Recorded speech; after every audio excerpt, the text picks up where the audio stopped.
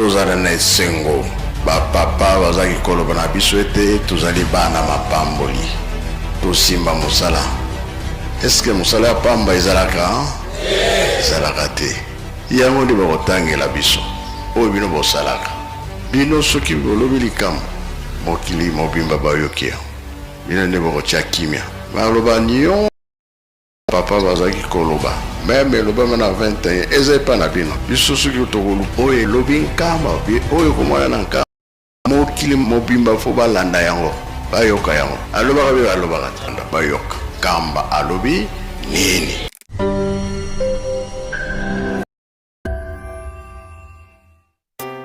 Créé officiellement pour vous donner l'actualité de Nkamba dans différents programmes comme l'émission Plateau des pèlerins, l'émission Opinion des visiteurs de Nkamba. Bref, toute l'actualité de Nkamba sera disponible tous les jours sur cette chaîne YouTube.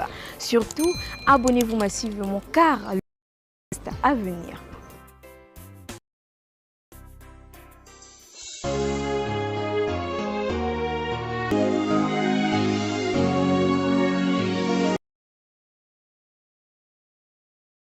C'est du nouveau sur Presqu'île Nkamba officiel du chef spirituel et de ses conseillers directs. Les informations de l'église en direct de Nkamba Nouvelle Jérusalem. Partout et à tout moment, restez connectés à la Presqu'île Nkamba officielle, votre chaîne de proximité désormais en live. Suivez-nous en direct sur YouTube. Presqu'île Nkamba officiel, la voix qui vous accompagne désormais en temps réel. Connectez-vous car le direct c'est maintenant.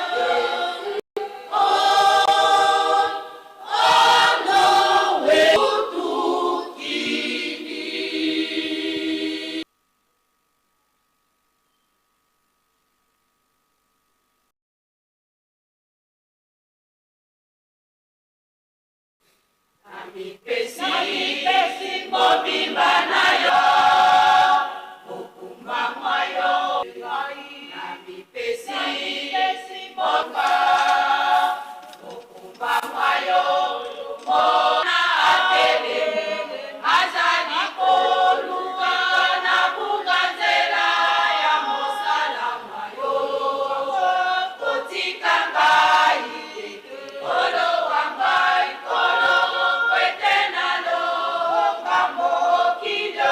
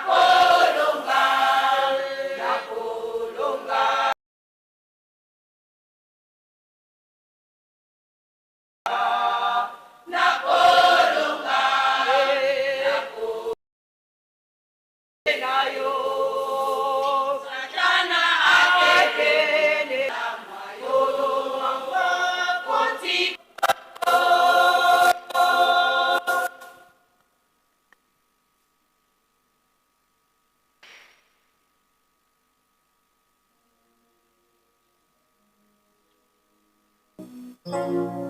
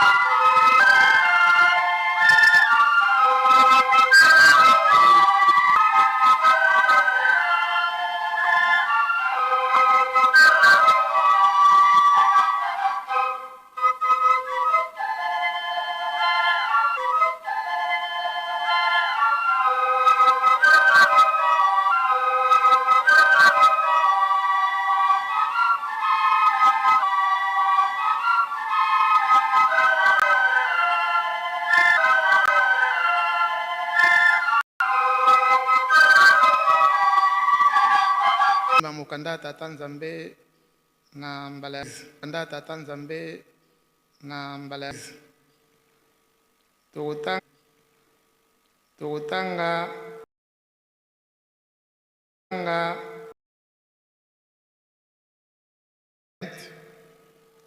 à 17. Toujours to continuer kotanga na Kikongo nde to kolimbola na Lingala. Na yango soki tomoni yango to kotanga etangele ezali boye.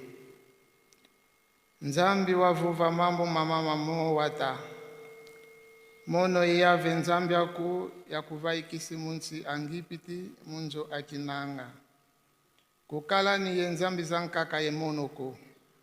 Kukivangila ni kitekiko tiko kakifani kia lekwa kena muzulu vole kwa kena vantoto vole kwa kena munlangu kunti antotoko.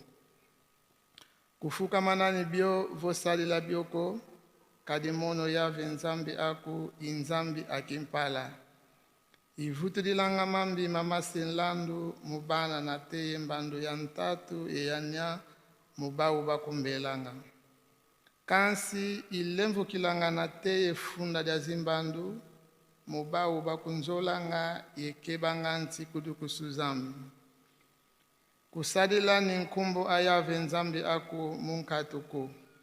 Kadi yave kana nungisa mutu usadilanga nkumbo andi munkatuko. Banzi la lumbu kia lumingu mpasi bakio kia nlongo. Una sala lumbu sambanu yesala salubia kubiabio. Kansi lumbu kia nchambo dia ilumingu luayave nzambi aku. Buna kusala ni saluko. Kamwana kuwa bakala vo mwana kuwa nkentoko. Kasielo kia kukia bakala vo kia nkentoko vo bulu bia kuko. Kanzenza mpeko wena yaku nguli amielo miako. Kade mulumbu sambanu yave wavanga zulu yentoto yembu ibiabio biena mobiao. Kansi wavunda mulumbu kia nchambo dia idiao yave wasaku muna lumbu kia lumingu wabieka kionlongo. Vumi na saku yengu diaku mpasi wazinga lumbu bia bingi munsi inakuvana yave nzambi yako.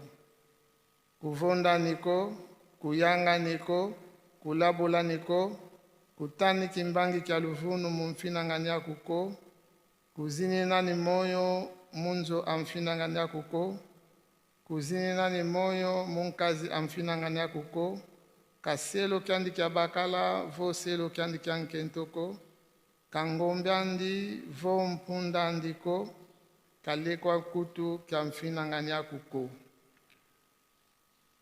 Toleki na 12 precepte ya lingomba. Nde lobi na biso boye. Ziti salu ya lulwansi kadi kavena luya lukolwa lembituka kwa nzambi. Rome 13:1. Kala yezo la kwa babonsono kaninkutu ntantu ako. Kunwe fumu vo diambako, kunwe malavu mankolo ako. Kukiniko vo kwenda tala makino. Kuleki mwasiko ye kuyobela mwasiko. Kulendi zonza vo nwanako. Kusadila nkisiko. Fwete futa mpako aluya lulwansi. Kulundila nkwa kunganzi za vilumbuko. Za batambudila mbizaku kwa zimpangi zaku.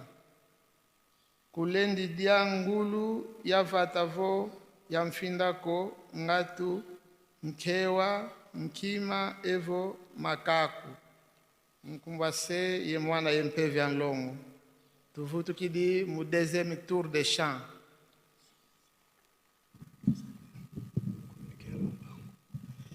Na kombo ya tata mwana pe tata molimo santo tozali na communiqué ya lombango l'hôpital Masensaki Kiunga na Yanda bazali na ko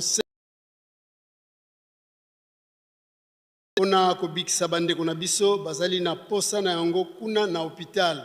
Donc bato o bazali na groupe o positif bakende na lombango na hôpital ya Masensa Kikiunga pona kobikisa bandeko na biso. Merci.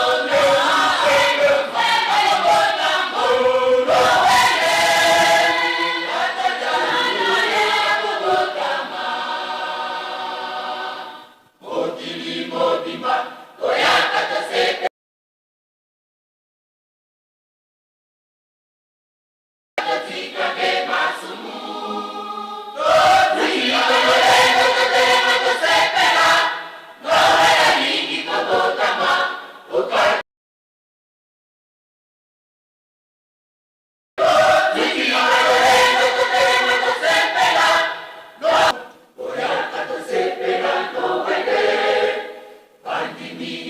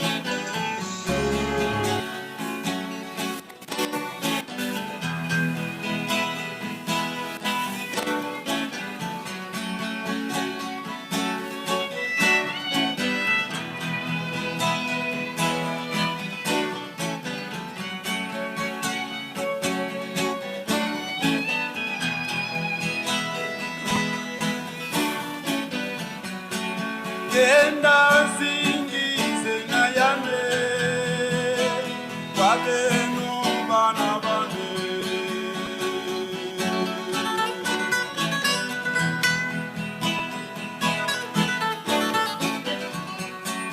Kenda zingize na yame kwa beno bana bane. Umavangu yevo pova yevo mvanulu sabeno bana bambe. Mumavangu yevo pova yevo mvanulu sabeno bana bambe.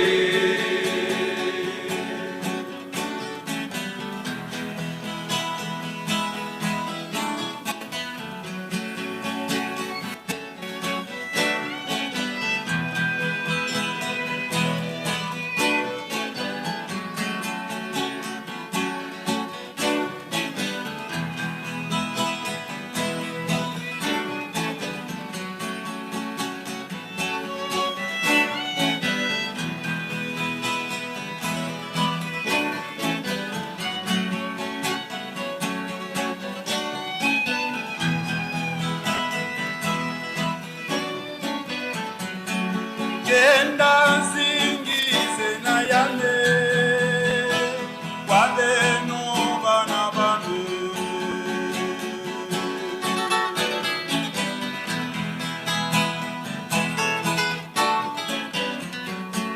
Kenda zingize na yame kwa beno bana bane.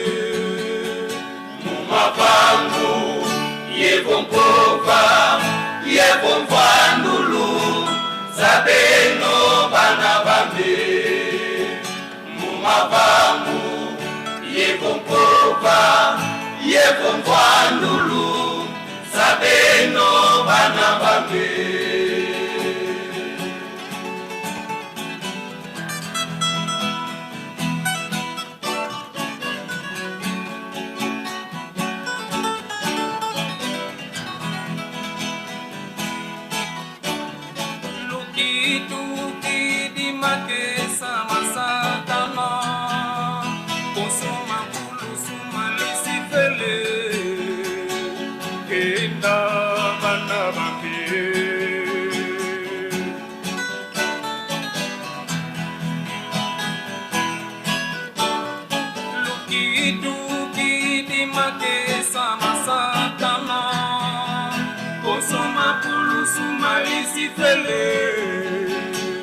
Kenda bana bambe. Mono kiamani ngena enzoni zindi kwa masemambe. Mono kiamani ngena enzoni zindi kwa masemambe. Mumavangu yevo mpova yevo mvanulu sabeno bana bambe. Mumavangu yevo mpova yevo mvanulu sabeno bana bambe.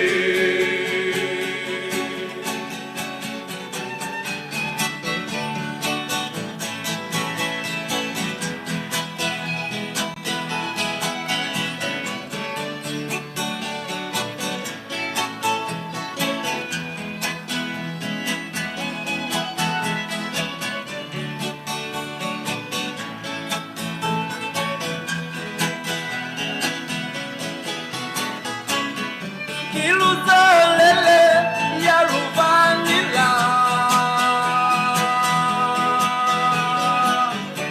Kiluzolele ya Ruvanila.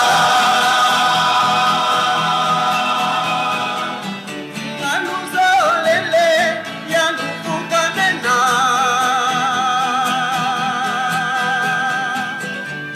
Kiluzolele ya Ruvukamena.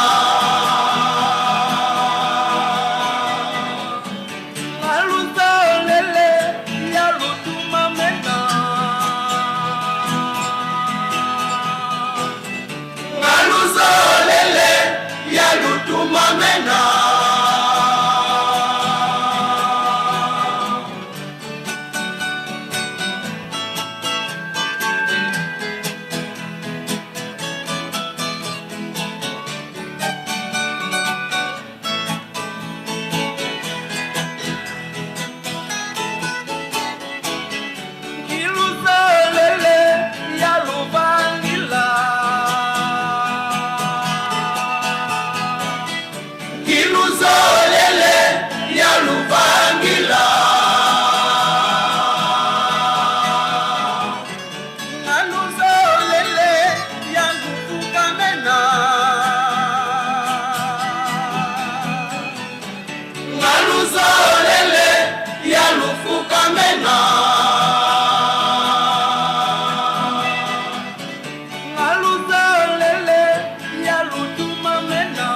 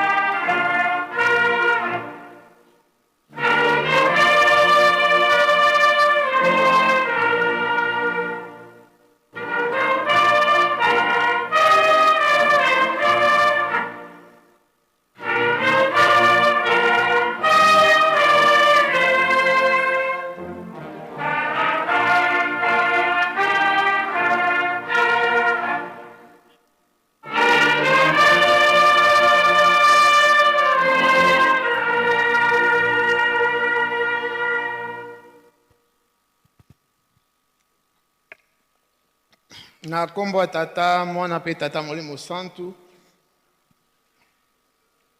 toleki na mabondele ya bato misato wana nde bakosengelaka biso na ntina ya pasi izingi mokili mabota mpe bafami na biso na yango tosengi mama longi dilu mangeye na Chorale jeteki alekela liboso na mibale tosengi Reverende Ngoi Mununga, présidente provinciale ya Afki Ituri.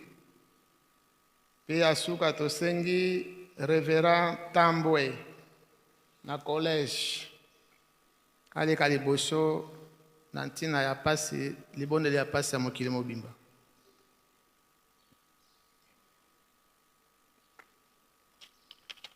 Soki toleki na yango tozali na lipamboli ya bana epui elandi makabo nde papa diacre Mavungu Bwende inde akotambusa misala oyo na kombo tata mwana pe tata molimo santo.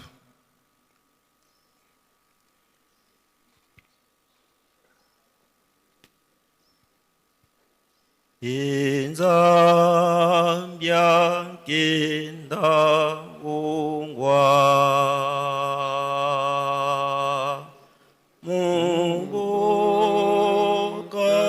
ngena kwange kungwini kina utuko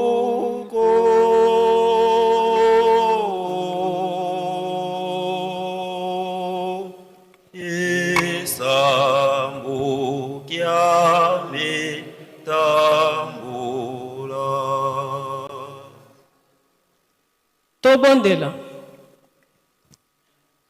okombo ya nzambe tata nkolo yezu tata molimo santo.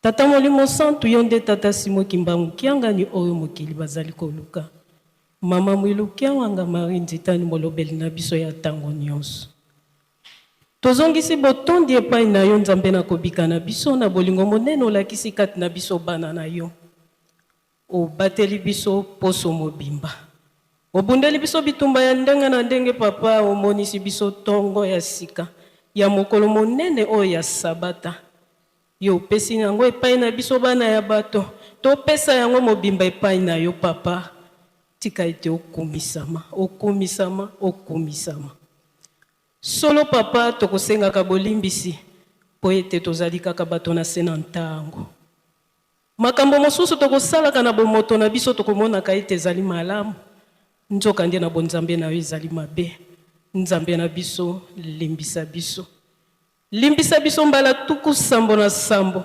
mbala sambo po ete oyoka maleli na biso papa biso toponami po ete tolela na ntina ya bapasi oyo ezingi biso na banzoto mpe milimo na biso bapasi oyo ezingi biso kati na mabota pasi oyo ezingi biso kati na mokili papa tozali banani yambo tosenga papa limbisa biso nzambe ya mawa tata ya kimia tata simo kimbangu kiangani papa totalisi yo mokili te po ete mokili ezali ya yo likolo mpe se ezali ya yo papa nini tokoloba tala banzoto mpe milimo na biso papa pasi okoya kati na mabota pasi okoya kati na lingomba pasi okotala mpe kati na mokili pasi nzambe na biso olobi nini papa liloba na yo tozali kozela po ete kimia eyingela kati na biso bana na yo nzambe na biso tata simo kimbangu kiangani lelo ezali mokolo monene le 10 mai papa le 10 mai na 92 yo bengaki baboti ya bandeko na biso ebosono na centre d'accueil na bana ozalaki na masolo elongo na bango papa oyo bosololaki yo yebi yango nzambe ya mawa tata ya kimia na nzoto ya papa Simon Kimbangu Kiangani opesi yango mokolo yango epai ya bandeko na biso bebosono ete bamataka le dime ya mbula nyonso tuna Yerusalem pona kotonga Yerusalem. Nzambe na biso kanisela bana na yo ebele si bakoti na Yerusalem mingi pe bazali nano na nzela tika ete obongisela bango nzela bakoka kota na kimia po ete basala mosala ya botongi Yerusalem. Papa kanisela bandeko na biso yo lobaki na bango ete ezali malamu kozala bosono na nzoto kasi na molimo te. Nzambe na biso sunga bandeko na biso, sunga bandeko na biso, pesa bango makasi lokola bandimi koya kotonga Yerusalem. Papa kanisela bango biso pe tozani na nzoto ya makasi oyo ebengaka bango biso ete ba valide. Papa tika ete osunga biso pe tokoka kopesa bango maboko na mokolo mwa bango ya le dime. Nzambe ya mawa tata ya kimia tosengi kimia eumela seko na banzoto pe milimo na biso. Kanisela bandeko na bopito na badispensaire na baboloko na bisika ya ndenge na ndenge. Papa tika ete obongisela biso mingi pe basili kokangama na minyololo ya moyini Satana. Nzambe na biso yo kaka ndio ozali na nguya ya kokangola bana na yo. Kimia ya Yerusalem epanzana na mokili mobimba. Aleluya esakola. Tozali kokende maleme na mokolo monene ya mbotama ya nkolo Yesu na boye ina ye ya mbala mibale na kombo ya sika ya papa dia lungana mokili eningani na tina ya mokolo mwango ya le 20 mai. Temanso makoka kolekana na kimia tosengi na libota na bino esantu. Kimia tosengi na kiti na ya bokonzi tata molimo mosantu. Malgré bitumba kofinga makotiolama solo bososoli pe boyebi ezangi biso tozali kososola kaka yo te soki yozali nani. Nzambe na biso tika ete nzoto na oya molimo elata oya mosuni epesa yango makasi po ete mokumba monene mopesa meli na yo. Kimia tosengi na lingomba mobimba na bolingo na bino basatu tata mwana molimo santo kosengelaka maso.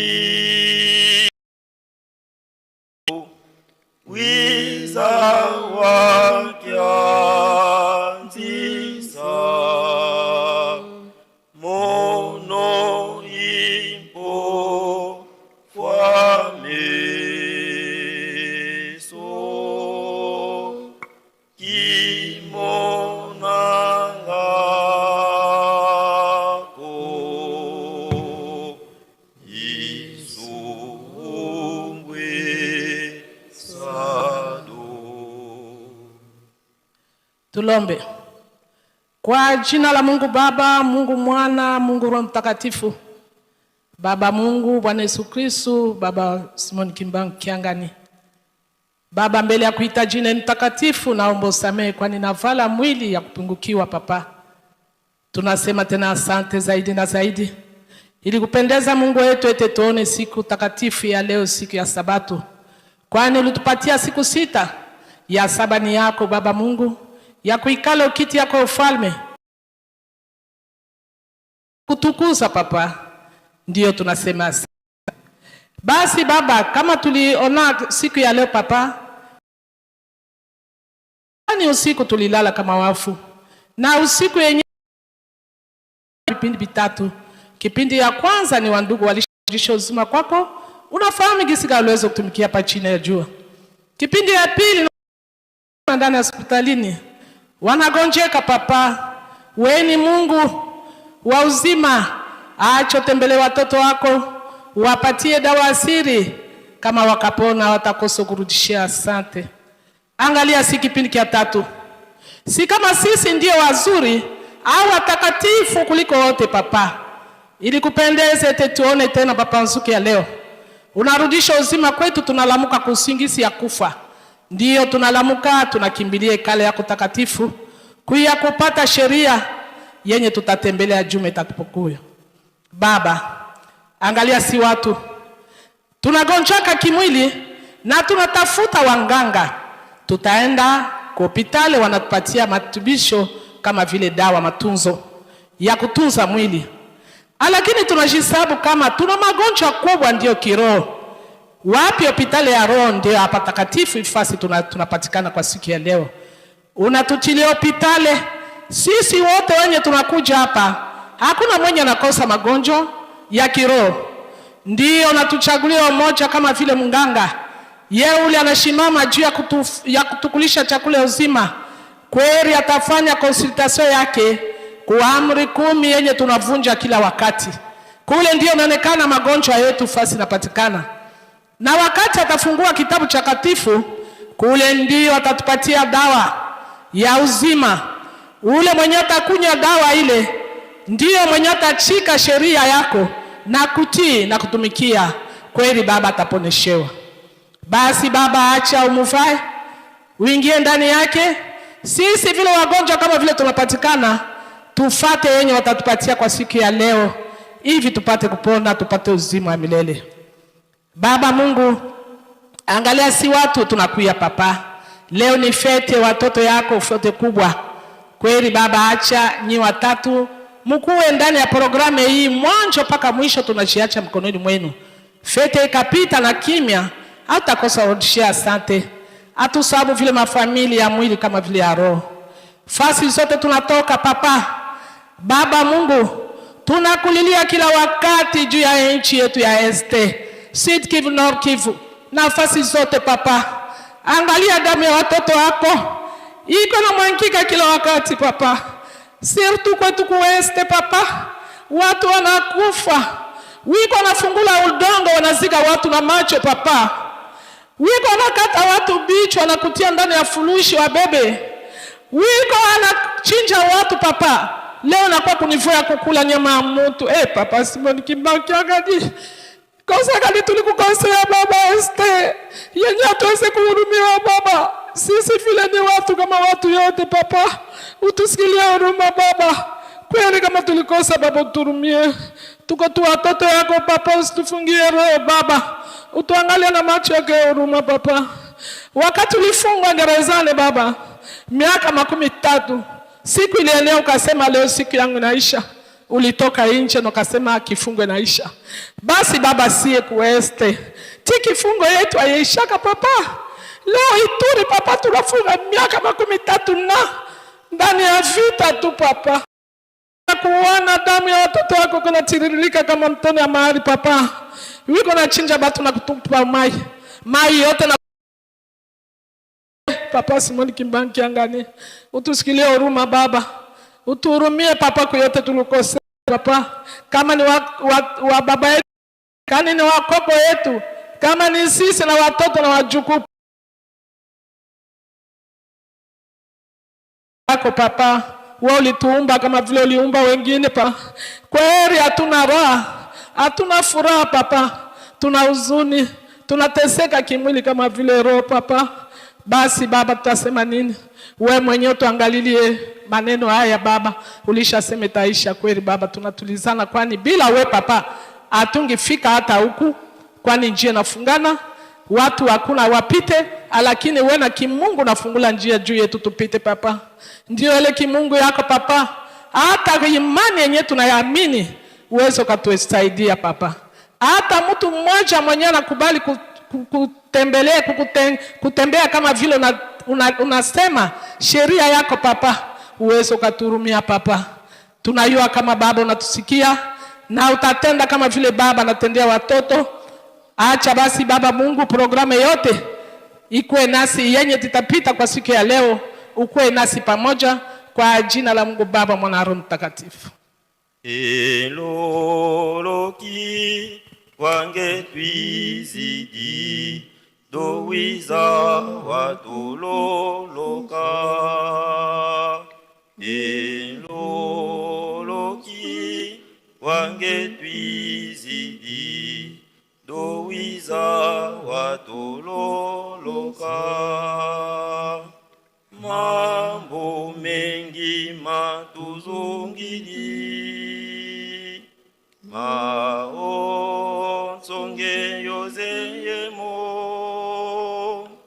yuvu yoyo kufungila yo makasiko enzampanga kwanda yena. Mambo mengi matuzungili maonsonge yozeyemo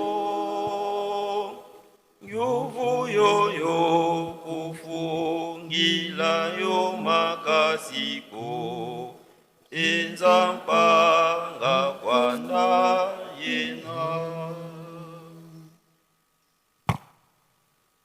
Tokulomba kumazini gasatu lya tutu lya mwana lya mtimgulongoloke.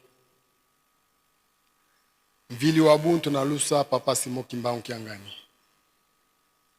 Batu banu bobe batu babanu fukufuka. Tubanlong nong babubi. Utufilusu papa. Le nindi tuli tokukomanyi mwaku umo. Tufila mwezi 10 mwezi gunu wa sosu tunago mwako abinuni bibili makumugabile na mtuba. Gugabile banu bobe baba kutela ubizini buba bibote. Papa utufilulusa. Lelo batu tukefufuka ano tumukulomba obe Simo Kimbangu Kiangani. Tuzu na ndubululanga baozi. Leli lino kalumugazi kosu tuke bimbo aliba baozi liba. Papa Simo Kimbangu Kiangani. Beka nyimbili na lubumba njeba. Yine leli li tutokibunga mna bana boba bibote mwando kutumbika bemvili wa buntu na lusa. Katuna kumkwa kujukila chijuki cho chetu nobe. Chisepi chantamu nobe na bena kumbeni matuku na magumbo. Papa Simo Kimbangu Kiangani. Bemvili muntu ina makutuga muje bana bobe. Mvili fandike na kutumbi kumu kalumugazi koskazima. Papa Simo Kimbangu tuitabe. Yin chibali chobi chichini cha Kongo lizima. Chibali cha kutugintungu bumembi chisipi cha mema. Kwa kuweste yine bana bobi bakusuba. Bashali ba musumbulu mumema. Bashali ba mufumulu suku. Bana boba mbama jukanga. Kutoba tangu kunor kivuti kuwa katanga na kukolwezi kosu baso elbosu bakusuba. Wisambi ulio blimo kalumuwazi kaikalo we. Yinu kubandundu kwa mutu. Bana boba mulusuku. Bamba kujuku biba mama yaga ngubwa. Papa wisambi ulio blimo kalumuwazi kaikalo we. Vili lieti la Kishasa bana tukabashimtani balon kutulo. Beke mtu eleluba muyagu mazibo bu nzogolo imchinju ubwa. Papa Simo Kimbangu Kiangani. Kalumugazi kazima kakuyini bebe. Wisambi ulio blimo. Bana bobe bamonuwe bakutumbike. Na bakuvubi mivubo ya kambi Yerusalemu yini yitu malonganga. Katuna yishali. We litumulomba li mtu kukobe. Kumazini gasatu. Lya tutu lya mwana lya mti mgulongoloke. Amen.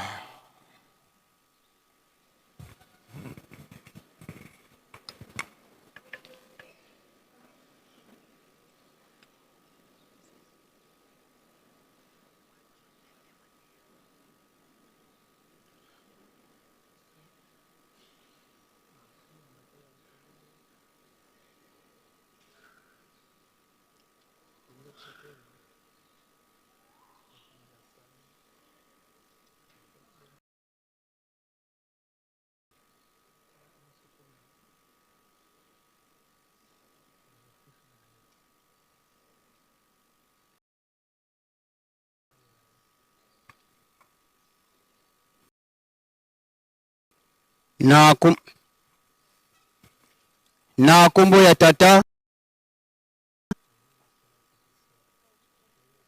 Na kombo ya tata mwana pe tata mulimo santo tokomi na eleko ya lipamboli ya bana nde tosengi na baboti ya bana boya liboso na bana na bino. La grande chorale de Dijon tambisa biso na nzembe. Tosengi kuna na baselo papa selo moko aya tosala mosala.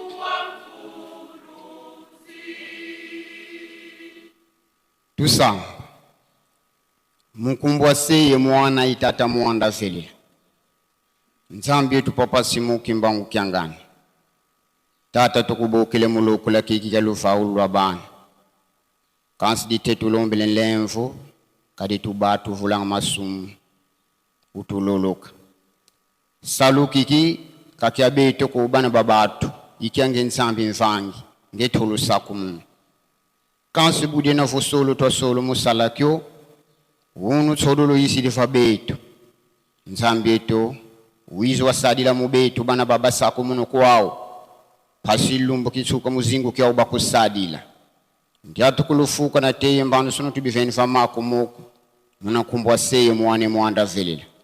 Amen.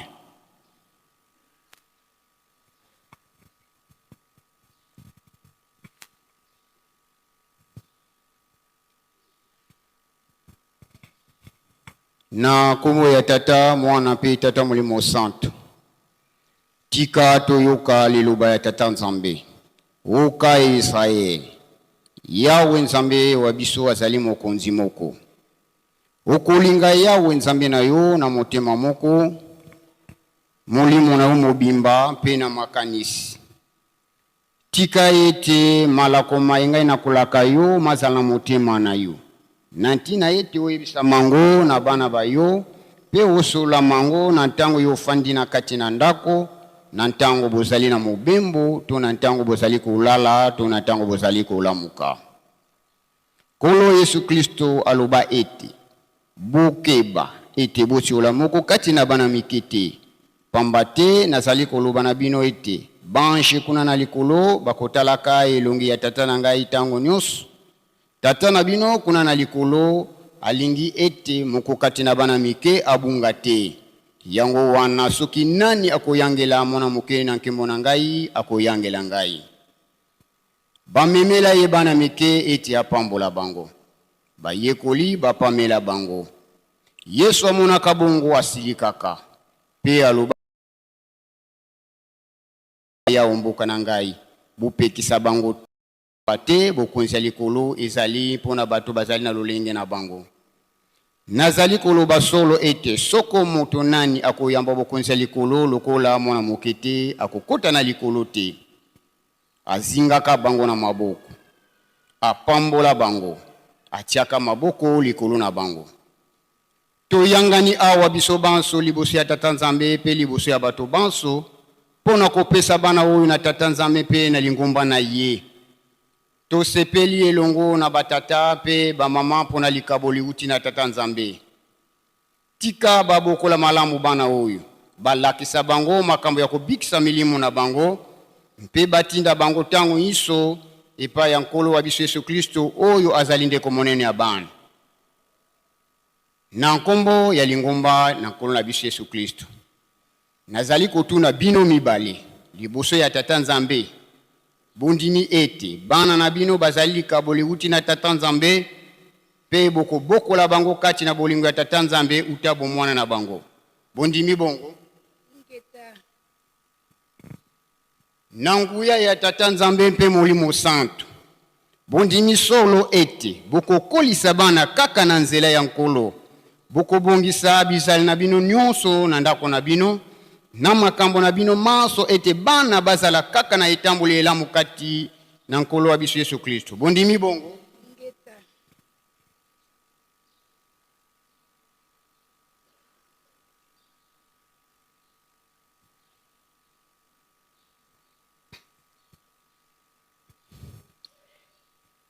tata na mama basi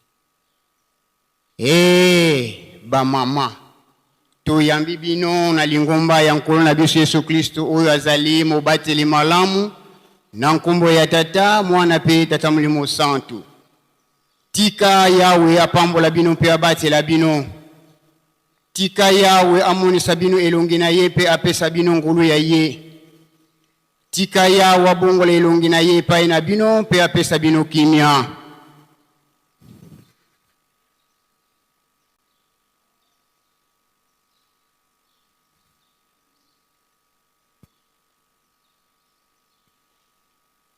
Tobondela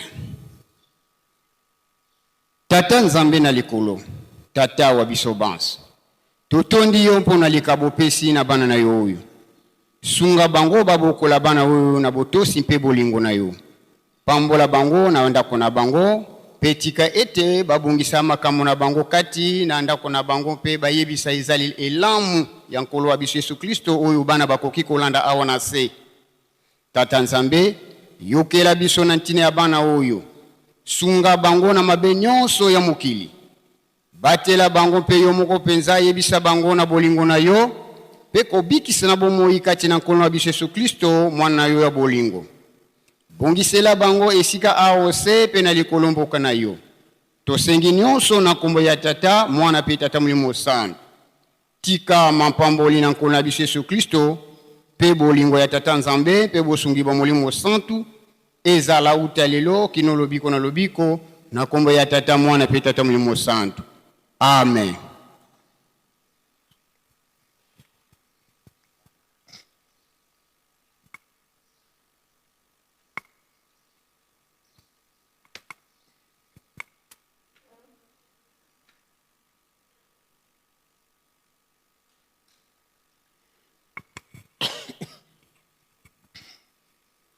Na kombo ya Tata Mwana pe Tata Molimo Santo tokomi na ileko ya kozwa minkayu nde tosengi na batata pe ba mama selo boya liboso tosala mosala ba flitiste botambusa biso.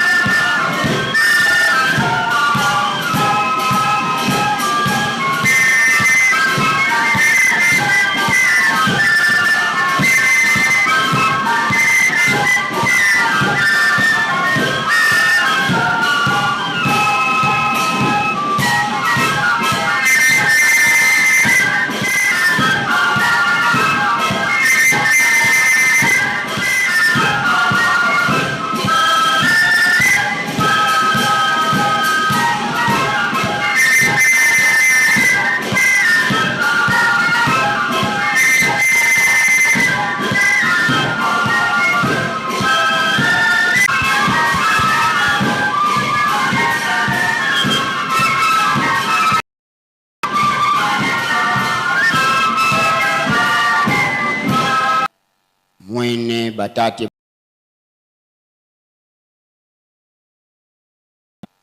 muna bazietele ondolo tata ubayindula pasilumbu kilanda pe baba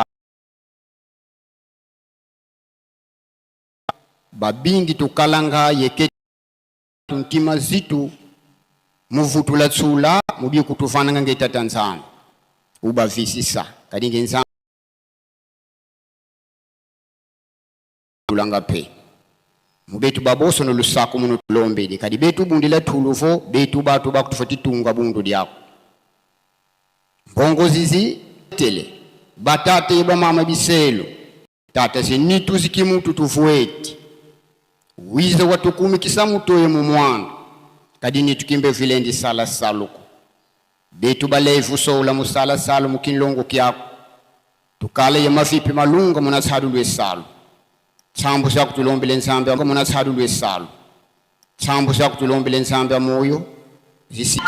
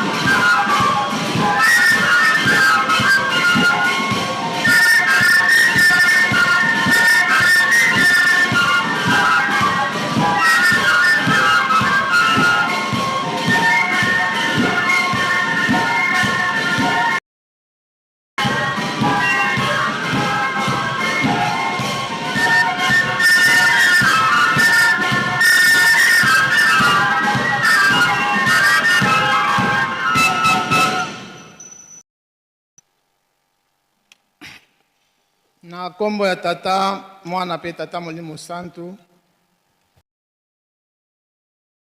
mokanda ya tata nzambe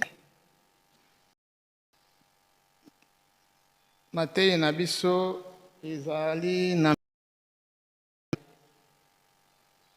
ya liboso tokokende na Mika chapitre 5 verset 2 pe tokokende na mokanda ya mibale na Esaïe chapitre 45 9 à 12. Tozongeli lisusu mokanda ya liboso ezali mokanda ya Mika chapitre na mokanda ya mibale verset 9 à 12.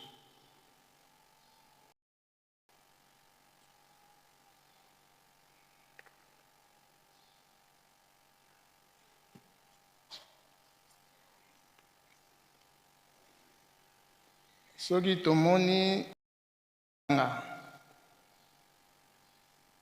na kombo ta kansinge ye Betelemi efalata wena wa mu mafunda mayuda munge ntukolo munsi nkolo tango zika zibadiki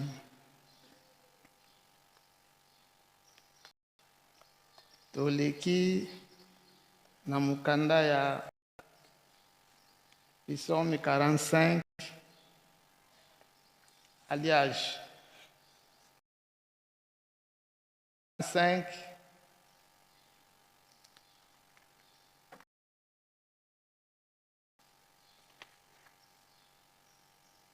na 9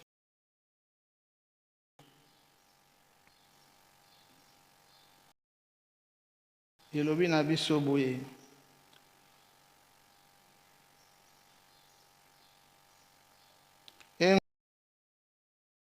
bindisanga mvangi andi mpaka bukena vakati yeveso bya binzu bya ntoto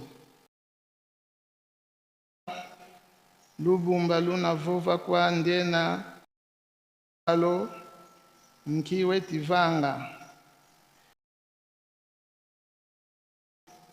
kena ye mokoko engwa yandi uvovele kwa sandi munkia buta evo kwangudi munkiama wamona mianga wanlongo aisi imvangi andi lungiuvula mumomo manakwiza bana mubana bamiyemu mavanga mamoko mami mono yavanga ntoto yasema bantu vawao imono imoko mami mapumpilika zulu mtumi ni nkangu wawo wenamuo mukumbase ye mwana yepevi anlongo tusambu muzola kwa se ye mwana ye tata mwanda velela tata nzambe mfumu wetu Yesu Kristo yenge tata mwanda velela inge tata kimbangu kiangani tata nge waiza kwa betu mukutukula muvika pa masumu vika pa mpando zanza yai ye vika pa makanda tata kifuti lomba vantali sange dintete onde mfukila kangena wafu mfuanisa munu mwanako kakia zaya diokovo unu kikisi akala vafulu kaki mudikila betu ya mamoyo mon Dieu de papa, mon Kilenge Kibenitata Mandavela Longela, Passivo, Maon Sonomon Sitoa, Matuka Monkandange, Tulunda Esa de la Passimulukan Suka Tubakila Mompulusu, Mkumboase, Yemwana Yempevi en longo. Amen. Na kombo ya tata, mwana pe tata Molimo Santo.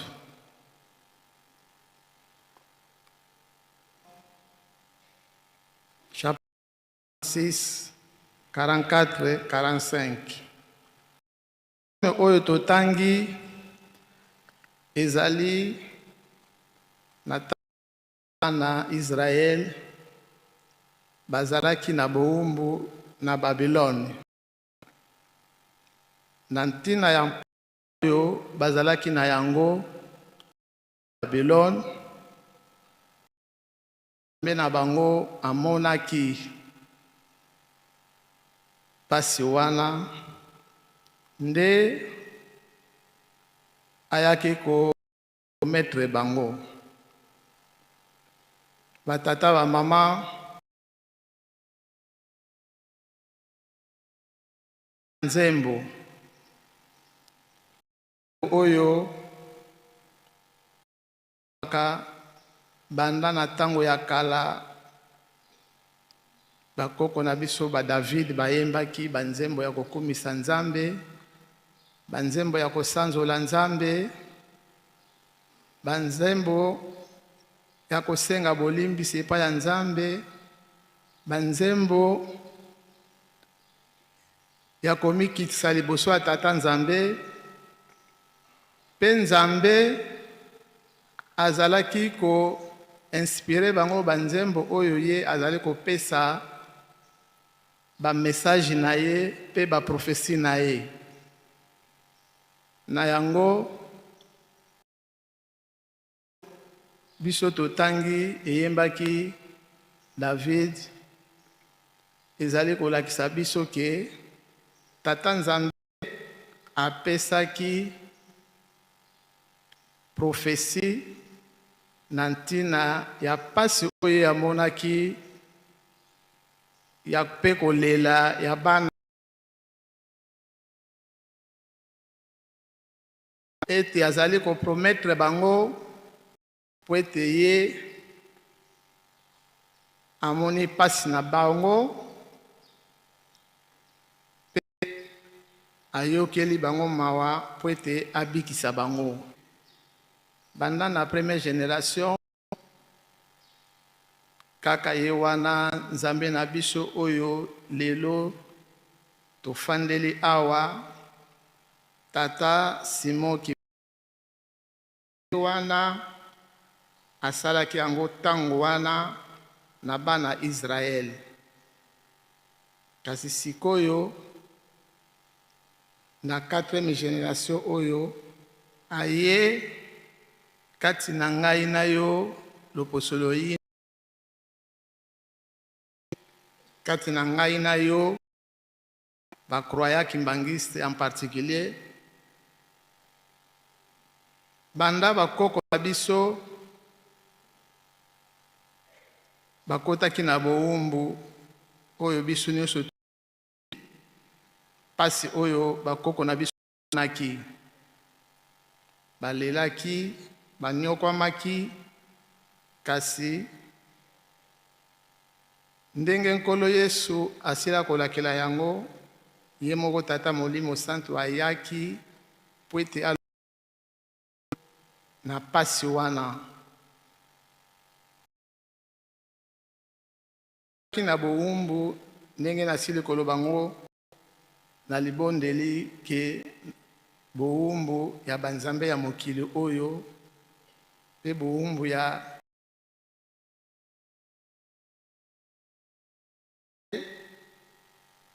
ndenge politique et religieux kati na boumbu moyini Satana asalaki makambo ya ndenge ya kodétruire Loposolo Indo. En particulier,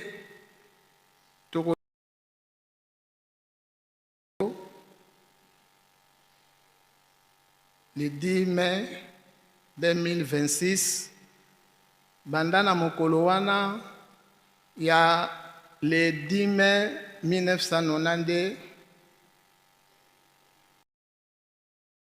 na nzoto ya papa ya ngenda atamboleke kati na mokili mobimba elamu na ye oyo asalaki amoni ye moko asalaki pe oyo ezali ke moyini satana luki mpona kobebisa bapersonnalité bana ya tata nzambe ndenge ye asili kolobela biso yango ke ayaki na biso banda na likolo na misala na ye awa na se na yango moyini satana ki na esengo te mpona komona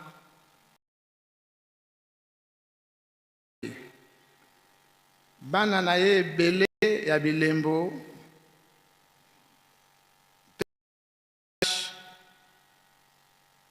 ye aluki ndenge nini ya kodétruire bango physiquement na ntina ete bakoka kosalela tata molimo santu te yango wana tata amonaki kolela ya biso bayebosono na mpasi na biso ziki na biso nde abengisaki bamama na ye ayeba kopesa programme ya koyeba korekipe na génération oyo ya suka oyo tozali na yango esengeli tosala na ye mpona baétat physique ya ndenge na ndenge oyo moyini satana asili kotia na kati ya bana na ye mpe baponami na ye oyo ye atielaki elika basala na ye nde asengaki bamama tokoka koseproche na bana na biso pembeni na ye banda na ntango wana batata bamama likambo ya tata nzambe elekaka te toujours kaka tata molimo santo na nzoto ya Kimbangu Kiangani akontinue procédure na ye oyo ye abandaki po ete akoka kosilisa yango organize lisusu mokolo oyo ngai na yo lelo tofandi awa ya le 10 mai 2020 tina alobi bana na ngai bayebosono ya mokili mobimba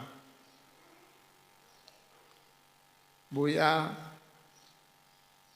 malgré baétat physique na bino bapasi na bino yango boya objectif na biso oyo banda na yebandeli eza ya kosila te boya totonga babele ya sika boya totonga Yerusalemu ya sika kuna na kata Yerusalemu ya sika kuna nde lobiko ya libela na libela na yango tata pe mama jeune fille jeune garçon tozali awa ezali na objectif mosusu te papa Simon Kimbangu Kiangani apeseli biso journée ya lelo tokoka komataka awa na Yerusalemi po ete ye ayebi ntina eke ntina na yango ezali mosusu te, azali koprepare biso spirituellement po ete biso tokoka korécupere baétat physique na biso spirituellement et physiquement. Mingi tozali awa ndenge tosili koyeba ngo ndenge tolobaka tozali bavalide kasi tozali bahandicapé spirituel. Eke toyokaki yango na mama na biso asili komema ngo na libondeli wana ke malamu ozala handicapé physique ke spirituel. Batata ba mama ezali pasi po ete soki ngai na yo ezala biso tomonani na état physique na bino bozali komonana na état physique te, Tata Molimo Santo alobi ayende kosunga biso, ayende kosalisa biso, ayende kobikisa biso, alongola biso na bapasi wana. Tomonaki yango pe toyebi yango na histoire biso tozalaki te nano tobotami te, kasi bilembo ezali awa na Yelusalemi ya sika na ntango ye ayaki mpona kolakisa nano nguya na ye. Bakoka batelemaki, bao bakufa misu bamonaki, bao balobaka te balobaki, pe bongo na bongo. Et premier miracle na ye moko Tata Simon Kimbangu Kiangani kati na liputa na 1921 ake kobikisa mama Kiatondo azalaki na malade ya mutu. Batata ba mama malade ya mutu wana ye moko Tata Kimbangu liboso aya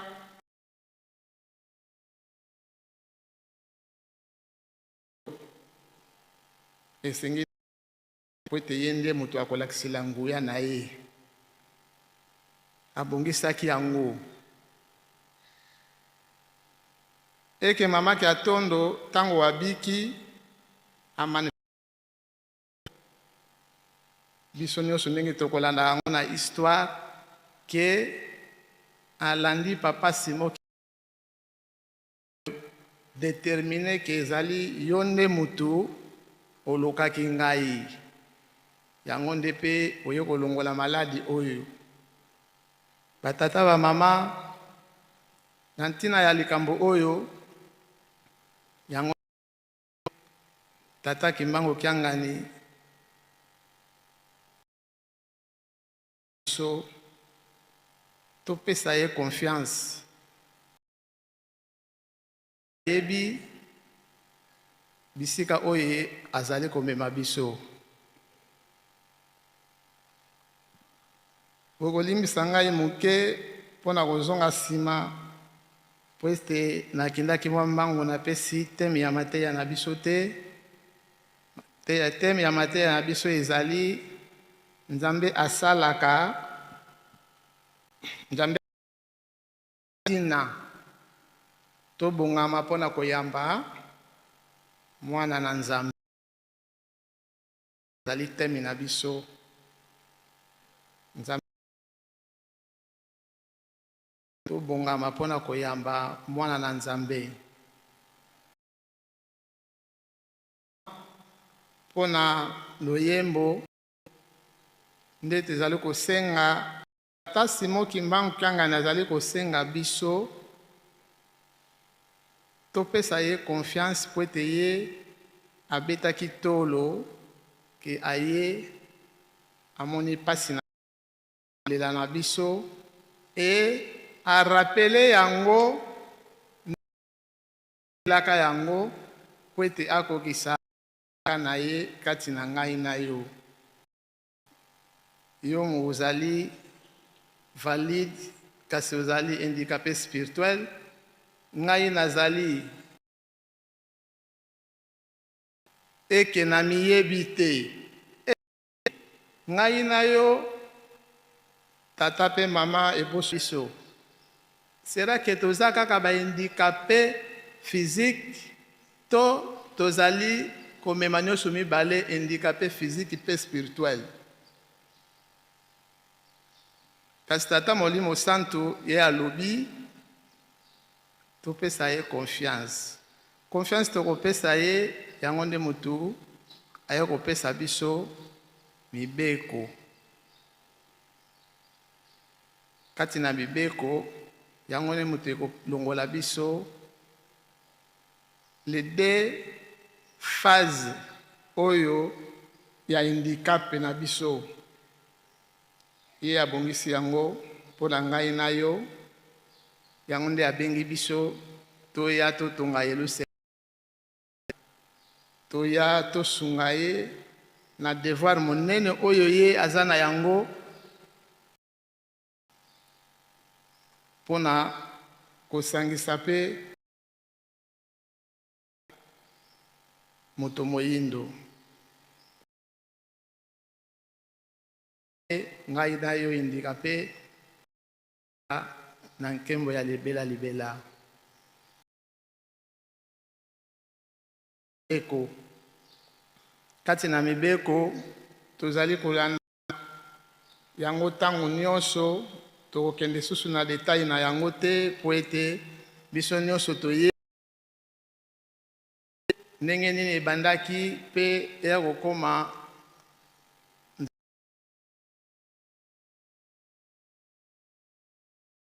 ezali mwinda ezali nzela yango moto ekogardaka relation ya ngai na yo moto na tata nzambe eke soki relation ngai na yo na tata nzambe ezali te nyonso oyo ye akokoluka kosala mpona ngai na yo ekokoka kosalema te ezali na barrière oyo ezali kokabola ye na biso o ye na ngai na yo. Na yango mobeko oyo oyo ezali nde kozala na banzambe mosusu te liboso na ye tata molimo santu. Tozala na banzambe mosusu te. Soki biso tosaleli banzambe mosusu ye azali mpe susu na ntango te po te akoka kosalela po ete ye azali nzambe ya zuwa. Batata bamama mpona ngai na yo tobomba yango tosalela yango po ete tomona bokonzi ya tata molimo santu oyo abongiseli biso. Toleki na 12 préceptes ya lingomba ezali lolenge moko ndenge ye moko azali kosenga yango ayebi ntina mpona nini apesi biso susu na mbala oyo tobanda kozongela susu kotanga mibeko ya lingomba po ete yango ezalaki na ntango déterminé ezalaki kotangama soki le 12 te le 6 avril soki le 6 avril te le 12 avril kaka yango wana mpe ye kopesama na bambula oyo eleki ntango tokoyambaka batata mpe bamama oyo bauti nsima lingomba swati ba oyo babalanaka kozanga libala ya spetwa soki bakokisi mokano ya ntiamisa bakotanga yango mpe kasi lelo oyo apesi biso yango tobanda kotanga yango ezali na ntina kaka ya récompense na ye aza korécompense biso ngai na yo ete pasi oyo biso tomoni ekende pamba te esengeli tozwela yango lifuti nde alobi kosala bakisi te. Soki yo osali kisi ya ndenge na ndenge oyo tokoki kodetaye awa, yo osali deja nzambe mosusu liboso na ye. Toleki na mukanda oyo totangi ya Mika. Mukanda ya Mika eza korefere biso promese oyo ya boyeyi ya mwana na Nzambe to bokonzi ya Nzambe awa kati na mokili. Batata pe ba mama tozali korefere banda bakoko na biso baaki kokotisa bango na bowumbu, bamemelaki biso ya ndenge na ndenge oyo ezali bakiliti. Eke soki na refere na le 1er janvier soki na bosani te na 1992 kuna na centre d'accueil, ye aprometaki biso pe atunaki est-ce que le 25 décembre ezali yango nde ebotama Nkolo Yesu. Banda bakoko na biso ti na ntango nyonso wana tozalaki kolia pe komela na biso moko. Ye moko Tata Molimo Santu lokola ngonga ekokaki nanu te, bateyate ya ndenge na ndenge ya kobotama ya mwana Nzambe epai ya bandeko na biso ya jeteki. Tozali kolala ti 0h mwana Nzambe abotami, nzoka nde ngai na yo tozalaki koyoka pasi ya pamba, toza koadore, toza kovalorize, toza kofete kolia komela ya pamba, kosala badepansi na biso ya ndenge na ndenge tozalaki kosala ya pamba, ezanga bénéfice. Kasi tala bolingo ya Nzambe na biso Tata Molimo Santu Papa Simon Kimbangu Kiangani na nzoto ya ye moko Tata dia Lungana ayebisi biso vérité ya likambo ete mwana Nzambe abotama le 25 mai. Elelo oyo mokolo oyo papa na mama date oyo eyeli biso. Yango lokola eyeli biso papa mama mingi kati na biso ti lelo tozali kosala nano hypocrisie. Tozali kolakisa nano hypocrisie. Soki tokomi na 25 décembre na bandako na biso moto na moto amituna. Yo esalaka ata programme moko te. Tango mosusu bana batungisaka yo te. Tango mosusu ondi epai ya bana mpona bazomona baninga mosusu bazali kolia bazali komela ketika na fase bana po batika koyoka mawa. Sera bapesi biso mokolo oyo Tata o Nkolo Yesu abotamaki po ete ngai na yo tokumisa yango, tosanzola yango, tovalorize yango ndenge oyo tozalaki kovalorize yango banda na oyo tozalaki kokosama. Nde bapesi biso yango tozali kobongama ya liboso mpona koyamba mwana na Nzambe Tata dia Lungana Kiangani azali koya kobotama etikali mikolo. Ye libiso bokonzi ya Tata Nzambe awa na mokili. Batata ba mama tososola na esika wana tolongola hypocrisie oyo tozali kosala na ndenge na kati ya monde. Eke biso susu na dati wana ekosala pona bamoni ke Tata Kimbangu alongoli biso etati ya mwindo na miso kati na bazali kososola mpe koyeba ke eza fo date tozalaki kokumisa nkolo Yesu bapesi biso ezali kokota badati ebele oyo ezali kotombe ke misala ekozala te. Tozwa lokola journée ya Afrique ezali kotombe na journée wana, kasi tozali nzela mpona toujours ezala na valeur balobi journée ya famille. Eske ngai na yo ma tozali kokosama te po ete tokoka koloba ke journée wana ezali journée ya famille to banda kokomemore yango na kokosama swati na kozanga koyeba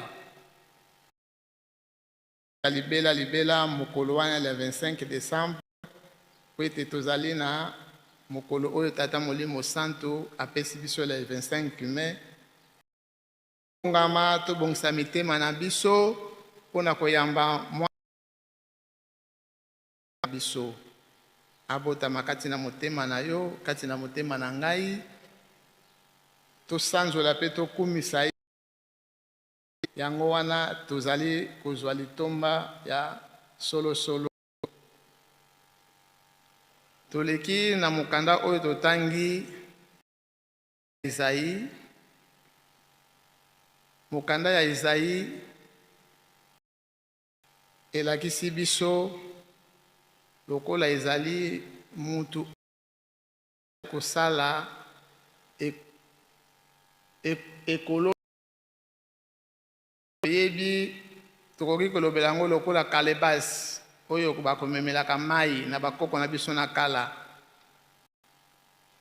bakozwa potopoto mabele bazali kosala yango formule po ete ekoma lokola yango ekolo monoko na monoko ayebi ndenge babengelaka yango.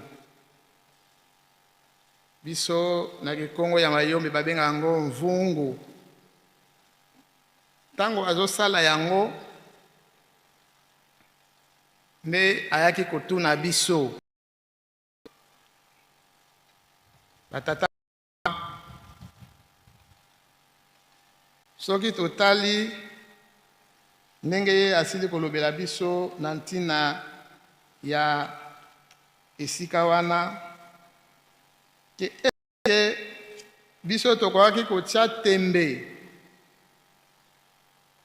mpona kosala ekolo na ye. Tokorefere mingi kuna te, mbala moko tokozonga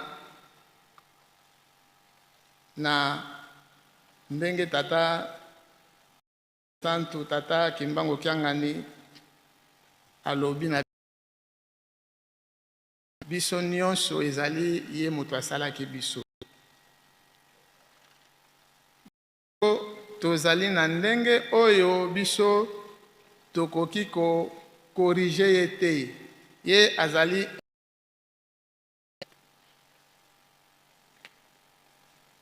incorrigible. Ye moto asali biso ayebi lolenge ya moko na moko ndenge oyo ye asalaki biso, pe ayebi tina ya moko na moko ndenge oyo ye asalaki biso. Eke mingi kati na biso bayebosono o bayebosono kati na mokili mobimba baindikape solo ezali na moins de valeur ba pe bandeko mosusu, et surtout soki ozali condition moko te bengi tant mosusu moyen financier soit likambo moko boye osalaka ozali komona na moins de valeur. kasi ye alobi ayebi ntina oyo ye asalelaki ezali na ntina mosusu te yango touti korefere kuna po ete ayebi nguya na ye kati na bana na ye tata pe mama alobi tokoki kotya ye tembe te na ntina oyo ye asalaki biso mpe azali kolobaki mawa mpo na mwana oyo alobi ke papa mpo na nini obotaki mpo na nini oyokaki ya pamba ya 9 mois ya komemanga na libumu biso bandeko ya ebosono tolongwa na makanisi ya ndenge wana na maloba ya ndenge wana po ete tata molimo santu tata kimbangu kiangani ayebi ntina nini ye asalelaki ngai na yo moko na moko na faso oyo biso tozali batata pe bamama koya ya tata nzambe awa na mokili oyo ye asalaka oyo tobengi miracle ezalaka lokola théâtre bien préparé totala kutu na likasi oyo yuda ayaki kotekela kolo yesu me kolo yesu ayebaki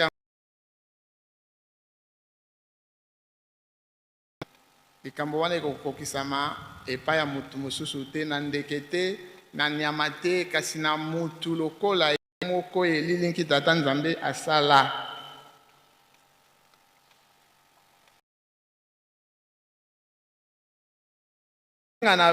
kobengama na biso epai eye moko ezali na ntina na yango emonani ke yo esengeli omonana ete ngai na yo ye akolakisela nguya na ye na mokili po ete basusola mpe bayeba ye eke ezali kaka te ngai na ezali kozela lokola ndenge toyeboye tata molimo santo alakisa biso yango sikoyo kasi ndenge tosili korefere yango tozali na ndenge ya bunzoto mpe na ndenge ya molimo tozali na handikape ya molimo mpe handikape ya nzoto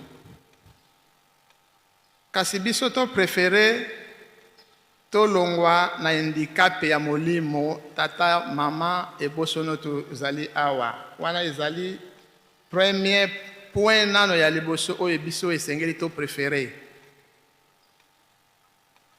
po ete ngai na yo soki tolongwe na handikape spirituel wana toza kozala na ye libela na nkembo na ye mpona kosala na ye elongo tozali oyo toyaka kati na mokili mpe tozongaka na mokili ya molimo mpe tozongaka lisusu kati na mokili oyo eke mosusu azali koloba me ngai banda nabotama suki ya pembe yango oyo nakomi koko oyo etikali nango moke nalingi na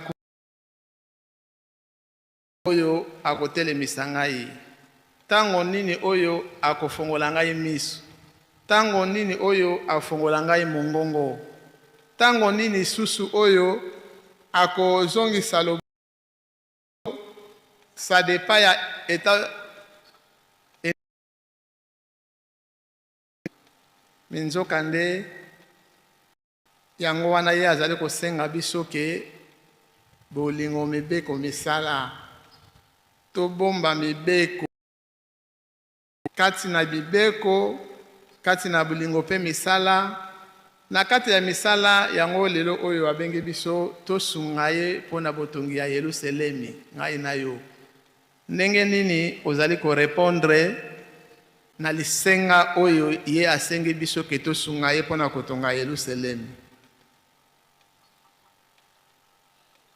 Po ete ye alobi na biso tango mosusu mpona misala oyo tokosalaka ye akobikisa biso mpe akoyokela biso mawa mpe abikisa biso. Kasi soki yo na misala wana ozali kosala te, eke makambo ya mabe ozali kotika te, na nyonso oyo ye apekisi biso tokoki kodetaye yango te, kasi toyebi po ete butu mpe moi bazali koteya biso, bazali kolakisa biso lolenge oyo ye alingaka kati na biso bana na ndenge nini ngai na yo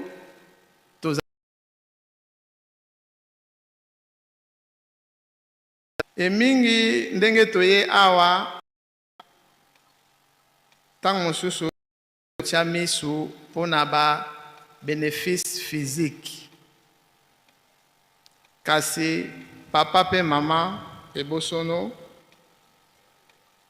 ya état physique ya ndenge na ndenge tozali awa, eloko oyo esengeli totiango motuya na ba mémoire na biso pe na ba conscience na biso ke ko préférer kozwa libikisi ya molimo epai ya tata molimo santu. Po ete soki totie mayele na biso na ba intérêt physique ekomema biso na confiance, ekomema biso na kozanga koyokana, ekomema biso na kienemi, na ba course pouvoir, na ba diverses makambo oyo tata molimo santu azali koboya. Eke ngai na yo soki esika wana boyokane pe bolingo ye akozalaka wana te tata molimo santu. Biso tolinga te to perde ba bénéfice oye abongiseli biso oyo ezali ya motu ya service mosusu nde nabosani koprononce yango eti toke kosuka na base ke mere na kati ya social tobandi komona ba vision mosusu oyo ekomema biso kozoseli biso salemaka misala ya ndenge na ndenge ya tata molimo santu pe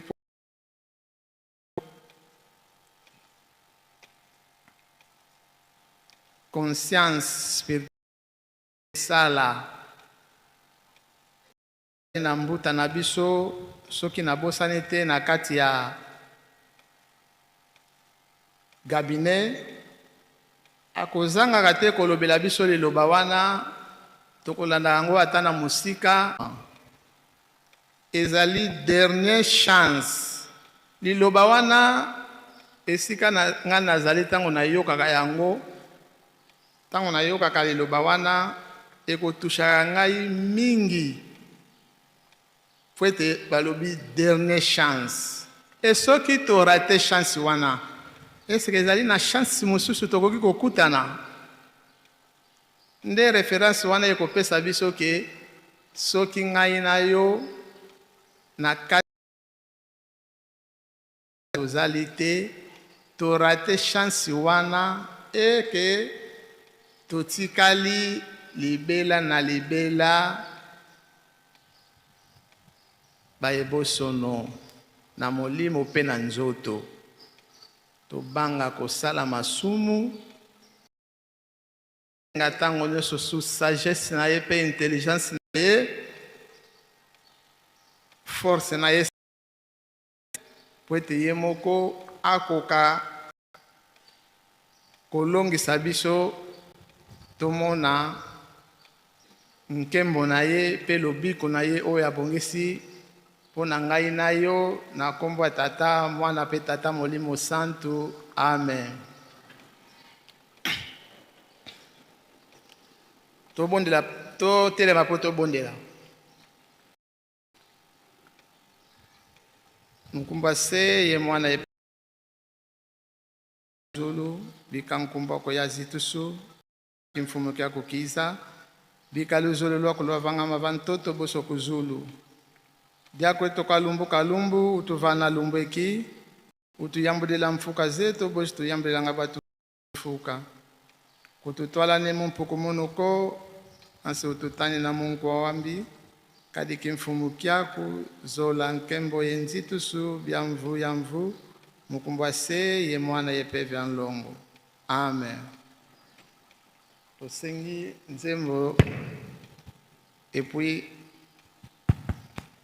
oisusinga kutuyizila fulubye tonga byakubamene oisu 2 3 oisusinga kutuyizila fulubye tonga byakubamene kundi ame tomakesesa timaku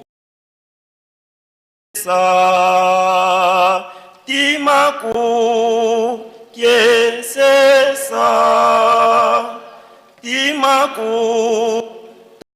kiesesa wavenela neimvula mpembe timaku tomakesesa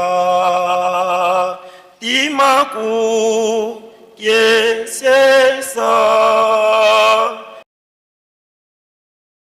tomakesesa wavelela neimvula timaku tomakesesa.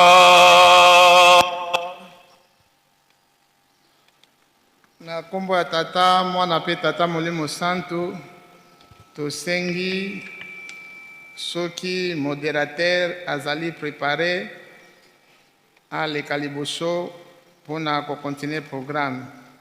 Soki modérateur jusque là aza nanu prêté papa secrétaire de la ville sainte aleka mpona kocontinue programme. Tosilisi bongo na kombo ya tata mwana pe tata.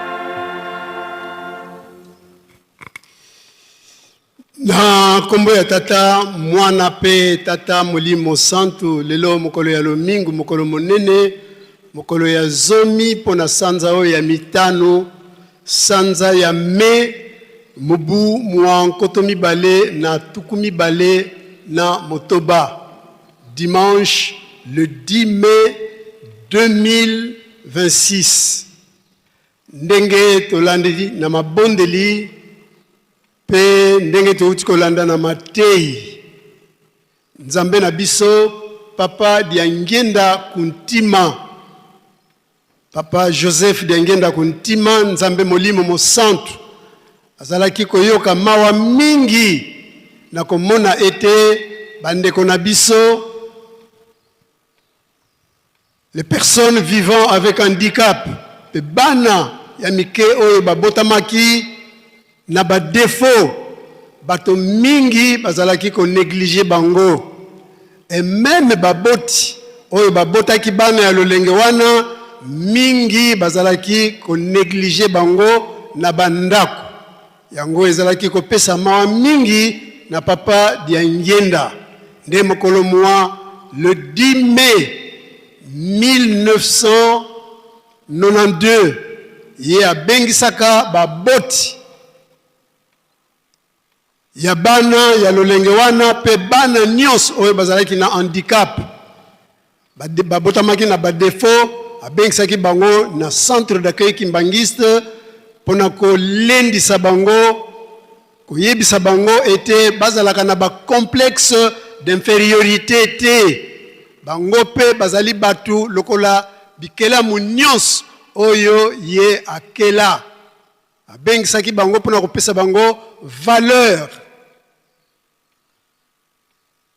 nde papa Simon Kimbangu Kiangani aye ko fête pardon ya mokolo molelo epesamelaki bango ba handicapé ba personnes vivant avec handicap de papa Simon Kimbangu Kiangani aye ko bakisela bango ba groupe mususu ba sesaki ba asaki pe département il y a affaires sociales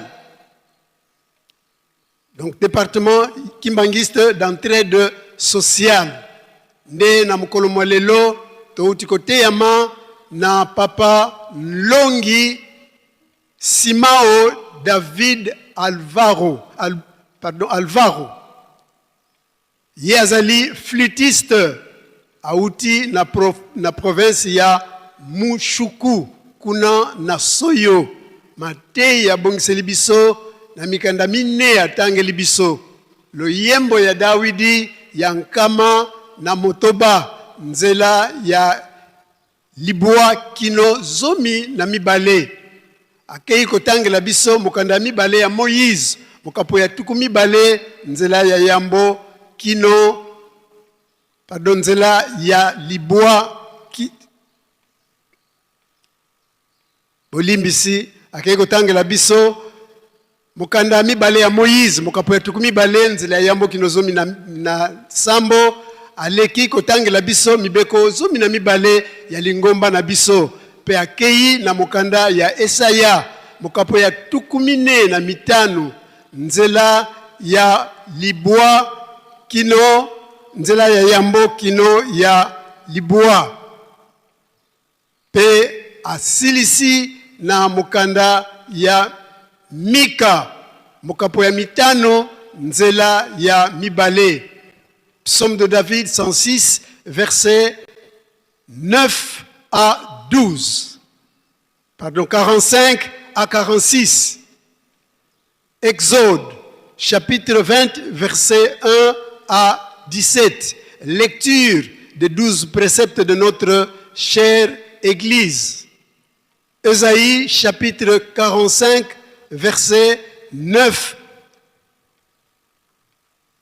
6 à 9, pardon. Et enfin, Michée, chapitre 5, verset 2.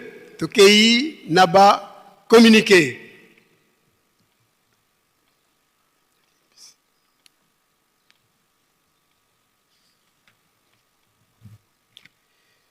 D'abord, calendrier ya misala. Calendrier ya misala. Pendant la semaine, tokobanda lobby. lundi le 11, Kino samedi le 16. Lobby lundi le 11, dirigeant jeune, Nzundu Madimba, Noki Nzundu Mafiela. Mardi le 12, dirigeant maman, Kanfuma, Koreki, Gaki, Nsala, Nsaka, Kimaza, Ngombedima. Mercredi le 13, Faki, Kamason, Kingoma, Kungu, Kimbenza. Jeudi le 14, Jeteki, Kankipaku, Ngungu Kimbanda, Kimbonza, Kodia. Vendredi le 15, Ajax Kanweno, Massangi, Nseka, Mbanza, Lemba. Et enfin samedi le 16, Fluki, Jejeki, Kibula, Kinzinga, Madinga et Kimvwangu. Kei naba communiqué pour na Kinzungidila. Luza yusuka bisiki Nzungidila kei luseli midi ampama hata 10 village. Landa bisali biantungulu aye luseli mibi na yetu bibito afewa kwa nzambi yeto biantungulu abisinsu. Sites historiques c'est de dans longo. Tata mfuma longo simuni kimbao kianga ni mwanda velantino amintinu bokele nkangu wa onsono wakinzungidila mukuiza kuntinsani angolo ikala yeto mulumbu kekia tanu vendredi le 29 mai 2026 mola 14h vantateni musinzambieto mumunkamba. Tata mfuma mbanza mfumu yisu ya nivo voka tutungidi yeluselimiko mpasi zeto kazilendi manako enkulu undia fuafua kanti kadiambudianiko. Beto biskinzungidi lambo titwa di antimiandudi mpasi tuangidika ntinu eto ntiluzani za lungana. Ngeye kwa sina diambu tuku za yavuku kosi mputena yako. Ngizulu ya mbote, rendez-vous vendredi le 29 mai 2026, signé le président général Mayamonando Funtu, pasteur. Service ya état civil.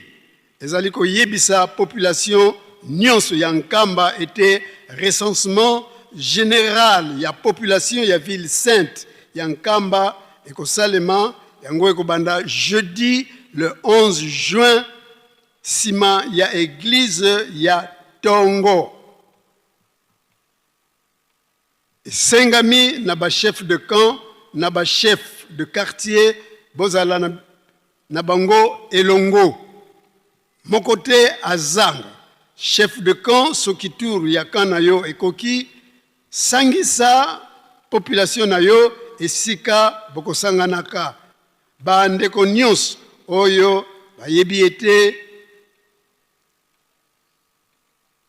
bazalaka na Nkamba entre les 4 camps ya Nkamba mokote azanga na jour wana ya recensement. Donc recensement ekozala du 11 juin au 27 juin 2026. Signé Mbungu Belge, responsable de l'état civil à Wanankamba.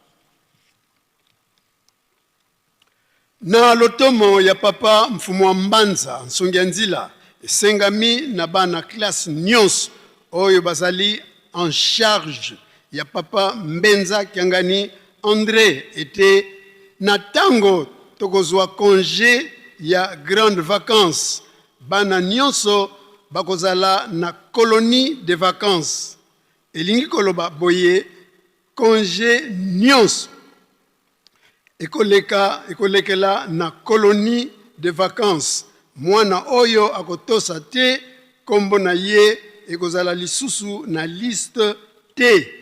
Signé papa Moswangi Mambu Alphonse, responsable des enfants en charge de papa conseiller direct. Communiqué 3 secteurs. Batata, Peba Maman, Bilenge Basi pe Mibali, il y a 3 secteurs, Ntimansi, Ngombe Matadi pe Lunzadi.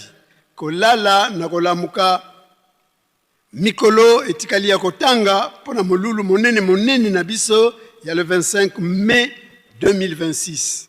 Tolamuka na pongi tobanda ka déjà kobongama pambate réussite et longa na likambo nyonso ezali kaka na kobongama, c'est-à-dire ba préparatif.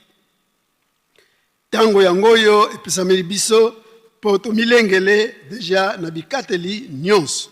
Tolia nzete ya bololo po tokokisa bikateli nyonso toyebi oyo epesameli biso $10 ya misala, 10 000 francs congolais pour la redevance pour être faite na biso eleka malamu koleka mbongo ya ntinsani pe tobosana te komema biloko nyonso oyo ekoliamaka kwanga fufu manioc ndunda pondu madesu poisson jus etc.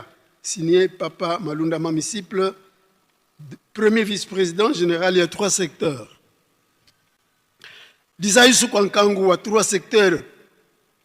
Wa Wonsono, Tata Evo Mama, Vobi Lumbu, Bimanisi, Imudiaou, Tufoti Zaïsa, Tutukulu Zaïsa, Benoba Wonsono, le Voendi Mubikan, Yemuzi section, Mpasitwa Kumpa, Bima, Bonsobuna, Tusilanga, Bikwanga, 50 chikwang, Fufu, un sac, Mbala, Manioc, Makemba, la quantité considérable. Ovoimbongo, $10. Yamisala, Namutu Moko Moko, 10 000 francs congolais pour Nangombe, 20 000 francs Ntinsani. Tuvanga Luzolo, Kadi Lusambulu, Soswa, Lusoswanga. Versement Yabima Biobia Honsono, à partir il y a le 17 mai 2026, qu'on a bureau qui a Ville Sainte, signé Révérend Zambou Philippe. Département, il y a accueil, aménagement et relations publiques. Et bien ici, membre Nyos, Oyo Basalaka, accueil, Kobanda na direction générale, chef de division, il y a Ville Sainte, Naba adjoint na bango, pe membre Nyos, au mokolo mois mercredi, le 13 mai 2026, na musée Papa Simon Kimbangu, na Ngonga, il y a 11 heures. Notez bien, Moko Azangate, Toya Ebele, Pambate, Tokozala, na Ntinsani Monene, Pe Tokoyamba, Papa, directeur général, deuxième adjoint, révérend Kalouze Imoko, Zaïsala Kalou. Topanza Sango na protocole Nyons, signé Papa Benankazi Ndofunsu Albert, catéchiste. Direction nationale, il y a Preski Nkamba. Ezali koyebisa na bandimi bans oyo bafandaka na tribune ya presse na mikolo ya Iyenga tope na milulu ya Lingomba na koyeba kotikela bango tribune pona kosala mosala malamu pamba te ezali esika ya mosala kasi ya kovanda te. Signé Dialungana Mfwani Anelka, directeur national. Bazui Nzembo Nyons, oyo tozalia wanankamba, soki omoni ma Clémenté, tika mbongo na yo, na Ville Sainte, epai ya Papa Selo Dolo Mathieu, mokolo ya lobi lundi tomata na weno, na ndaku ya ma Clément, pona ko pompe kwanga pe toluka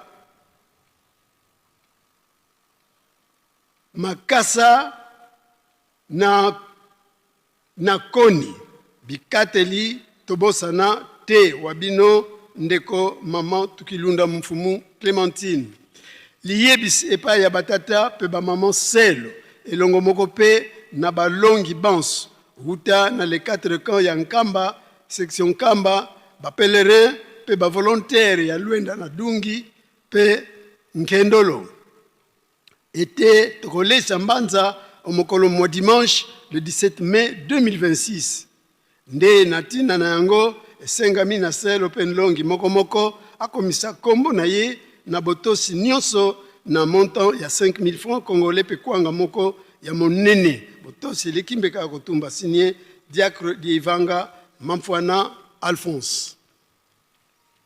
Rappel na bana misatu. Vendredi, pardon, toyeba été mokolo mo misatu moleki mosala mosalemaki malamu te ba chef de camp boyebi ndenge bosalaka pona bolesi chantier Donc mokolo misatu nyonso tomataka na chantier moko azanga te pe toya maboko pamba te tokoya koyoka pe maye mauti na ngomba boyeyi malamu na bino banso signé Maman Basikila Malata présidente.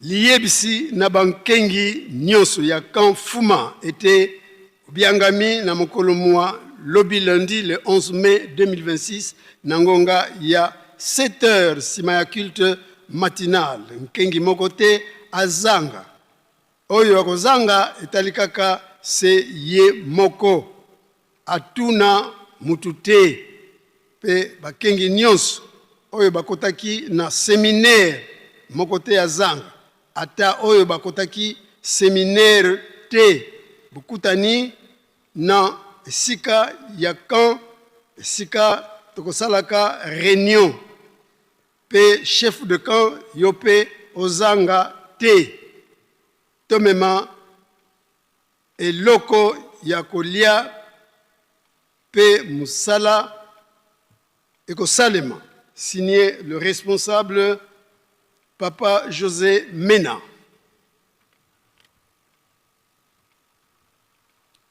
La Croix-Rouge Brigade Kimbangiste et Bongisi et Bengisi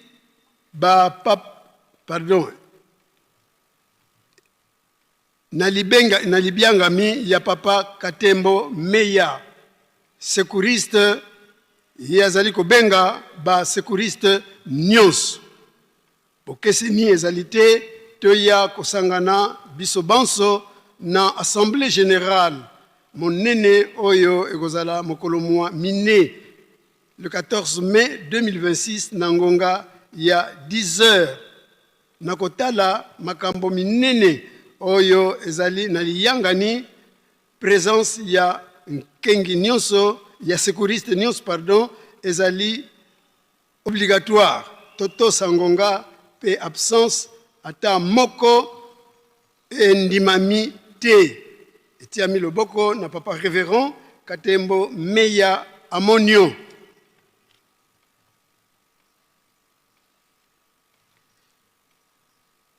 Avis de recherche ngai maman Ruth Luzolo nazali na posa ya maman Kindomba auti na Kimbata Mfinda abima libanda akutangai na memorial nazali na message euti epai ya bana na ye na Lubumbashi.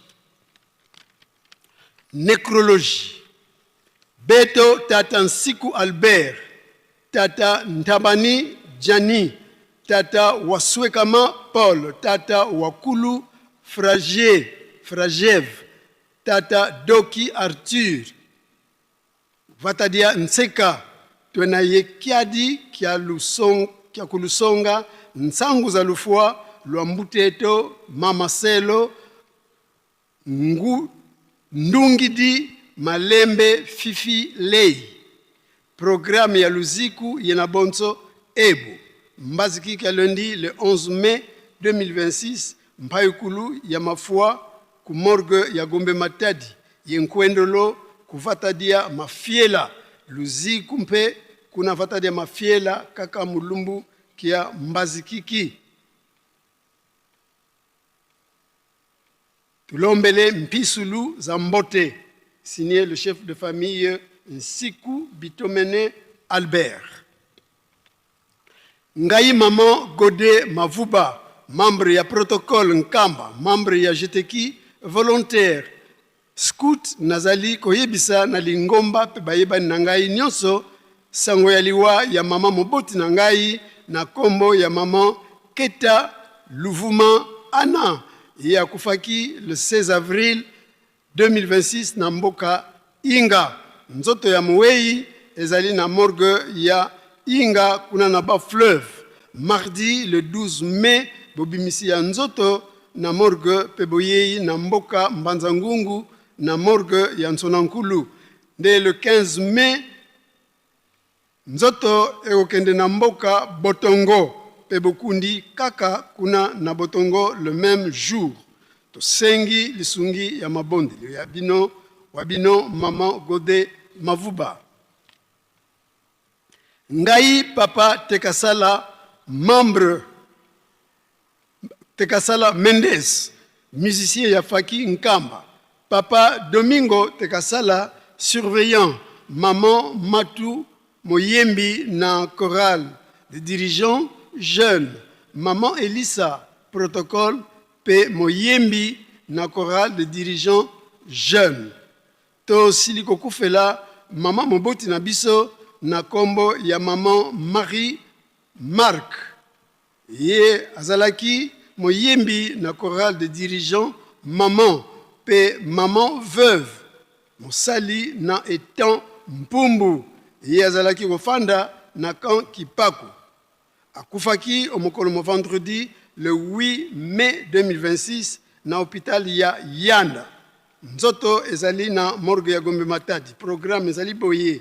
Samedi le 16 mai bobimisi ya nzoto na morgue ya Gombe Matadi pe boyei awa na Nkamba pe bokundami kaka mokolo yango na Malita ma Ngombe Kinsuka.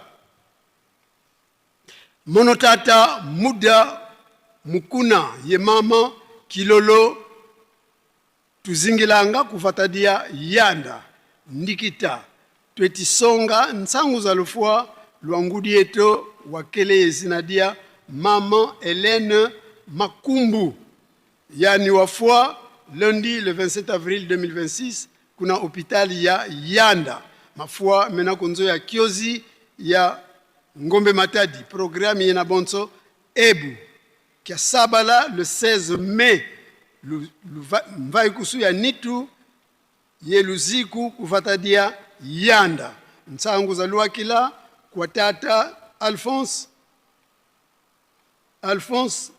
Mitra kufatadia Kinsumi kungombe Matadi kwa nle kieto tata Debras ye bampangi bazunga ye kandadia kinlaza ye bakundi tulombele lusalusu munabisambu signé tata Muda Mukuna. Ngai Papa Masamba protocole. Papa Nsimba musicien ya Faki Nkamba. Maman Nsona Papa Pierre. To fandi na weno. To kufeli yaya nabiso. Leki nabiso na kombo ya Thomas Mata José. Ye azalaki koyemba na Jejeki Luanda. Kuna na Angola azalaki secouriste pe Nkengi. Akufaki mokolo mwa lundi le 27 avril 2026 awa na Nkamba. Nzoto ezali na ndako ya malili na morgue ya Gombe Matadi. Programme ezali boye.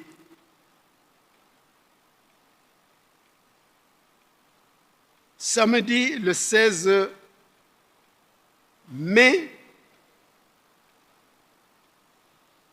bobimisi ya nzoto pe kokunda na Loma na Mbanza Ngungu.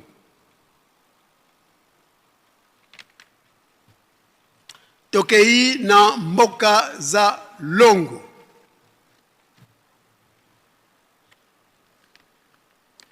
Tata Mukaba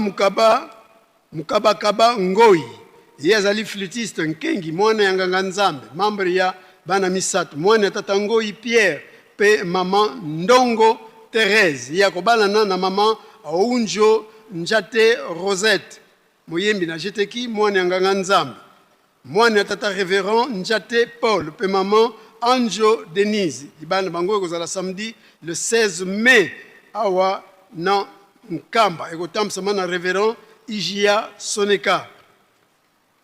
Tata Notice Kingu yazali volontaire. Moyembi na dirigeant membre ya MKB, membre ya bana misatu, mwana ya Nganga Nzambe, membre ya CK, mosali na chantier Dungi. Mwana ya tata Nkingu Pululu Daniel pe maman Ndimbu Zola Cécile. Ya kobalana na maman Joël Nsimba, membre ya MSSK. Mwana ya tata Luandangila Nseke Frédéric pe maman Ndukisa Masamba Jacqueline. Libana bango kozala samedi le 23 mai 2026 à Wanankamba et kotam sama na révérende Bokopile bébé.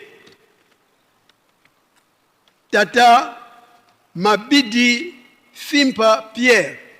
Ye azali membre ya Paki, enseignant, mwana nganga nzambe vice-président national ya Apaki Nkamba. Mwana ya papa Mabidi Robert pe maman Wuta kwa Kiadi Sophie ya kobalana na maman Kitumwini Elizabeth, maman Nene yazali protocole membre ya Nkamba. Mwana ya papa Nlandu Nkula Kiadi Amalfi pe maman Tuizana Anne. Libana na bango kozala samedi le 23 mai 2026 à Wanankamba kotamsama na temple ya Ngombe Kinsuka et kotamsama na papa révérend Mvwaka Médard.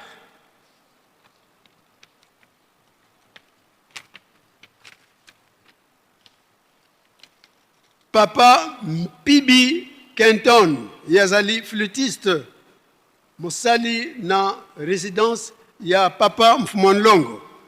Mwana ya papa Mpibi mère pe maman Masungu Clotilde. Ya kobalana na maman Nyama Marie Mwilu moyembi na jeteki mosali na hôpital ya Yanda. Mwana ya papa Nyama Firmin pe maman Bilele Sabine. Libana bango kozala samedi le 30 mai 2026 à Onankamba ikotamsama na révérend Magondo Bruno. Tata Guy Kombozi yazali moyembi na Koreki, membre ya scout. Mwana ya tata Kombozi Likunda Titi pe maman Odia Mbombo Monique. Ye akobalana na maman Miriam Longo yazali moyembi na dirigeant membre ya bana misatu. Mwana ya tata Longo Banda pe maman Yombo Mwaba. Libala na bango kozala samedi le 20 juin 2026 à Wanankamba na temple ya Mbanza ekotamsama na révérend Kipuku Munganga Floribert. Tata Bamenikyo Nlandu Kade yazali flûtiste. Mwana tata Bamenikyo Nsansi Michel pe maman Masakala Mukoko Ladi Lucie. Ya kobalana na maman Matondo Chansard Doreen, membre ya Faki. Mwana tata Diakabana Mangieti Mona pe maman Kiteke Tuka. Libana bango kozala samedi le 20 juin 2026 na paroisse ya Kimbanseke kuna na Kinshasa ikotamsama na révérend Mbongo Mpasi.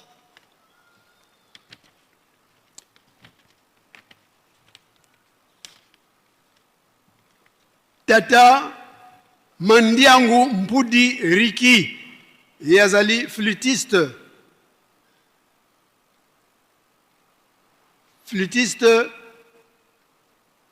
Mwana nganga nzambe, mwana Ntekolo Abankole. Mwana ya tata Mandiangu Mpudi Philippe pe maman Mabidi Kiazi Clémentine. Ya kobalana na maman Panama Malobo Jina yazali membre ya MSSK. Mwana tata Malobo Clovis pe maman Pichi Lungila Nelly Chako. Libana bango kozala samedi le 27 juin 2026 na paroisse ya Bumbu kuna na Kinshasa ikotamsama na révérend Mukoko Zeus.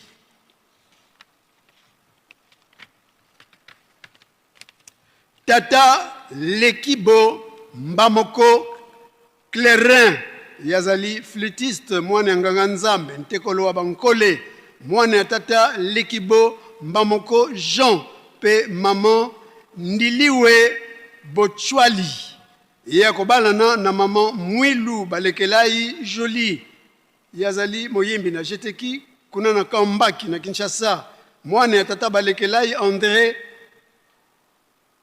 pe maman Lumba Christine libana bango kozala samedi le 25 juillet 2026 à Nkamba Nouvelle Jérusalem na temple ya Nkamba ekutamsama na papa révérend Mvwaka Ndompaulu Médard.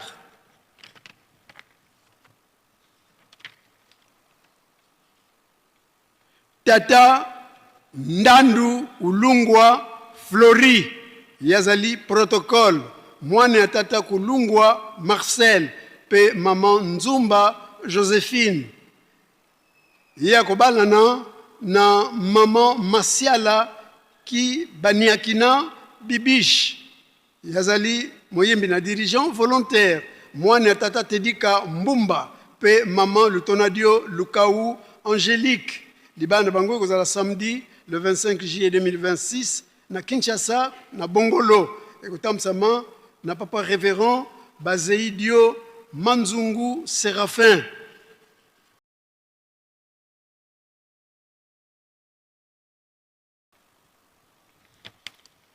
Tata Matundu Masundi Henri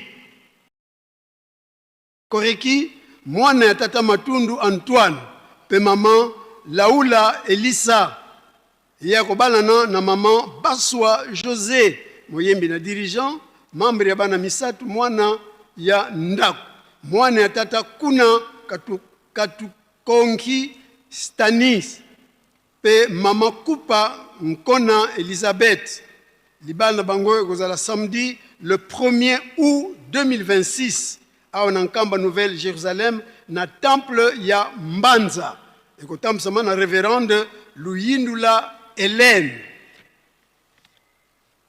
Et enfin tata Mwanda Medi yazali tolier membre ya transport mwana tata Mwanda Medi pe maman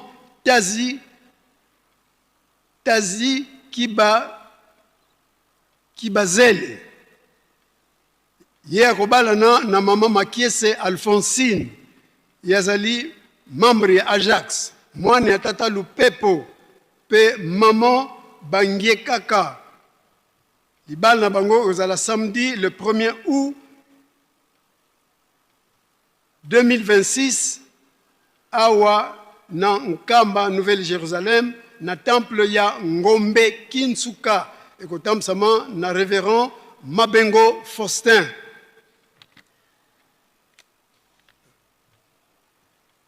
Tata Nkunga Mayitu Nestor yazali flûtiste membre ya chorale Apaki membre ya Ajam yazali pe Nlongi pe membre ya 7 secteur ya Bandibu mwana ya tata Swenga Simon pe maman Lubelanu Marie ya kobalana na maman Diankenda Mansosila Nolvi yazali membre ya Afki membre ya GEK membre ya bana misatu mwana ya nganga nzambe membre ya chorale de dirigeant membre ya SPC Ntekolo Abankole membre ya Memki mwana ya tata Mansosila Mambu Lazare pe maman Nsebani Marie libala na bango kozala samedi le 8 août 2026 à Nkamba na temple ya Mbanza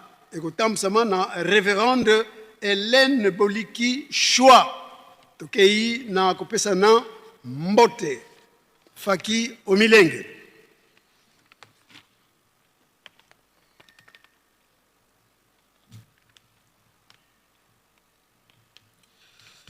To sengi na basali ba fonctionnaire ya l'État ba chef coutumier ba konzi ya FARDC police nationale congolaise hommes et femmes d'affaires botele mabansi to pesa bino mbote to sengi pe na bandeko na biso ba ya mangomba mosusu balongo bipai na bipai ba ye pèlerinage awa na Yerusalemi pe bazali na biso elongo kati na tempele oyo ya monene ya Yerusalemi na musambo ya mokolo malelo bango pe batelema tukopesa bango mbote awa toyambaki recommandation ya ndeko na biso papa Opombo Kalonda Lazare yazali sympathisant auti na Kinshasa elongo na maman Molongani na ye. Nous avons également présent parmi nous le révérend colonel Ikouma Justin, aumônier en chef de la police nationale congolaise. Il est accompagné d'une forte délégation. Nous demandons donc à papa colonel de bien vouloir se lever afin que nous puissions le saluer ensemble avec sa suite. Nous avons également présent avec nous le révérend Longoï Sassaipi, colonel aumônier kimbangiste 33e région militaire à Ouvira.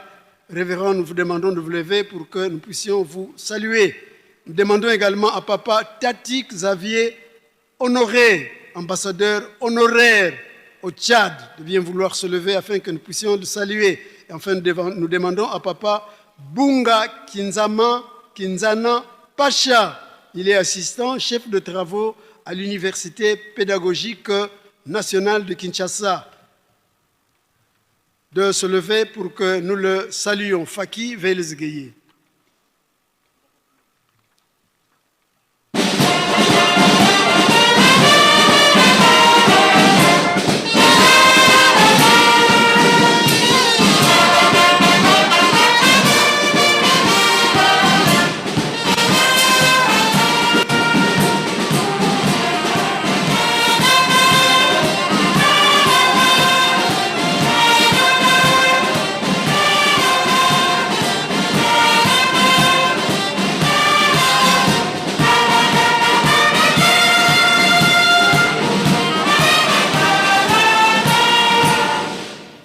Pesa bango mbote na kombo misatu ya bule na kombo ya tata ya mwana pe tata Molimo Santu.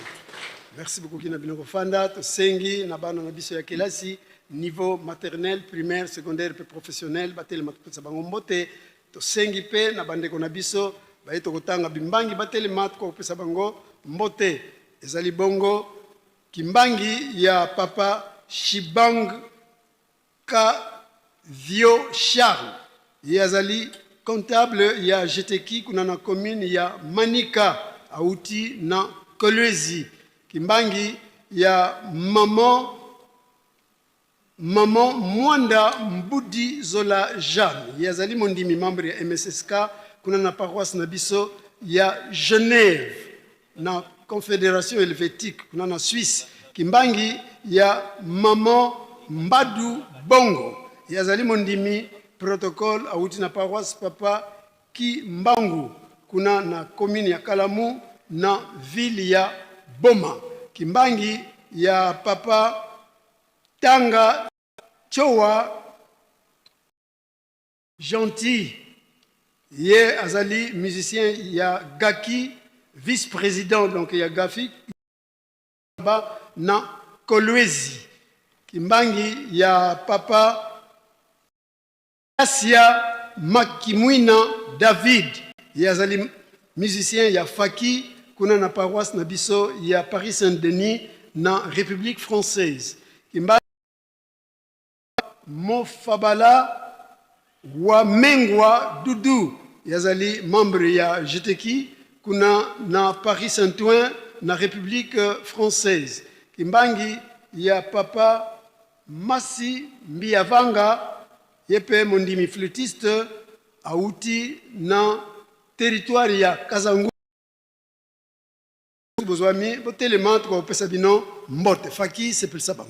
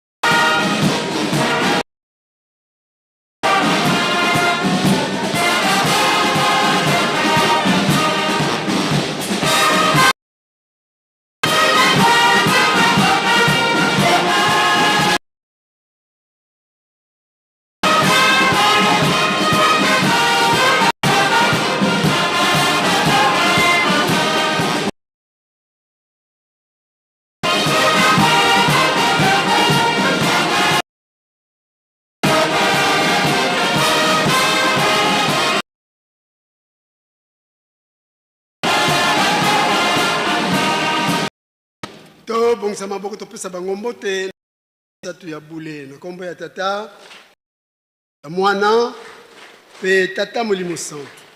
Merci beaucoup kina bino kofanda na bandimi ya 4 camps ya mbanza ba choriste ba protocole scout croix rouge membre ya MSSK service d'hygiène batamse misala katina Yerusalemi ba responsable ya service de distribution d'eau pe responsable ya service d'électricité et logo na bandimi nyos ba utina ba mboka ya section Kamba botele mo bansu pesa bino mbote sengi na tata médecin directeur ya hôpital na biso ya Yanda masensa kikiunga pe tata infirmier titulaire ya centre de maçon bino pe botele matopesa bino mbote elongo na ba collaborateur na bino ba médecin ba infirmier personnel administratif pe technique to sengi na maman conseiller résident des SK atele matopesa yembote elongo na batam sebitelo na biso nyos to sengi na ba chef de quartier botele mabansu pesa bino mbote to sengi na ba botele mabansu pesa bino mbote elongo na ba maman mafola ba maman auto yambi bimbangi bimbale pamba kimbangi ya papa Diakou directeur des opérations ya DKGEP Siro commune ya Mambaya kuna na ville ya Isiro pe kimbangi ya papa Jérôme Mwakitengi yazali Diakou auti na Saka awa na Zambi bisika bozwami botele mantre musique.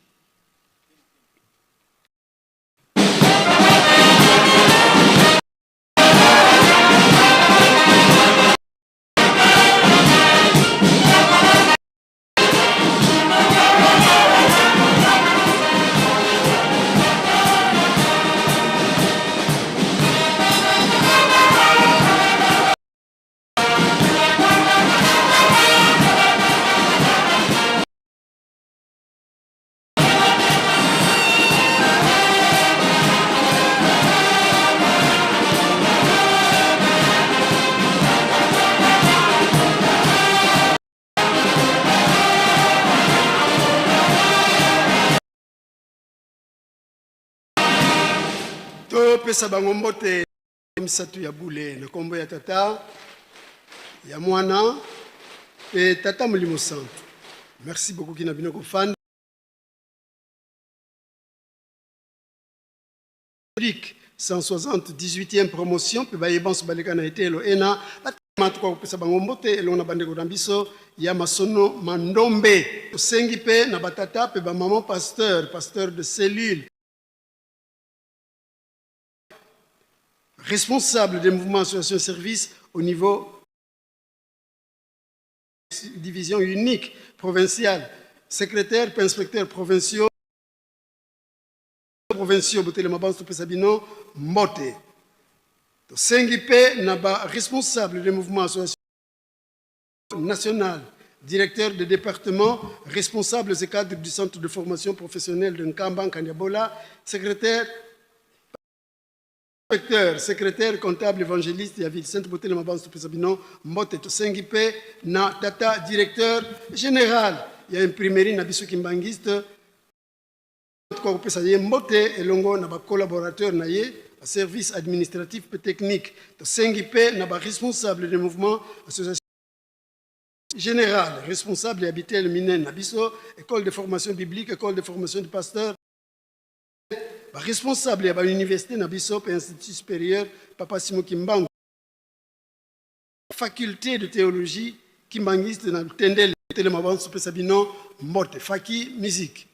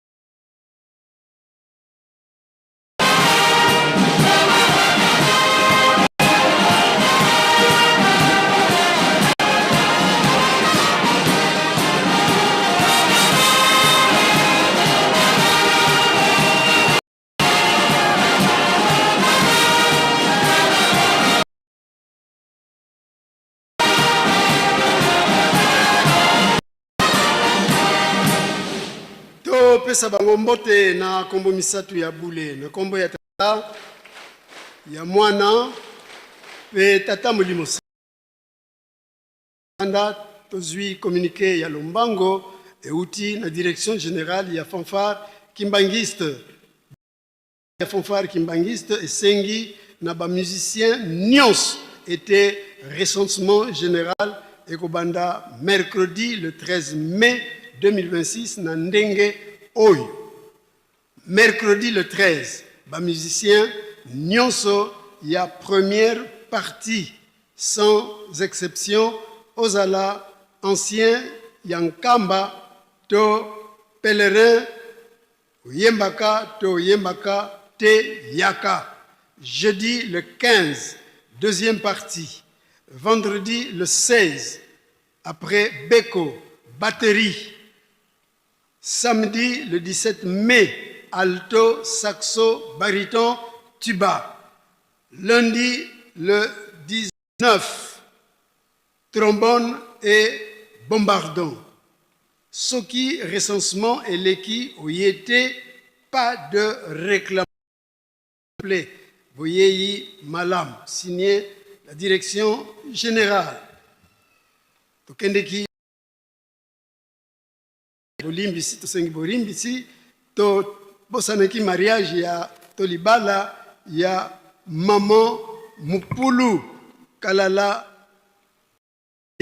membre ya MSSK na papa Ngwama. Libal na bango ekozala le 20 juin 2026 na Kinshasa na Lemba.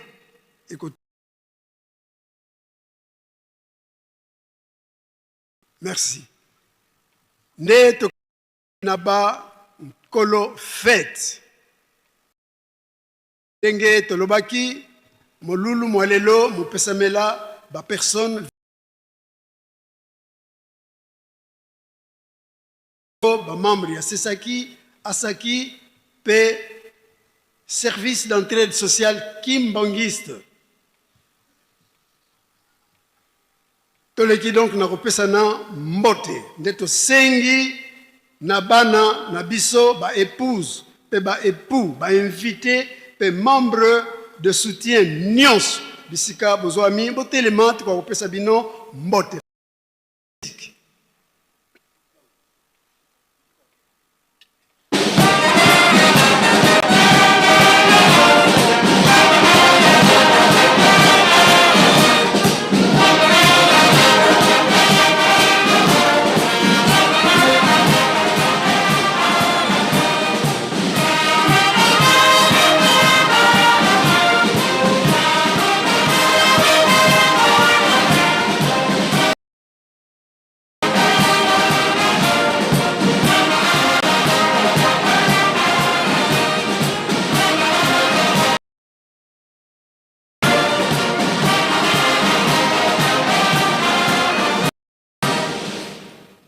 Bongsa maboko to pesa bango mbote na kombo tata ya mwana pe tata molimo santo. Merci beaucoup kina binoko fanda responsable ya ba paroisse groupement secteur commune pe territoire pe ville ou division unique sengi pe na ba responsable provinciaux ou départementaux biskani nso bozwami otelema tukwa kopesa bino mbote faki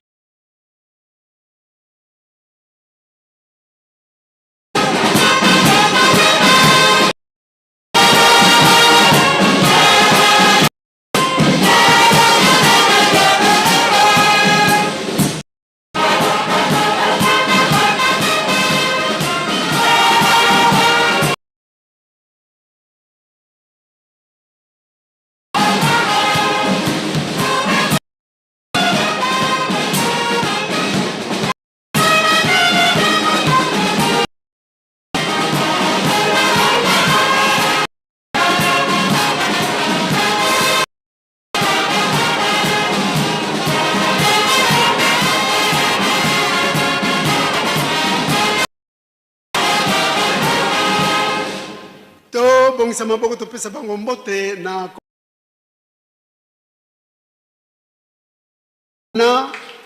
pe Tata Molimo Santo na ba généraux nyonso ba généraux ya ba mouvement oyo baye ko sunga biso baye kusangana na biso na mululu mwa mokolo mwa lelo batelema topesa bango mbote tosengi na président général ya ba personnes vivant avec handicap na bureau na ye pesa dino mbote faki musique.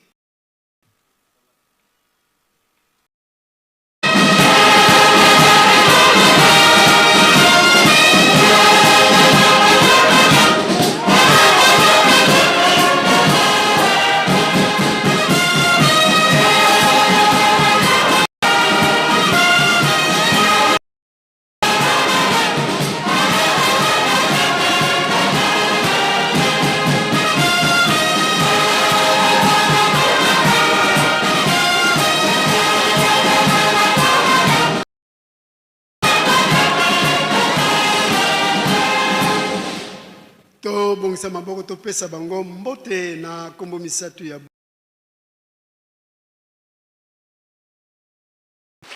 Tata Molimo Santo. Merci beaucoup kina bino kofanda ne toleki mbote pona bambuta na biso tosengi na bambuta na biso ba président du collège exécutif ya bamboka nyonso bambuta bisika bozwa mbote lema elongo na ba proche collaborateur na bino lingomba sepelisa bango.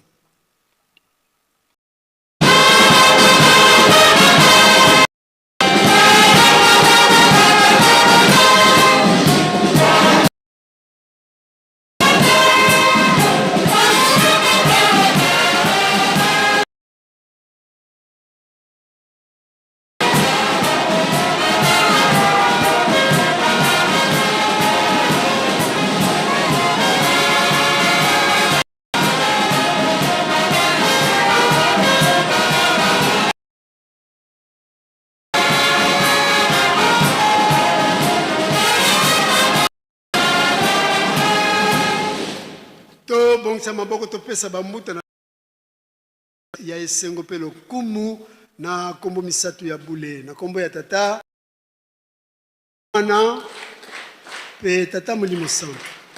Merci bambuta bokoki na ya Tata Mwana pe Tata Molimo Santo pe to bengi papa pasteur ya ville sainte.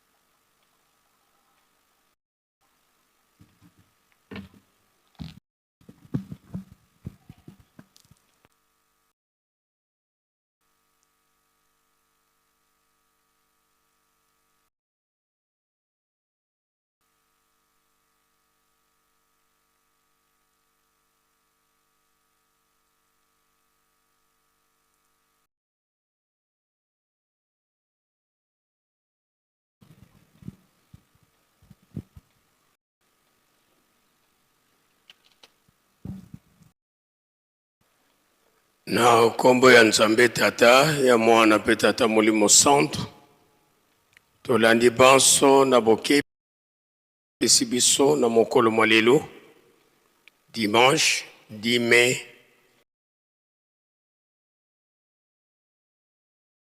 mokolo oyo bapesa na bandeko na biso personnes vivantes avec handicap. Mayeto yoki to bomba to salela po ete mokolo ya suka tokoka kobika tozala kaka makasi na mabondeli ya tongo mabondeli ya bangonga soirée spirituelle pe babeko tolemba te misala botongi nkamba pe tolona tobokola zanza longa tobosana te Isala oyo ezali kosalema kuna na nzanza longa tobosana yango te. Nde na bolingo oyo Tata Molimo Santo azalaka na yango. Yenga ya lelo 10 Mai na mokili mobimba groupe ya jeteki mbongo bokosala po ete mosala ya ndako ya longa ekende liboso. Tozali na programme ya mpioka. Date ya suka pona contribution individuelle ya $5 na biso ba mikolo, $1 na bana na yango esi elekaki depuis le 7. Mieux vaut tard que jamais. Ici bakombo te toluka les voisins moyens to bakombo na biso ezali très important.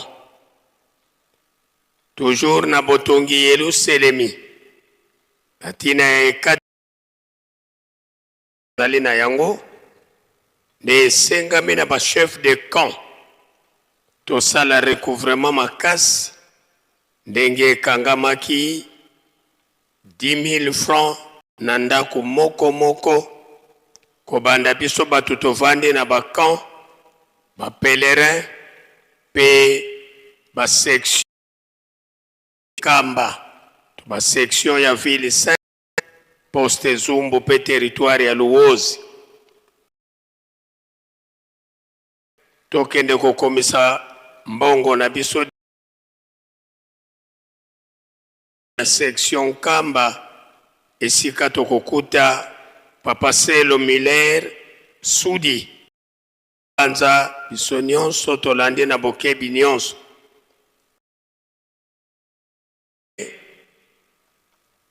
Na lisenga biso batata tina wana na tina ya kadofar esenga makina biso $20 to €20 na tata moko moko.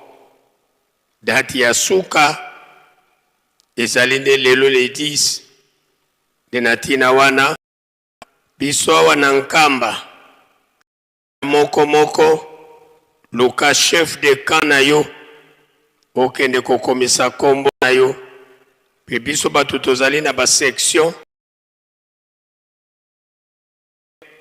tosala makasi po $20 na tata moko moko avant 12 heures avant midi ba chef de camp ba pasteur sectionnaire oya kosala ba versement na révérend comptable ya ville sainte et yepe avant journée ya mercredi esila mbongo esengeli kokoma na maboko ya secrétaire ya cabinet banza biso nyonso batata tozali kolanda soki pena no komisi kombo te bundela po ete okomisa kombo na yo. Lokola tozali kolobela feti ya batata, direction générale ya Apaki a organisé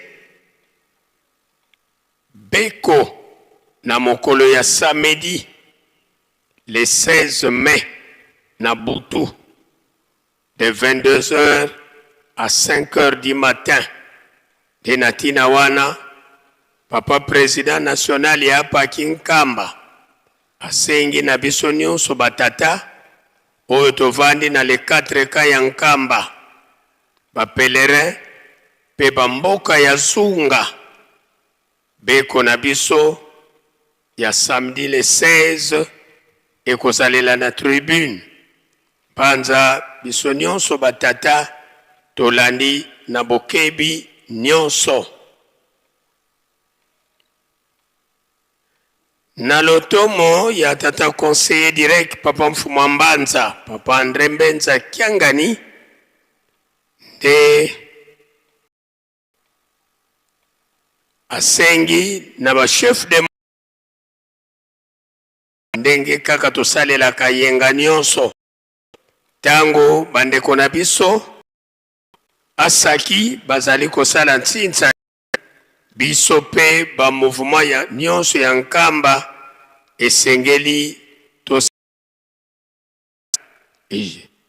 arapele pe yango na bandeko na biso ya jeteki ete jeteki tobosana kili mobimba mbongo tokosala pona la ndako na biso kuna na nzanza longa donc esengeli mosala esalema malamu nde na ntina wana esengami na comptabilité ya ville sainte bazala pene po ete kodirige opération wana banza biso nyonso ba chef de mouvement tolandi na bokebi nyonso bandeko ya presse basengi na biso nyonso oyo tokendaka kotelema tokovanda nzinga ya tribune oyo ya moke ya presse to ampeshaka bango basala mosala na bango malamu tina wana balobi boye so ba surveillant oyo bavanda na direction oyo etali temple na bandeko na biso ya Yerusalemi ba mama ya Yerusalemi oyo bavandaka na direction oyo etali tribune biso nyonso ba mosusu oyo tokendaka kotelema pamba tokovanda pamba na tribune oyo ya moke epekisami makasi na biso totika bandeko na biso ya presse libre basala mosala na bango na nzela ya kabine na ye nde tata mokonzi ya bule azali koyebisa na biso nyonso ete lelo oyo nde yango ekopesama trofe na oyo alongaki na ntsintsani ya batata na bamama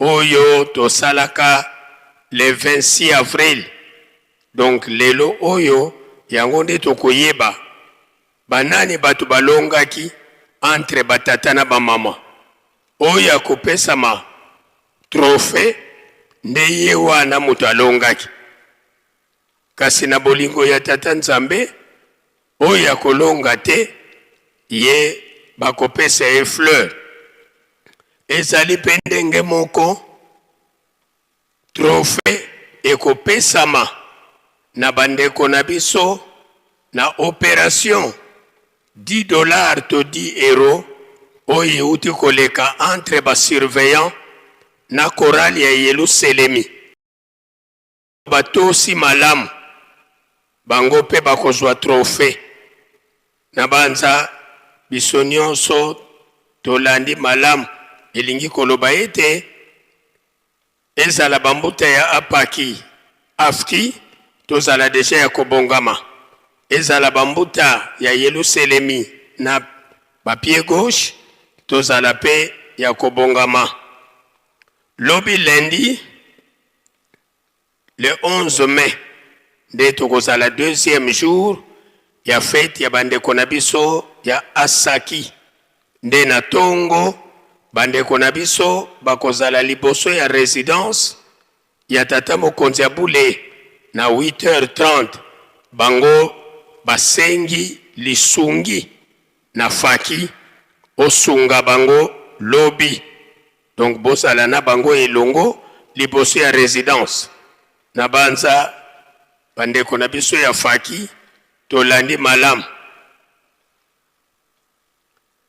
lokola tozali kolobela faki awa tozali korapele pe na bandeko na biso ya faki ete bobosana te ntintsani oyo tokozala na yango jeudi le 14 mai na tongo nsima ya ntintsani ya mazut oyo ekozala par pupitre kimbelekela 500 000 par pupitre mata likolo direction ya ville sainte azali kosenga na biso batuto soki bozali ya kokufela ebembe ezali na morgue programme ya bobimisi esengeli ekomaka au moins 2 jours avant na bureau ya ville sainte et non pas mokolo oyo bino bozokende kobimisa ebembe yango bozokende ko surprendre bambuta ya ville sainte ke biso lelo tozokende kobimisa ebembe na banza biso nyonso batu tovandi na Yerusalemi toyoki pe tokotosa na libanda na banza ndenge kaka tosalelaka yango ya honneur ya papa file ya bandeko na biso faki ba surveillant sima nango ba oyo nyonso babongisaki biloko pona koliesa mbanza nde tokoleka soki bango baleki esili nde tokoleka na remise de trophée ndenge to na ba oyo bakozwa ba nde sima ya remise de trophée opération 3000 francs sima ya opération 3000 francs nde toleki na bantsinsani d'un côté tsinsani ya bandeko na biso ya asaki pe tsinsani ya ba mouvement ya nkamba ndenge touti kolandela communiqué oyo euti kopesama banza pona maye tozalaki na yango na mokolo mwa lelo tosilisi boye okombo ya tata ya mwana pe tata Molimo Santo.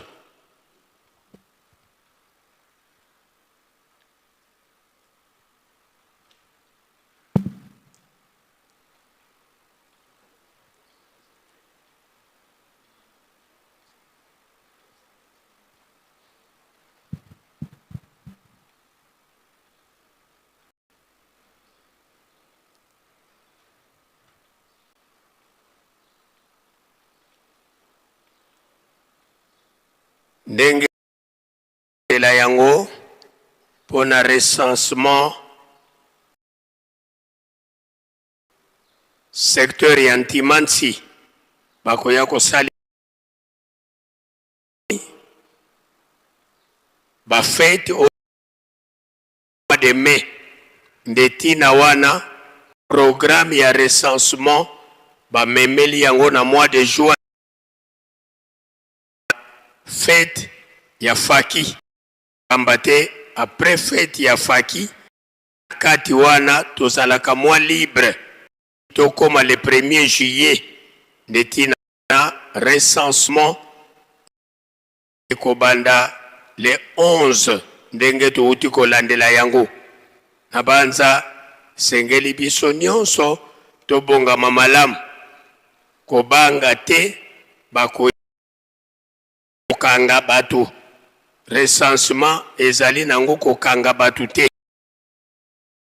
kokima pe yango te kete yokake na kana bino bakoleka journée kingandi yo profite kokende kobomba manazamba soki lingomba abzui yo ke osalisaki recensement te esika na yo pe na Yerusalemi ezali susu te na banza biso nyonso tozali kolanda papa yebisaki biso bien nyonso wana ezali kosalema pona propre intérêt na biso ezali bolamu na biso yo soki okokima recensement c'est que ozali en ordre te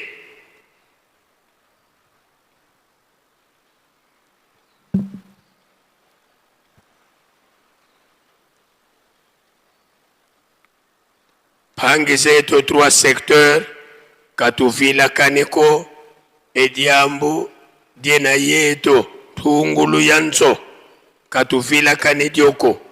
Donc bonso kwani bovangela nga bampangi zetu kuzunga beto mpe mbote twalanda nsinsa una pasikino manavo salukya nzweto beto mpe twalenda kyo bonso boti vangela bampangisa eto bisi bandundu beto mpe tulanda nsinsa u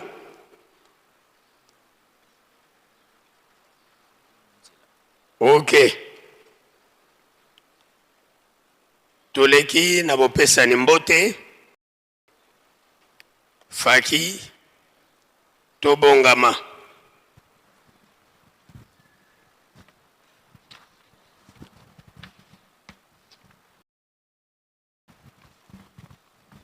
mosola kwa se mwana tata mwanda velela tulombe kwa tata directeur du cabinet kindwadi yembuta za onso no basalanga ku cabinet kya tata mfuma longo mfuma dibundu fulubya onso no bilovwandidi lutelama beto mpangise no mudibundu taluvana kya mbote faki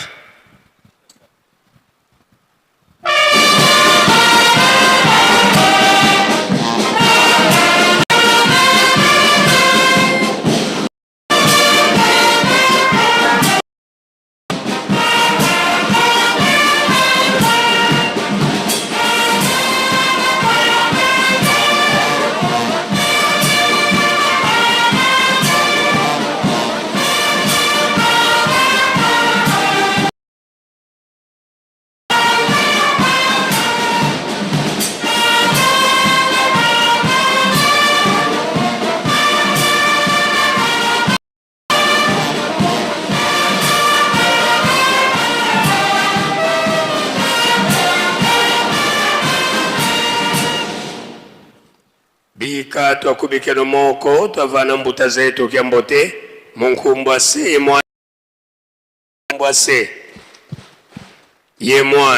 kwa se ye mwana etata mwanda velela tulombele kwa bankole bana babankole batekolo babankole fulube onso no bilovwandidi lutelama beto mpangise no mudibundu taluvana kya mbote faki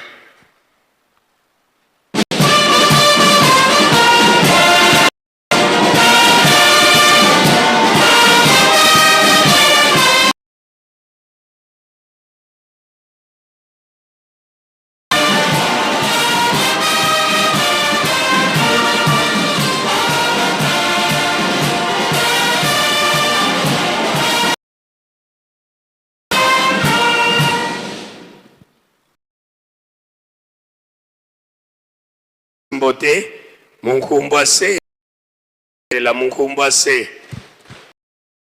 ana yetata bambuta tulendele kutuvanda tuvu mvovo kwa faki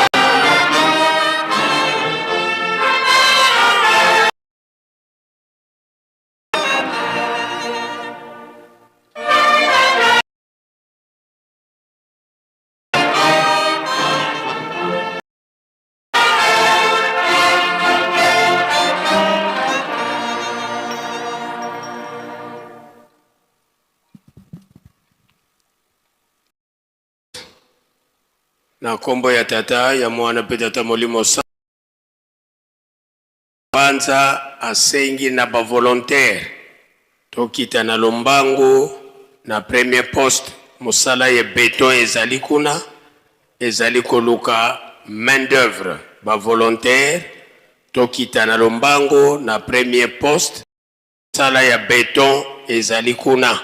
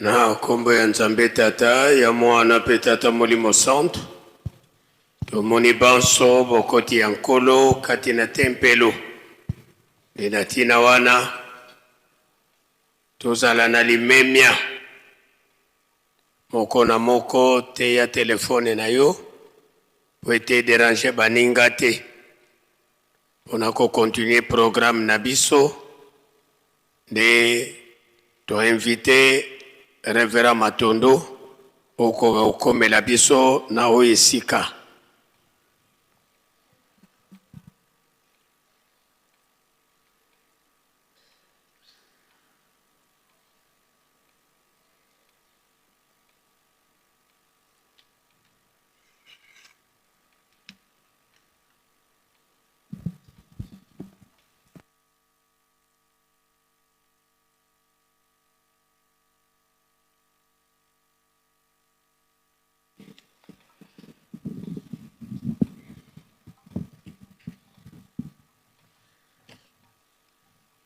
Na kombo tata mwana pe tata molimo mosantu to telemi na lotomo ya tata mokonzi ya bule mokonzi ya lingomba nzambe na biso sa divinité papa Simoki Mango Kiangai pesa melinga ina nzela mokonzi na ngai ya cabinet tata directeur de cabinet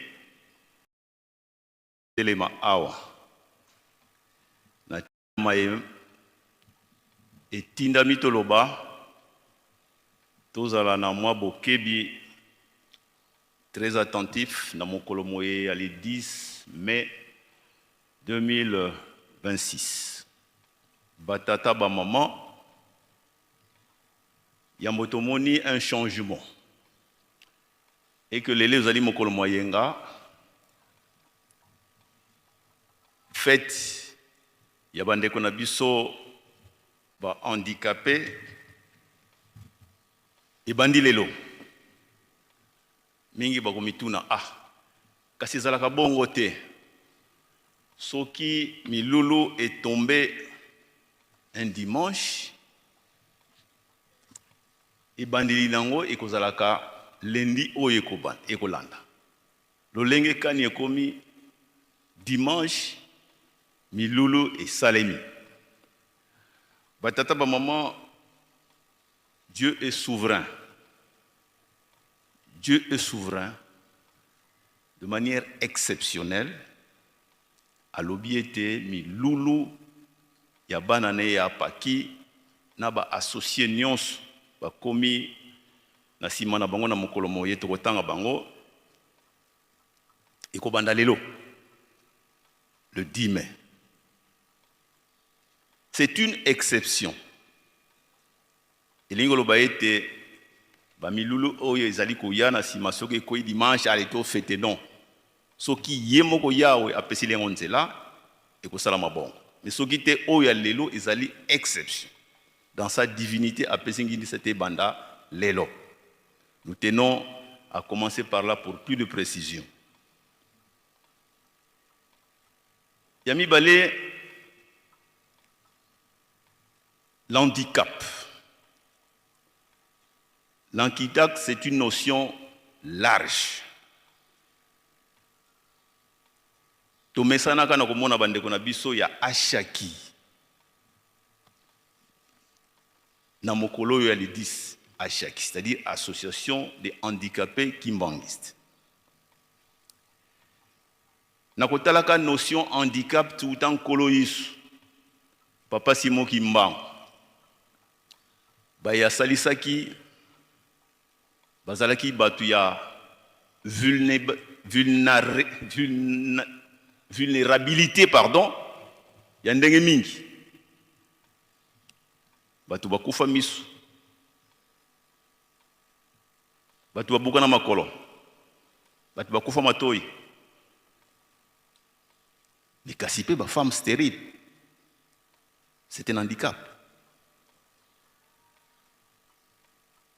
Pe bongo na bongo. Na kati na lingomba tozali na une catégorie de personnes vivant avec handicap. Soit à la suite d'une maladie, soit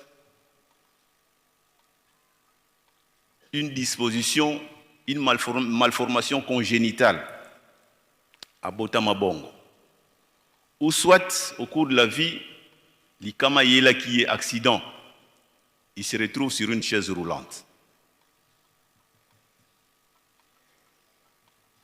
Un enfant laissé en bas âge par ses parents, à Tikali, orphelin, ça devient un handicap pour cet enfant-là pour grandir dans Ndenge Sengeli. Une maman qui se retrouve veuve avec une énorme responsabilité, a commis un handicap pour nene pona koboko la bana wa. On peut citer plein d'exemples dans la notion handicap. Yangwana, département des affaires sociales, à s'associer dans les likambo yango. Pour ezali ko tala bomo ya batu. Ezali ya batu. C'est chaki à s'associer dans les likambo yango. C'est le service de soutien aux handicapés kimbanguistes. OPHK à s'associer dans les likambo yango. Œuvre philanthropique et humanitaire kimbanguiste. C'est ce qui à s'associer dans les Cambouans. Service d'entraide sociale kimbanguiste. Et puis ASKI à s'associer aussi dans les Cambouans. Association handicap. Mais au-dessus na bango, ezali bango moko ba handicapé bazali ko piloter. Biso to landito pesande maboko na likambango pour to soutenir ensemble. To linga qui était disposition oyo to yeba yango. Qu'on fasse une mise en commun et sika wana to leki.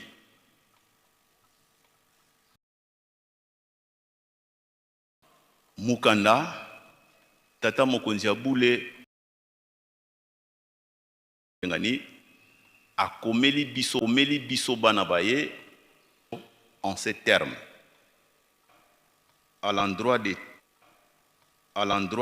tous les croyants qui m'enguissent à travers leur médiation paternelle, et vous remercie pour le dévouement avec lequel vous manifestez total et votre soutien à l'œuvre salvatrice et libératrice de Papa Simon Kimbangu, dont la mission cruciale et déterminante reste la construction de Kamba Nouvelle-Jérusalem, ville pour l'accomplissement de cette mission jamais. Comme vous le constatez, lourde mission exige de nous un esprit de sacrifice et d'abnégation à toute et que jamais nous ne devons céder, tel que Papa Dieng le 1er décembre 1980.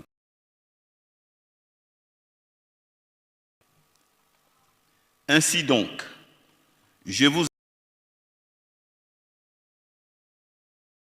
car Dieu ne ment jamais et ne se trompe jamais. Encouragement, au risque de déplaire davantage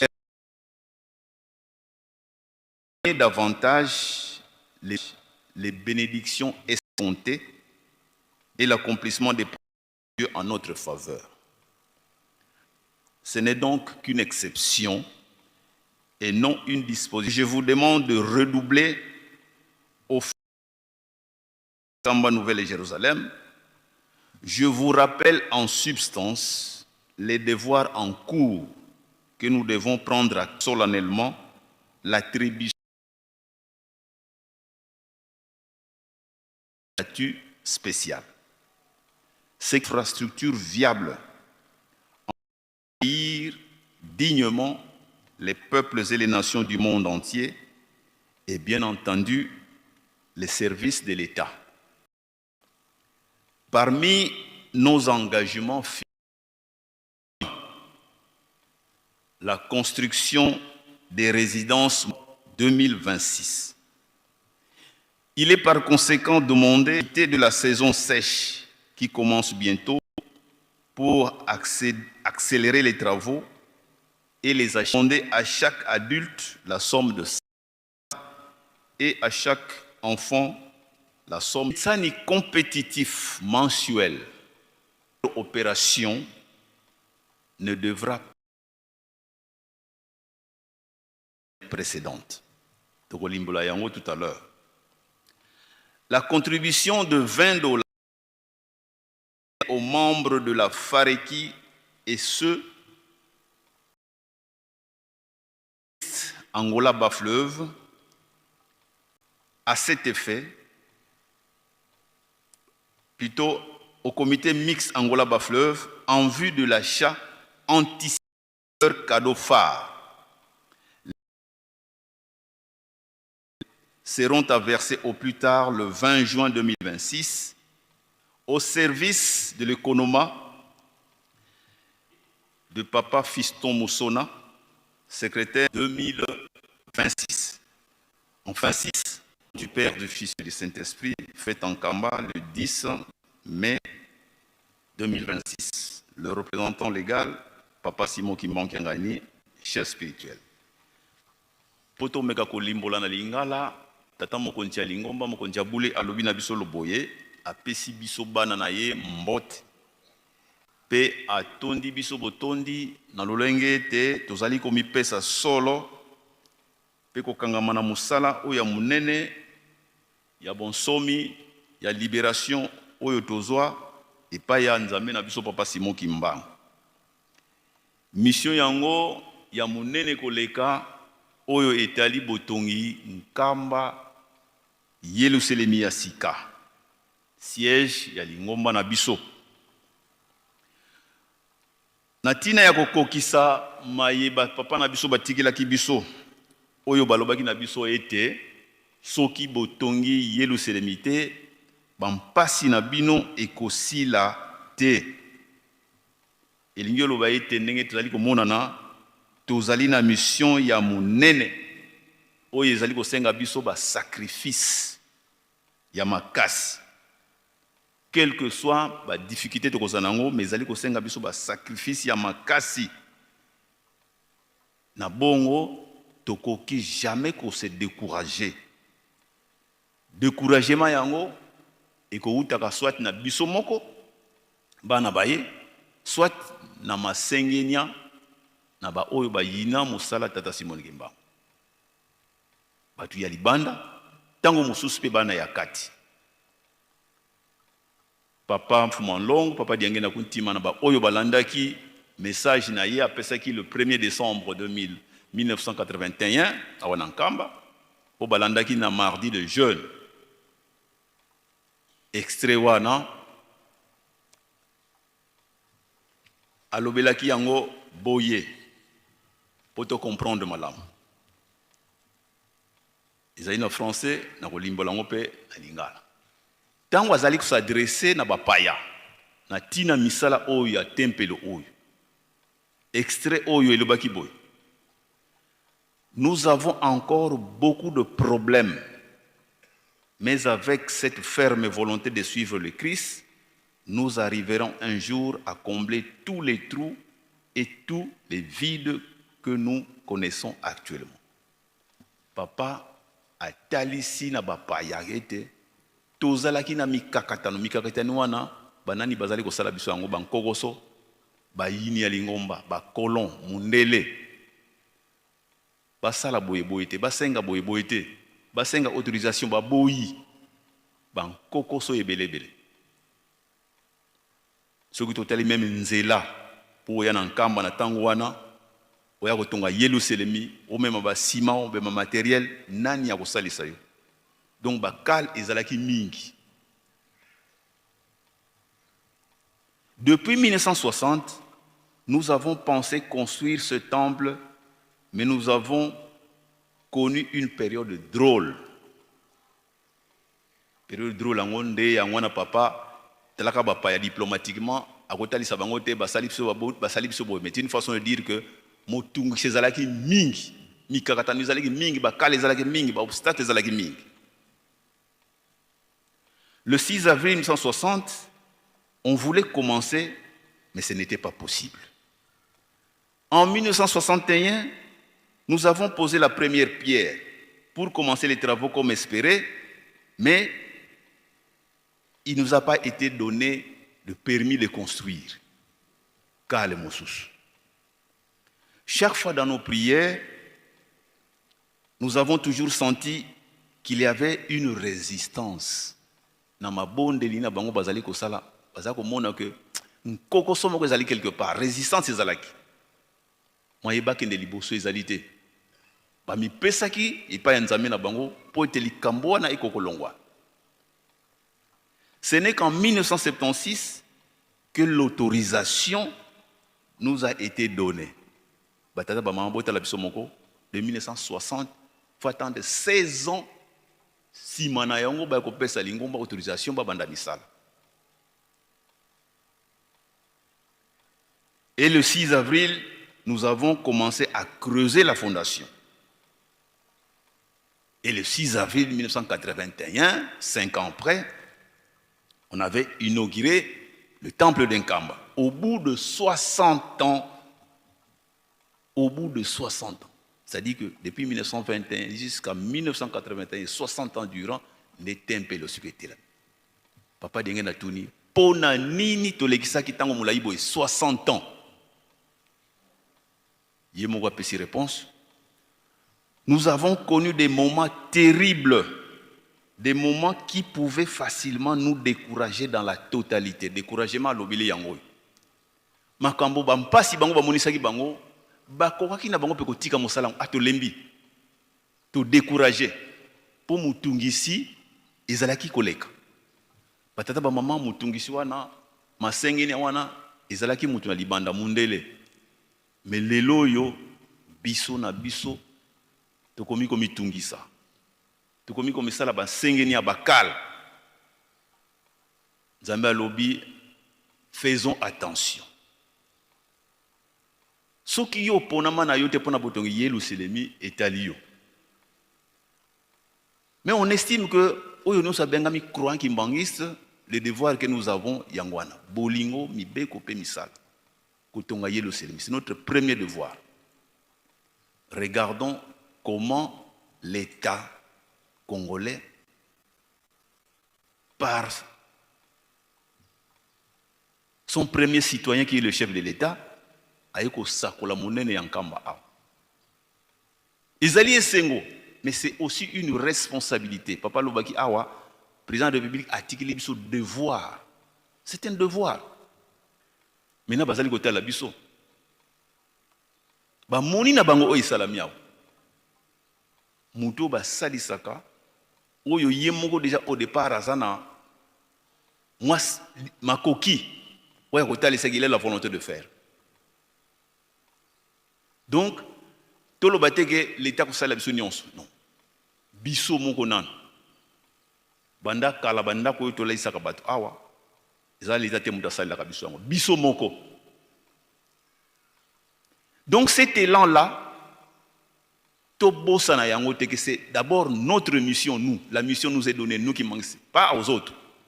Ceux qui va muso ba ko ya ko rejoindre biso dans l'avenir, c'est une bonne chose. Après tout, papa Simon Gimango ayaki pona mokili mobimba. Et gozale sengo. Kasi à l'instant même, le devoir nous incombe biso de busbananda. Mais na etai na biso nzambe soka lobili kambose ke azali ko mona mosika.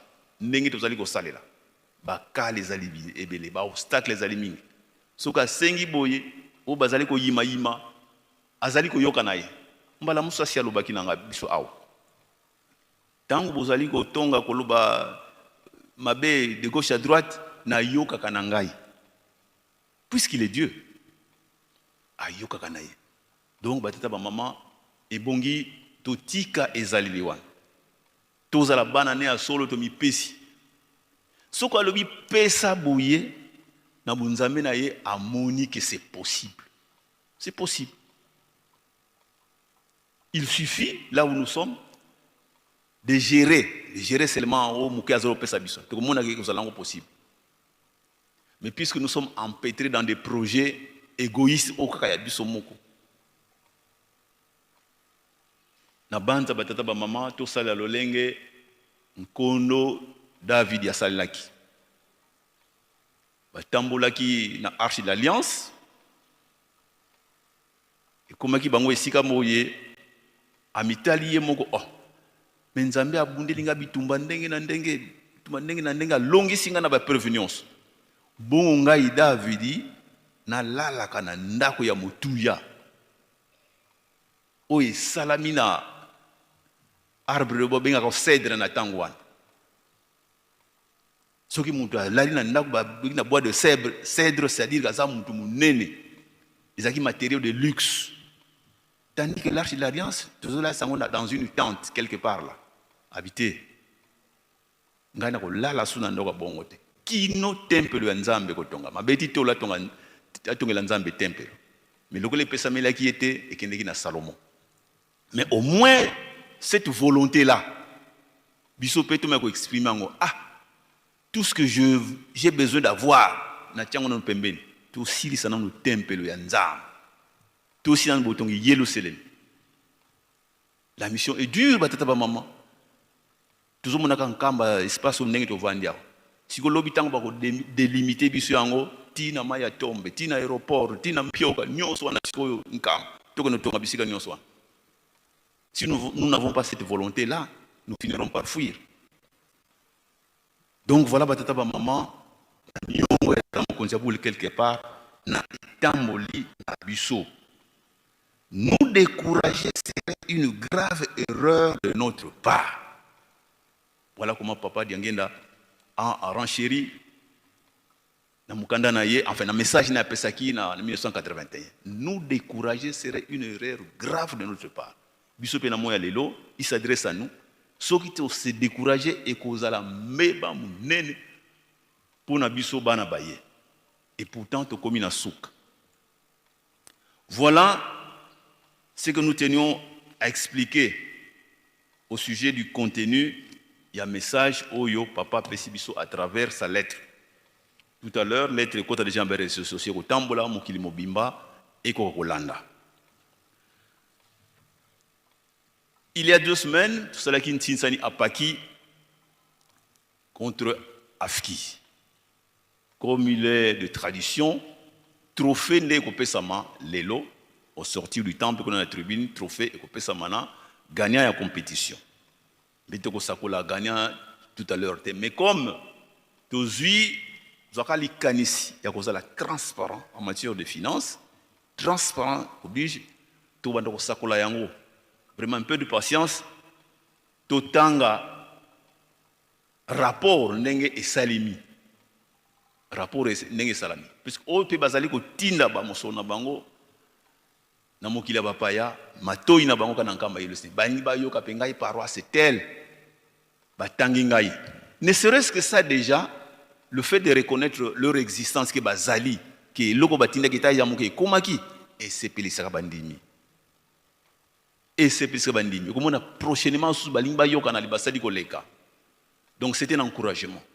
C'est pourquoi le premier rapport que nous avons, c'est le rapport final d'une Tinsani internationale entre l'association des papas kilmanguistes Apaki et l'association des femmes kilmanguistes Afki, au Salamagi le dimanche 26 avril 2026. Le 6 juin, pardon, mais il y a aussi en même temps aussi Apaki Afki. Katina Bino Batata Bazali, Maman Pe Bazali.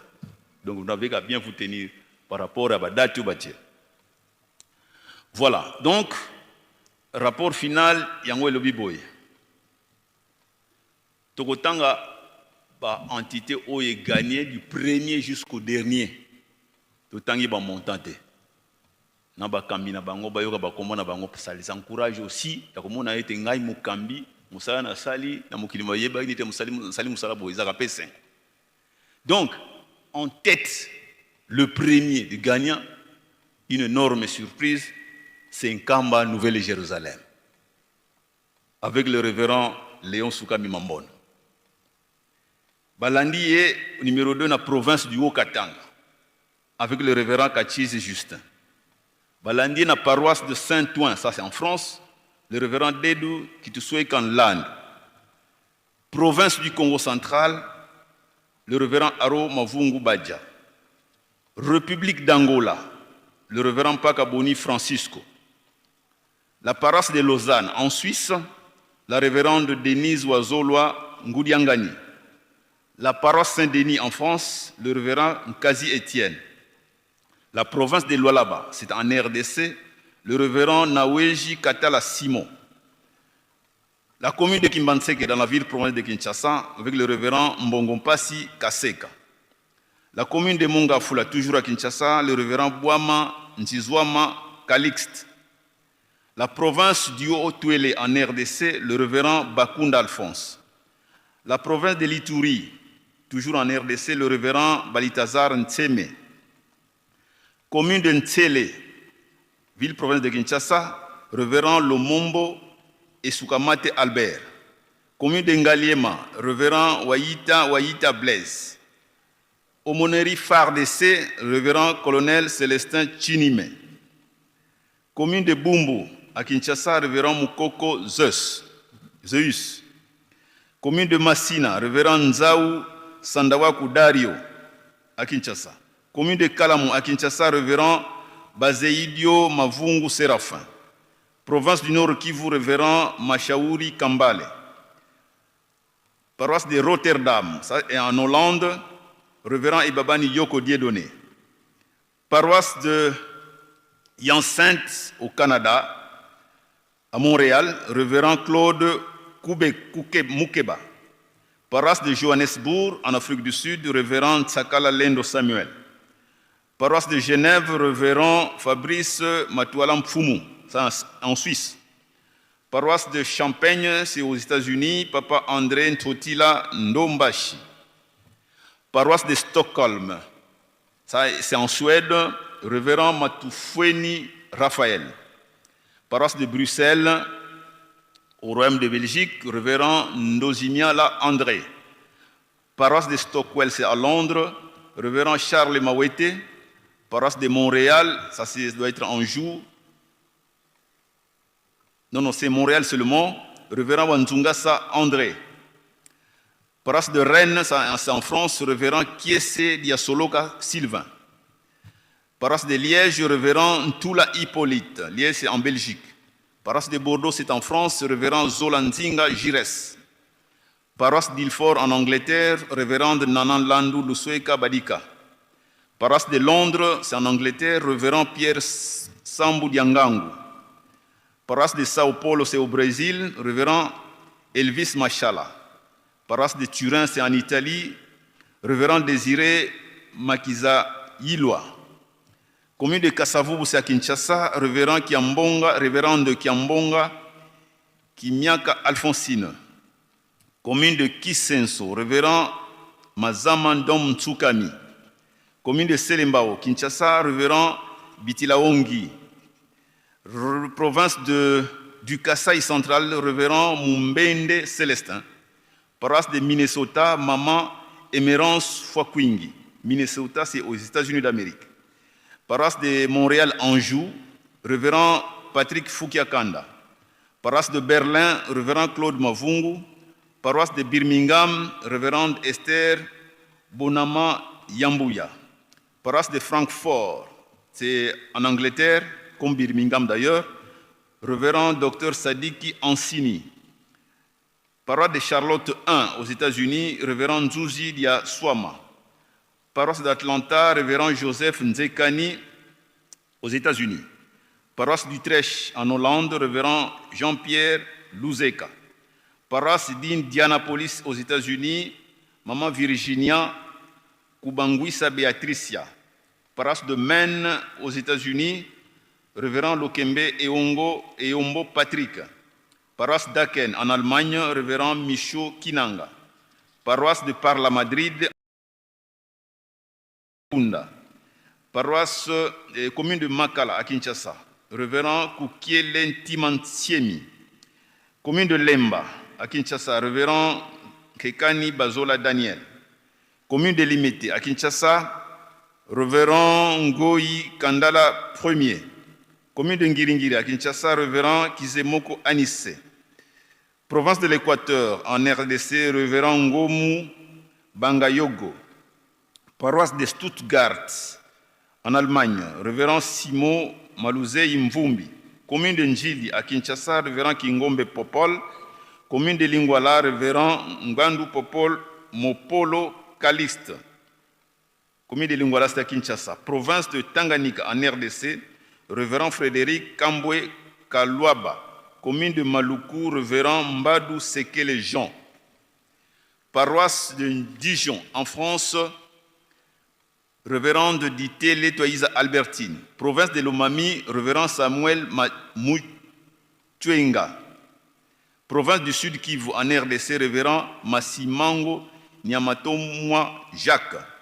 Commune de Bandalunga Kinshasa, révérend Bamantuila Joseph. Paroisse de Creil en France, révérend Léo Alombois. République centrafricaine, révérend Konji Michel. Aumônerie garde républicaine JR avec le colonel Ngoy Wangoy.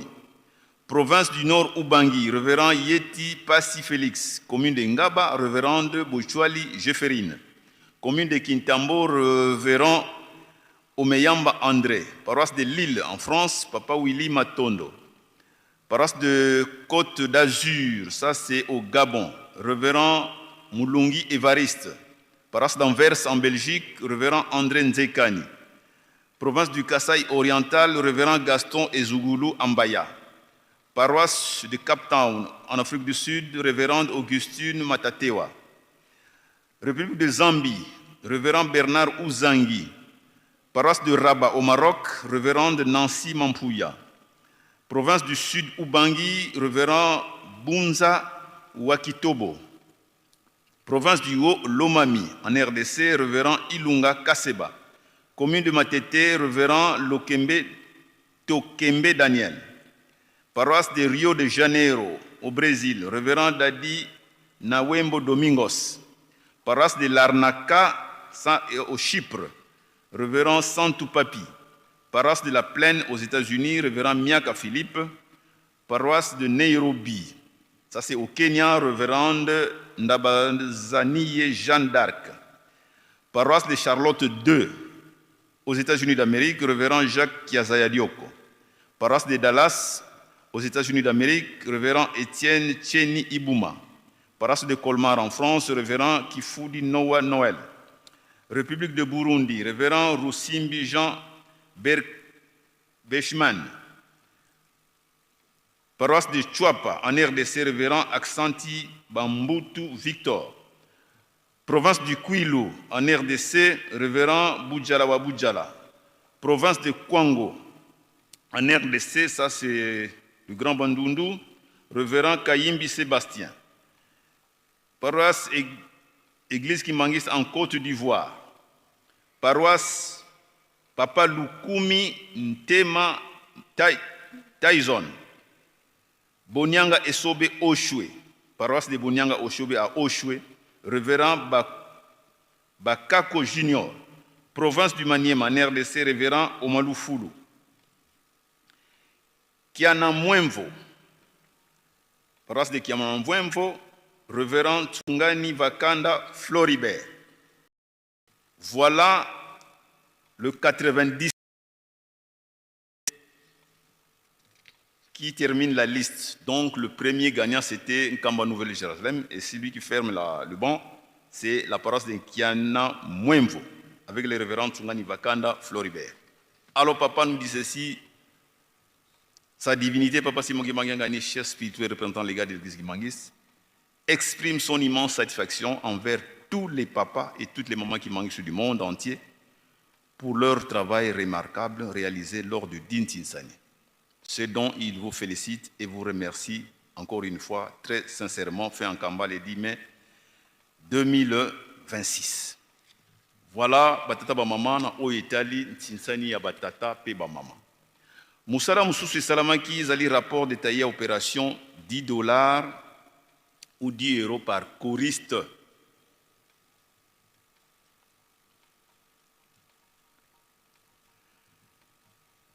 Nkamba Nouvelle-Jérusalem, responsable de la chorale, Bokila Kunga Bijos. Ils ont apporté le montant de 1 675 500 francs congolais, suivi de la paroisse de Saint-Ouen avec Papa Ntsumbu Simon, le responsable de la chorale, avec un montant de $822, suivi de la paroisse de Saint-Denis avec Papa Mboko Mayala Chanis, avec un montant de $802, avec Papa Pedro Miguel Lucas Gracia, avec un montant de $500, suivi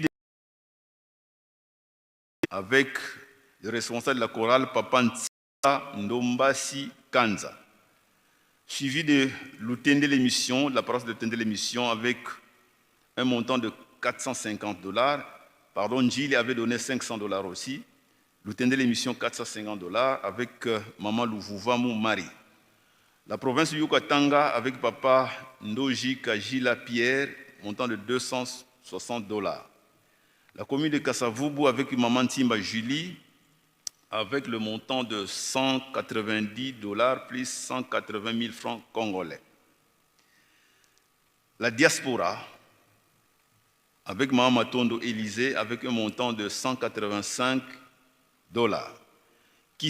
Kingasani 2, avec Papa Ntimba Tutu, avec un montant de $184. Commune de Selembao, Maman José, à Selembao donc, Maman José Diangenda, avec un montant de $180. À Kimbanseke, avec Maman ou Papa, Maman Bibi Toussanga, avec un montant de $140.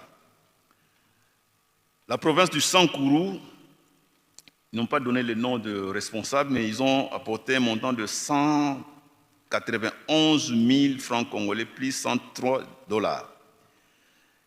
Il y a un nom signalé qui s'appelle Ntsaya Jafet, qui avait envoyé $110. Massina, maman ou papa Kwetatina Keren, avec $105 plus 6 000 francs congolais. Ponkwango Mavero avec 225 000 francs congolais. Mbankana avec papa Ngombo Mota Otis avec 210 500 francs congolais. À Ilebo avec papa Tangankoy Augustin, 150 000 francs congolais. Kikwit avec papa Kachotso Kafuchi avec 122 000 francs congolais. Montreuil en France avec papa Banchimban Kalambot avec $92. À Mwanda dans le bas-fleuve avec papa Monkita $80. Une source inconnue $70. Europe, maman Marie Mena $50. Kimbanseke Mission, Akachi Thérèse $63. Bumbu Nzuzi Tondo avec $30, fait en Kamba le 10 mai 2026. Dernier rapport, c'est le rapport de l'opération $10 ou €10 par surveillant. Ça concerne le mouvement de la surveillance kimbanguiste. Premier, Nkamba Nouvelle-Jérusalem, avec Maman Zolo Tchacha Bébé. Ils ont apporté 2 $150. Londres, paroisse de Londres, Papa Philippe Banseila, $150. Kambaki, sa Kinshasa, Papa Mambu Tekadiomona Aristote, 140 000 francs congolais, plus $130. Kisangani Mission, Papa Ntingi Dokota, $140. Sankuru, Mikala Coteau Rose, 103 dollars plus 140 000 francs congolais. Canada, d'achat, 121 dollars. Nyanga, 120 dollars. Il n'y a pas de responsable. Lutendele, Papa Mbenzi, Lukebakia, Guilin, 120 dollars. Maniema, province du Maniema, pas de responsable, 120 dollars. Lembaga, Papa Nzouzi Tchacha, 320 500 francs congolais. Kasaï Central, Mwambaï Chimanga, 315 000 francs congolais. Commune de Ngaba, Kitoko Punga Trésor, 293 000 francs congolais. Province du Kwilu, Papa Beya Evan, 234 500 francs congolais, plus 51 dollars. Massina Mapela, Papa Matuka Jano, 105 dollars. Stuttgart, en Allemagne, Edna Ntsenga Mavinga, 103 dollars. Mikonga, pas de responsable, 100 dollars.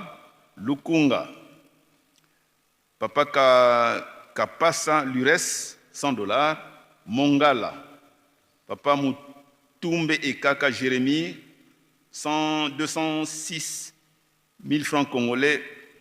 Ngafani, Mantui Dimvoesa Serge, 95 dollars. Ngafani 3. Menankuntuala Ntsakala Gandhi, 90 dollars. Montreuil, Bantimban Kalambote, 92 dollars. Kwango Pero Pepo Mananga, 160 000 francs congolais. Tuizana, Kianga Lukuni, 80 dollars. Tuisana, Kianga Lukuni, 2 fois 80 dollars, c'est déjà dit. Brésil, Adriano Dorcas, 79 dollars. Ubangi Sud Ubangi, 166 000 francs, 500 francs congolais.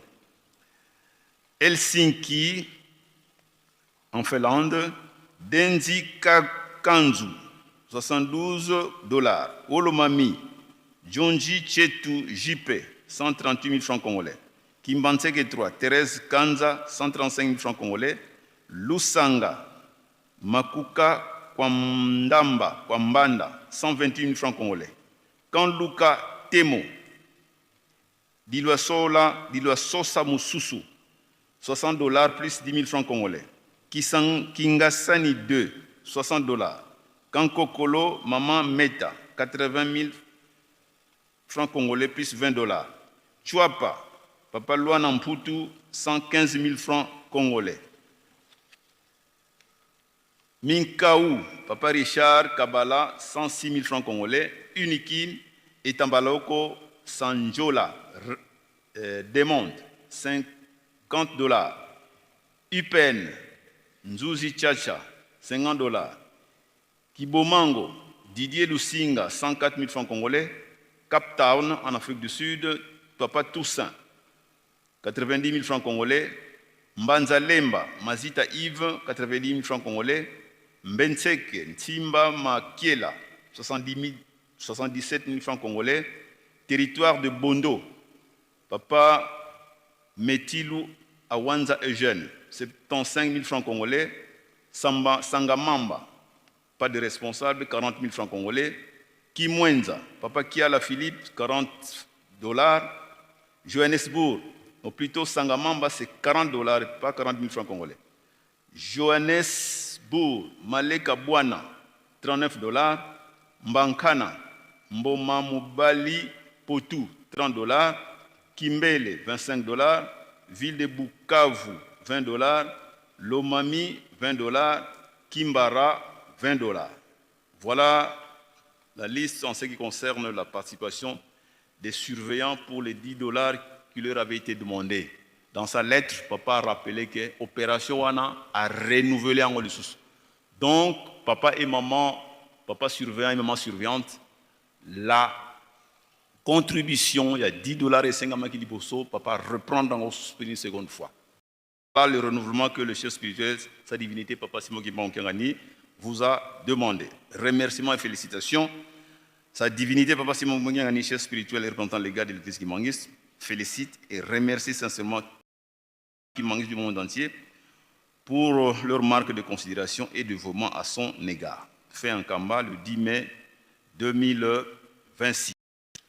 Voilà le devoir qui nous a été donné et que nous avons espéré remplir avec conformité. J'en ai ainsi fini. Saint-Esprit. Amen.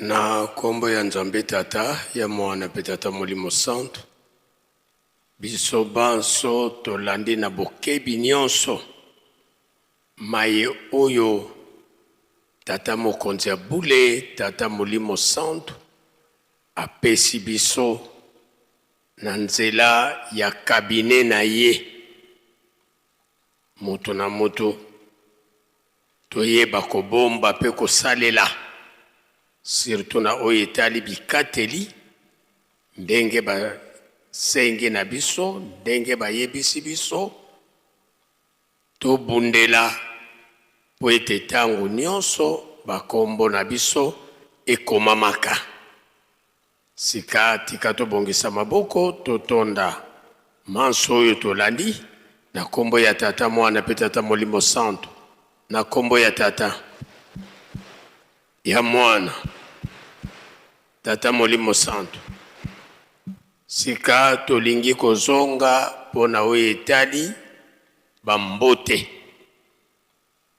sima ya koverifie koral ya bandeko na biso asaki bazali nano na nzela nde ntango tokotelemisa papa koreki tobongama.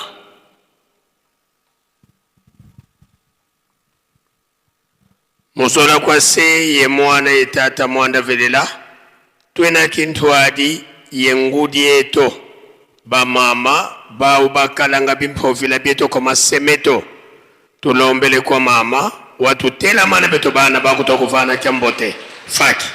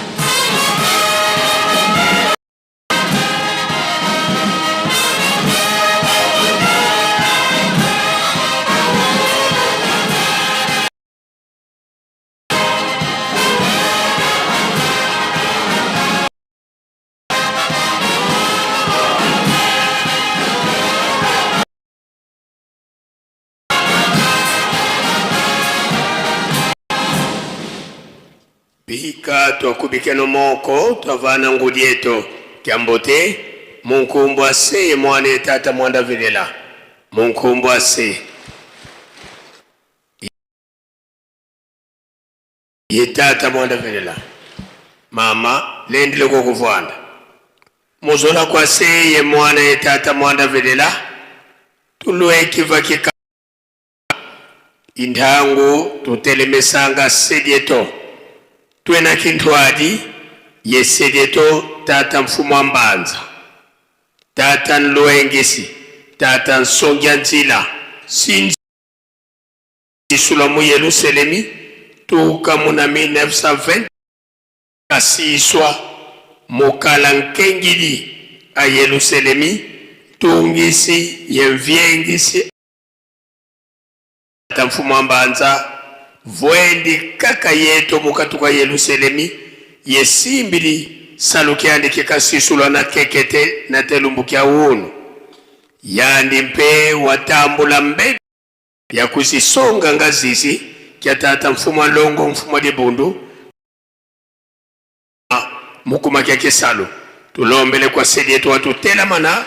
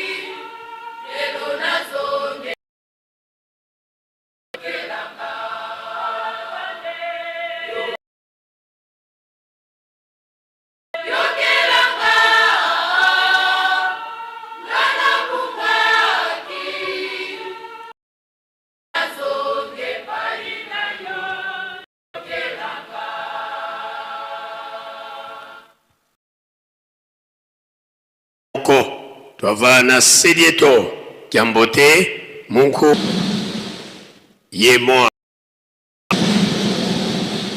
Yetata Mwanda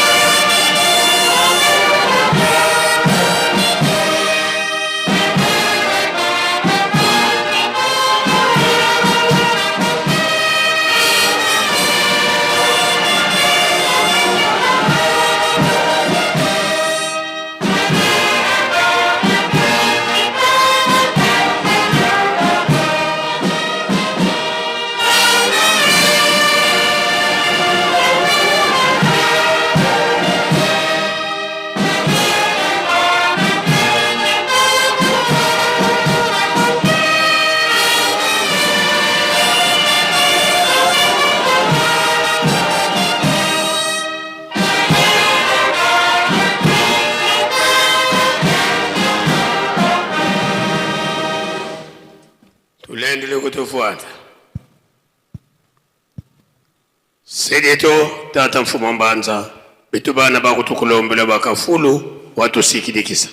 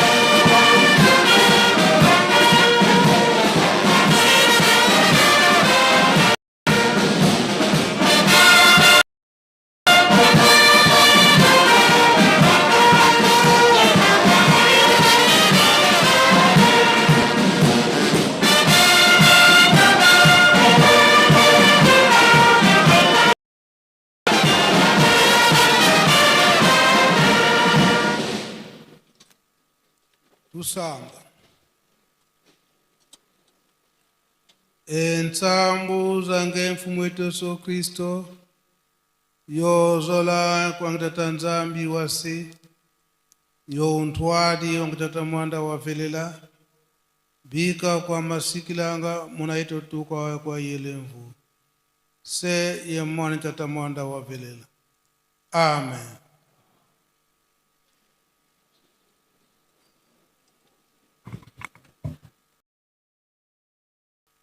O nkombo ya tata o ya salaki andi kombo ya kolo Yesu tata Molimo Santo papa Simon Kimbangu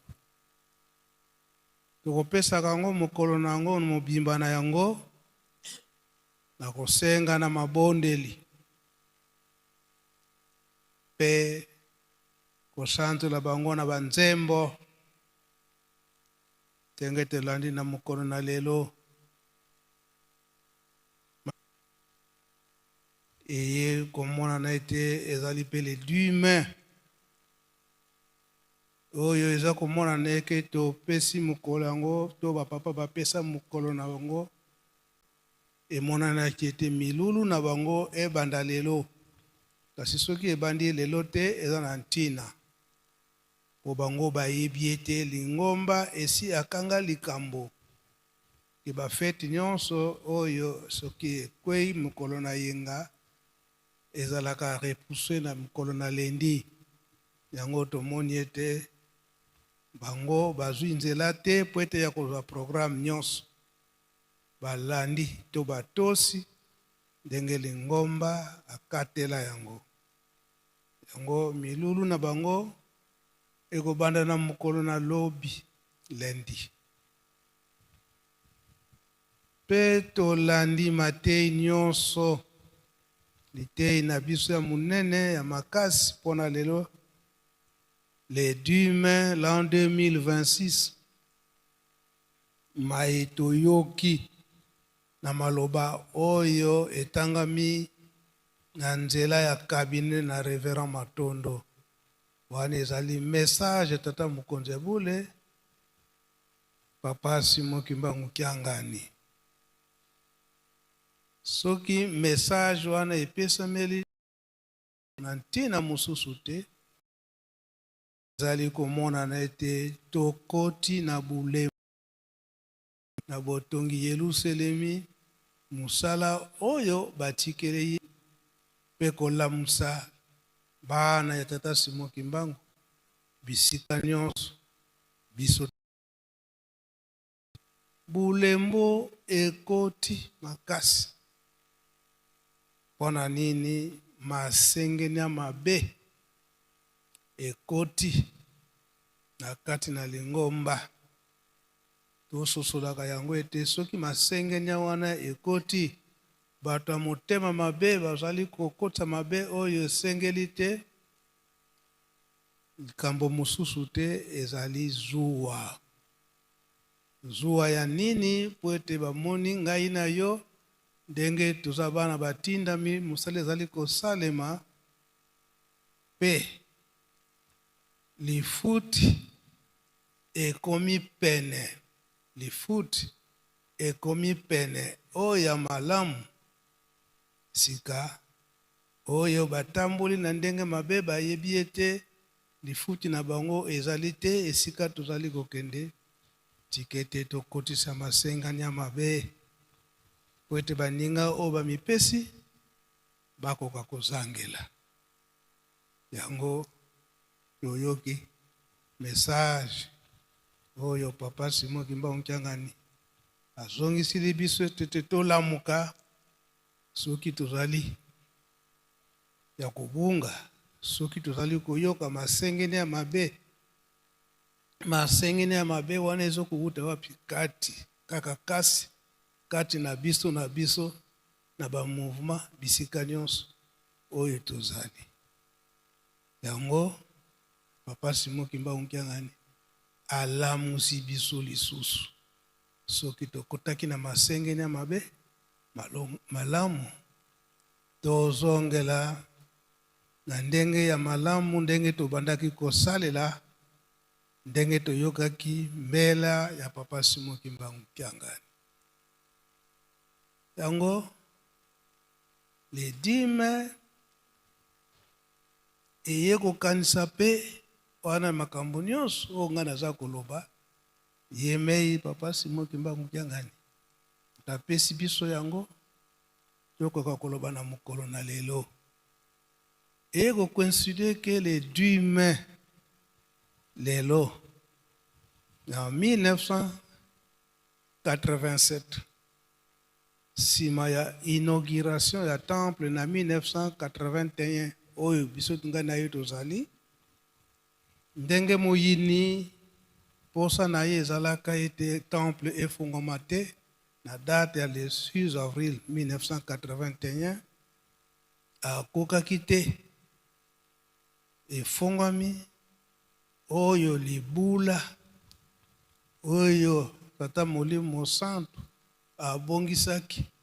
abongisaka na ntango wana na bana nyonso oyo baparticipaki na botongi temple oyo zuwa wana yango nde ekotaki ete bolembu ekota na bandimi na ntango wana banda 1981 ti na 1987 oyo ezalaki ete komilengele centenaire ya Papa Simon Kimbangu en 1987. Yango Papa Mfuma Longo le 10 mai apesaka likebisi. Likebisi na ba oyo bulembu ekotaka na oyo bakotaki na masengeni ya mabe de ayaki koyembisa nzembo. Yango nde tokosenga na choral dirigeant soki asilisi faki mpe akolanda yango. Koloba ete na ntango wana 1981 botongi ndako ya Nzambe banzembo mingi monanaki ete nsima ya botongi temple pasi na biso ekosila. Nsima ya botongi temple mingi makomonana oyo ya esengo, kasi lokola oyo emonanaki te ale masengeni ya mabe ekoti, siko balakaki bino bozwi nini. Kasi lifuti ya Tata Nzambe ezalaka teke na ntango wana mbala moko bosali ete afuti bino ekoyaka na ngonga mwa mulai na kati wana komekama ekoyaka. Yango Tata Mfuma Longo papa yangenda alobaki ete soki tokozala na patience lifuti na biso tokozwa yango. Yango ayembisaka nzembo wana le 2 mai 1987. Papa Mfuma Longo, Papa Dangenda Kuntima. Choral dirigeant.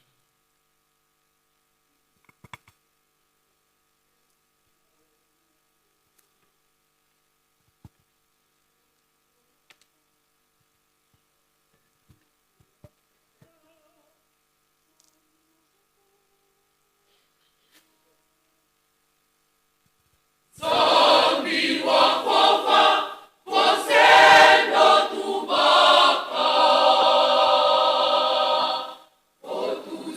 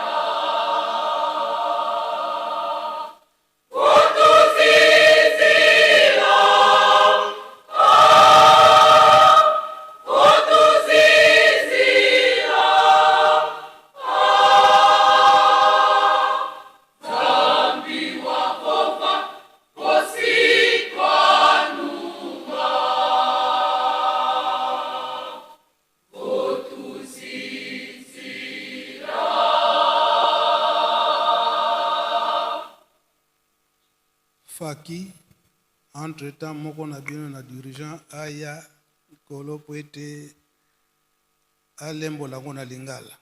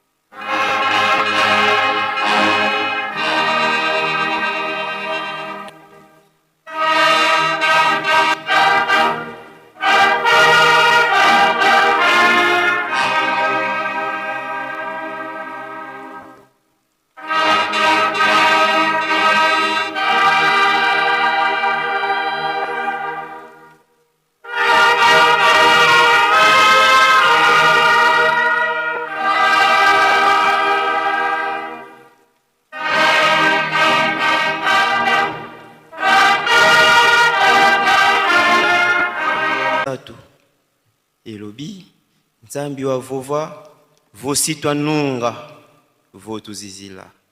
Nzambi alobaki ete, toko longa, soki toko kanga mitema. Tembo, elingi koyebisa biso, que soit bapasi o tozo mona, mikakatano bitumba, tokanga mitema kino suka, nde toko zwali futi, toko zalabatu minene, toko longa. Yango wana, idée générale, ya nzembo, toko kanga mitema, soki toko kanga mitema, donc a insister, soki toko kanga mitema, uti kolobela awa. Yango wana papa, merci. To soki si bon na komba tata mona pe tata mona mosanto. Merci. Papa conseiller spécial, tata moli mosanto, nzembo wana mtazo wake ango. Akufa ke le 30 juillet 1973 awa na Nkamba. Tangu to lali na butu to solo na ye 5 wana si akufi to betela ke muziki awa na Nkamba ti to kundaki ya wana cimetière ya mama mwe. Papa Fuasi lishie mtazo wake ango. Nzambi wa vova vonsendo tubaka votu zizila. Nzambe alobaki tokozwa lifuti soki tokoyika mpiko. Nzambe alobaki tokozwa lifuti soki tokoyika mpiko. Soki tokoyika mpiko, Nzambe alobaki tokozwa lifuti soki tokoyika mpiko. Couple mosusu bayembe yango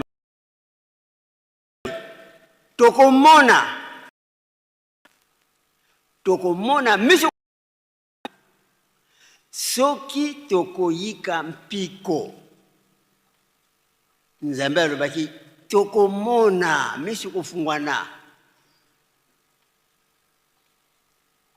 Papa conseiller spécial ayebisaka biso boye sa divinité papa Simon Kimbangu Kyangani ayebisaka biso boye pe tozana bande na miso mutu akolongola ngo papa di alungana nkolo Yesu. Donc soki tokoyika miso ekofungwana tokomona tomoni pole siko tomoni. Papa conseiller spécial ya Tata Molimo Santu na bandi na compléter couple. Merci beaucoup kozonga. Papa Mfuma Mbanza, Papa Dialungana Kyangani. Tango nyonso na ntina na musa oyo ya botongi li to Yerusalem. Inda biso misala moko azali komona ete bulembo ekoti awa biso na Yerusalemi oyo ye abanda kola ba volontaire oyo tuye kufanda biete tomipe toya kotonga Yerusalemi toya kopesa maboko na bamvwala misato wana botongi Yerusalemi. Soki bolembo ekoti abandaki kotuna nga nuyoyele est-ce que bolembi? Réponse katuyoyele ko salaka katusalanga kadisendweto kokontwa wena. Donc réponse elobi boye ete tolembi te tozakaka na misala pamba te toyebi ete lifuti na biso ezali na liboso.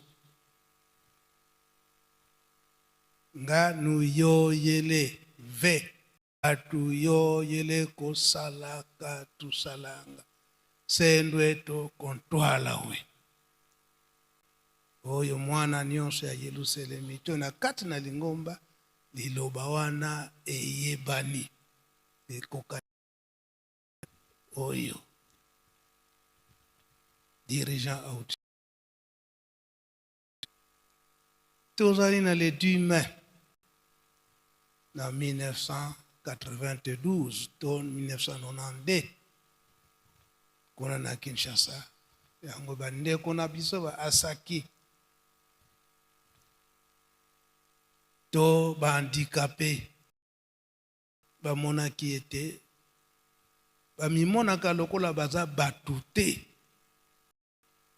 lokola baza batu te bazalaka considéré te ye bakendaka na papa Mfuma Longo papa dengenda kuntima le 10 mai 1992 kotuna papa Mfuma Longo biso pe tokozala kaka batu toza kaka batu 10 mai na nini bandeko na biso bazala toujours négligé.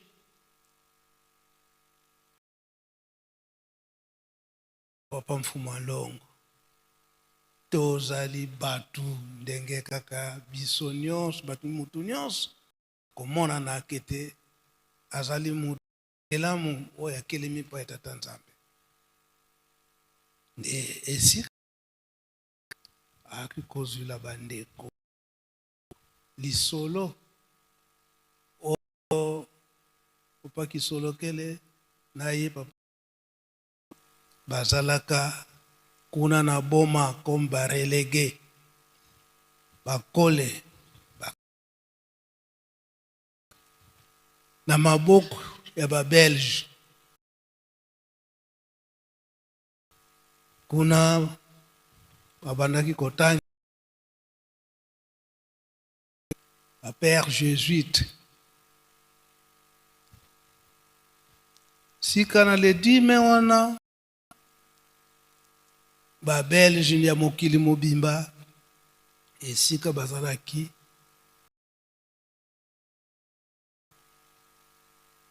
na mawa 40 le 10 mai bazalaki na mawa pwana nini allemand Belgique nyonso sous la colonisation na mokonzi mpe bakangi ye roi belge bakangi ye sika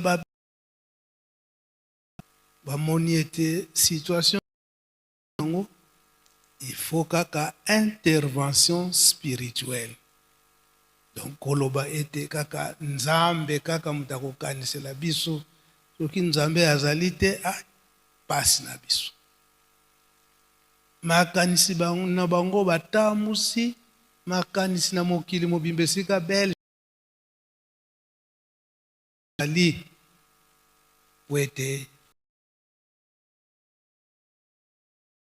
nde likanisi na bango bayaki ete boluka kimbango azali ye kaka ndefo alongola biso na mpasi oyo Belgique baluki ete boluka bango bazali nous avions des élèves qui sont les fils de Simon Kimbangu kuna papa Solokele na papa Diangenda bazalaki na colonie scolaire kuna na boma esika balobi ete mboka na biso eza envahi na ba-allemand parce wana tokomi na yango il faut kaka un rituel mutu na Nzambe eto kaka Simon Kimbangu na tango wana lokele papa Diangenda bayebisi bango papa na biso aza kuna na Lubumbashi tubokanga ye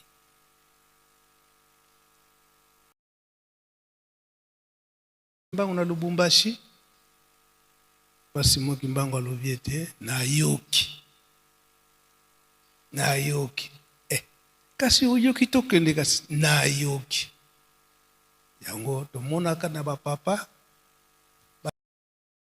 kana yango ntango wana eza papa Kisolo papa Dialunga na papa Diangenda kontima c'est vrai okosenga ete asengelo libondeli kasi olobi kaka nayoki koyoka wana yebi ndenge nini ako-intervenir spirituellement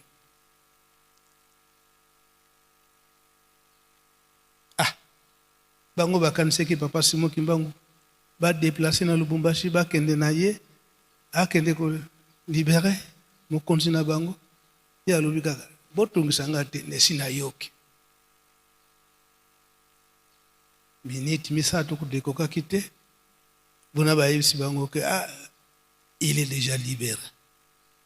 Intervention spirituelle le 10 mai 1940 ebongo ngai na yo oyo tofandi na se ya makolo ya tata Molimo Mosantu oyo lelo azali papa Simon Kimbangu Kiangani oyo totango tokobondelaka tozokobenga papa Kisolokele tozokobenga papa Dialungana tozokobenga papa Diangenda kuntima bino nyonso masatu kati na papa Simon Kimbangu Kiangani esika wana tososola yo mutu ozali kotia songi na kati na misala ya tata Molimo Santo tozwa litei lelo le 10 mai l'an 2026 totika kotia songi na ba voice réseaux sociaux totika makambo wana ya kotia songi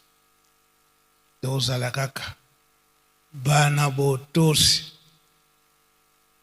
tozala bana botosi na kati na bolingo mibeko pe misala onkombo tata mwana pitata Molimo Santo. Amen. Bika twakubike no moko twatonda lusiku musu tutambudi kwa sedieto muzola kwa seye mwane tata mwanda vilela munkumbwa se ye mwana ye tata mwanda vilela.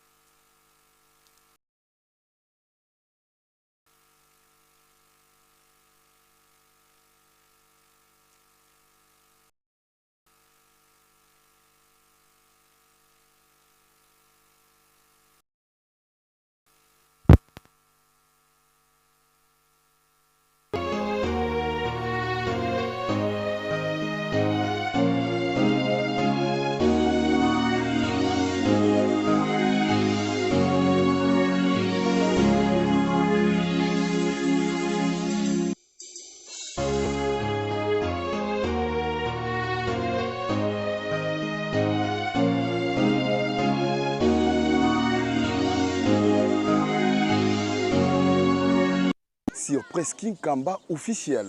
Dès maintenant, vivez les activités du chef spirituel et de ses conseillers directs, les informations de l'église, les émissions et les cultes en direct d'Nkamba Nouvelle Jérusalem.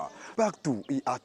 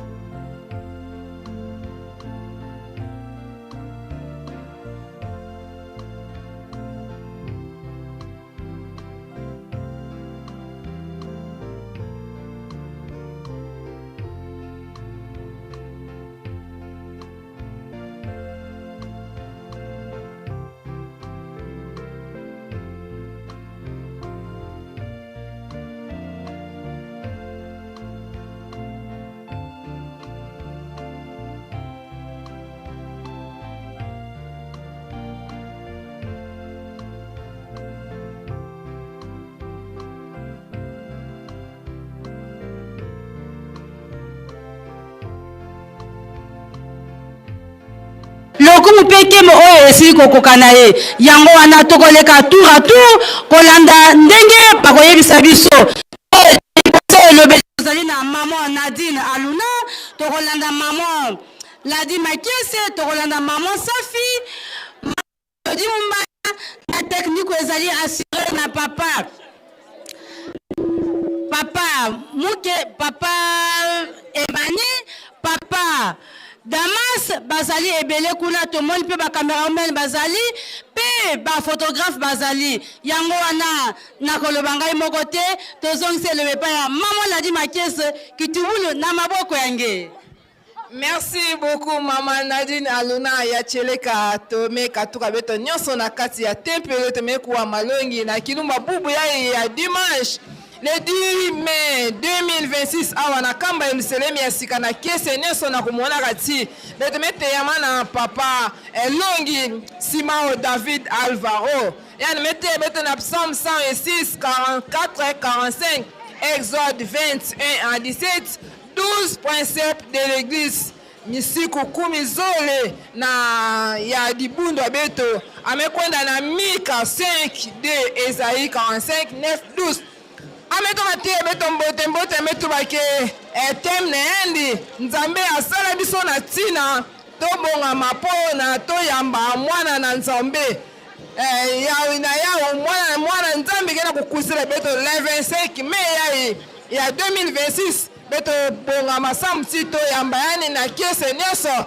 beto sukula bantima beto sukula babizaleli ya beto vanda na mavwatu ya mbote ya ntima kaka ya banzutu ve kasi bantima beto ya vwanda penza ya kuvelela samu tito ya mwana ya nzambi fumu Yesu kaya kukuzela beto na kukuza na endi ya zole na nzutu ya papa dialunga na kiangani Salomo awa na kamba Yerusalemu ya sika beto kaya na kiese mingi na kumolaka ti na tango ya ibeto kaya na nganda na kuvingidilaka bobimi ya papa fumu mbanza samti yeni mekuza monisa ilungine ya papa simo kimbango kiangani na kati ya tempelo na yao tomemona ba bimvuka ya nkembo pe nzitu sumetele mandambu na ndambu pe ba korali nyonso metele mandambu na ndambu pe beto bandimi toke ndambu na ndambu na kuvingilaka bobimi ya papa fuma mbanza beto kuwa ina papa fuma mbanza metuvila beto vanda na patience beto vanda na patience samti nzambe beto papa simo kimbangu amelundile beto ya kiese ya mingi ina toke kuna kuvingila na tango ya ibeto nyonso tovwanda kaka bana ya siku zola bisalu beto imona mama beto mama reverende yandina akena kuluta malembe samtia ni kuna baka kifulu na endi kuna na tribune d'honneur na kiese nyonso tomemona mama Francine diengenda mama mwiloye ya cheleka beto yemona mama beto yandina kina kukwenda malembe na tribune ani baka kifulu na endi samti na fintangu to vingidila bobimi ya papa fuma mbanza na kese nyonso mama Safi ngekula tubile beto ya ndinga ina ngemebongisa na kutalaka ti bubu ya ke kilumbu ya lumingu ya ke le dime ina bapesa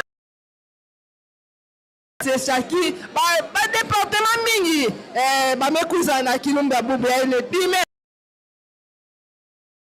kutuba na bapanye beto na nkangu nyonso ke na kulanda beto mama kivovola nge matondo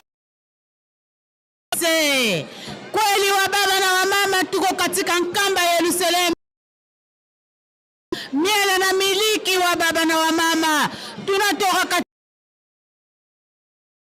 kima ya heshima kwa kuona kama Baba Mungu eko karibu nasi kwa kutuonesha kutuasire kutupatia asiransi yake kama kweli kama tunachunga malako yake tutaokolewa kweli kama tunachunga yote nekonetuonesha tutaokolewa tunaona kutoka kabisa kwa baba mheshimiwa mkubwa Papa Fumu Mbanza, Papa conseiller direct ya Papa Simon Kimbangu Kiangani mwenye kuwa nasi hapa Nkamba Yerusalemu siku ya leo ya le 10 Mei mwezi wa 5 mwaka huu tunao hapa Nkamba Yerusalemu baba iko nashuka pole kwa kuweza kutupatia alama na heshima yake tuko na chunga pole baba iko nashuka baba mheshimiwa mkubwa kwa kutupatia alama yake yeye iko nasi hapa kumwili ya Papa Fumu Mbanza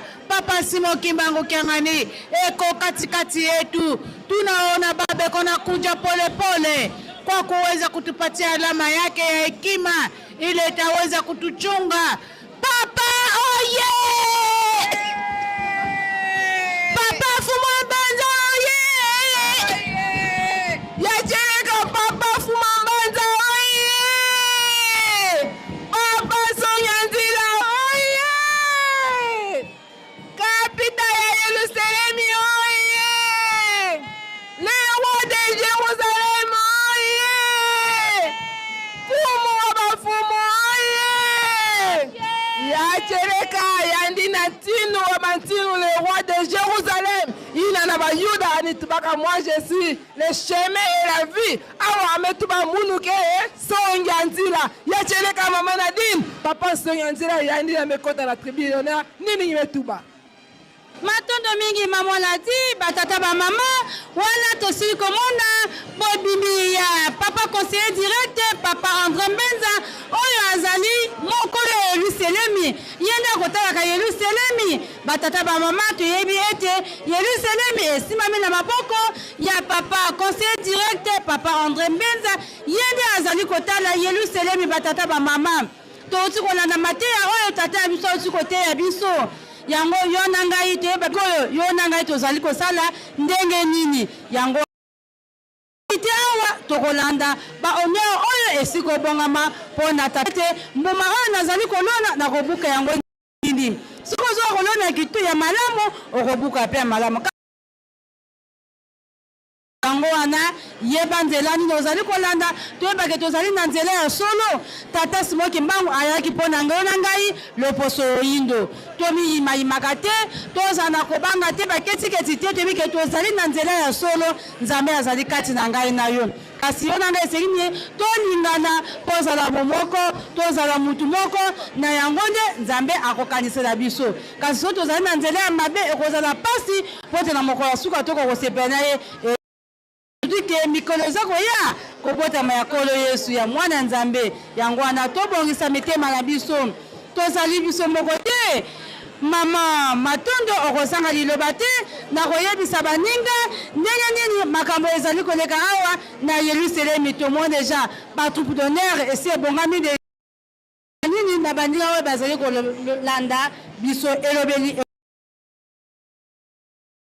Tondo mingi mama Nadine Aluna ya solo bandi ko balanji bozali komona monso mazali koleka au mokolo mwalelo du mai 2026 uton kamba Yerusalemi ya sika tolandi maloba ya motuya ya papa Mfumbanza papa conseiller direct ya tata mokonzi abule na banzimbo pamba te tokotia maka na loyembo ngonga oyo ezali ngonga ya kosenga epai ya tata molimo son pamba te tozali ba ambassadeur ya mabota na biso pe ya mokili mobimba lingomba ezali na kimia te mokili ezali na kimia te kasi biso elika na biso totia yango bobele na etata molimo centre akoka bongo kosepelisa biso moyini ya telemi makasi ya mondimi bobele na mabondeli ba oyo bazali kotia kisongi na kati ya lingomba ya etata molimo centre toyeba ete tozali bongo komitia singa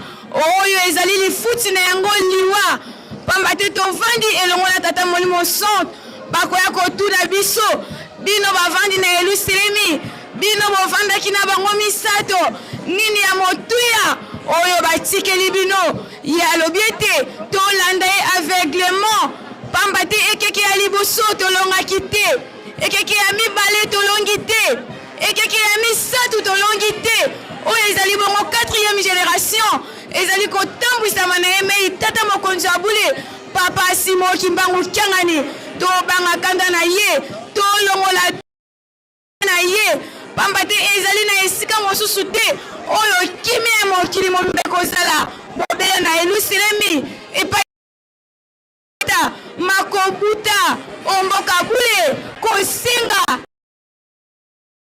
kia pamba te soki totie koyimayima yango wana ekokitisaka biso bonzambe ngai nokoyonki mbongiste tomituna epai nini oyo totelemeli tozali kowanga na tata molimo centre eske tozali kopanda sango na mokili mobimba ete ye azali nzambe mobateli na bandeko na biso ya MSK oyo bazali la surveillance kimbongiste batelelongo liboso ya tribune ya tata mokonzi abule mpona kotelemisa bendele epai wapi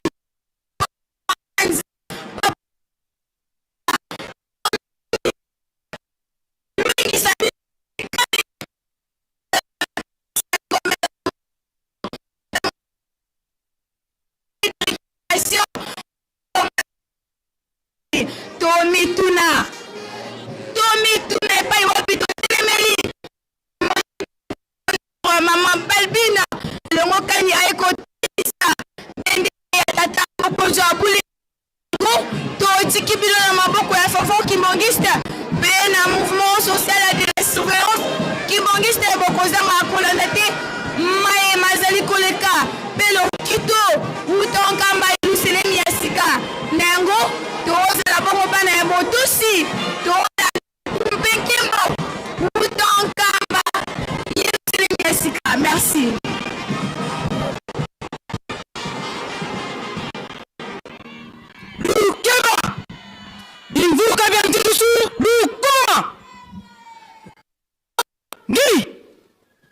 Lumonto yalubakala.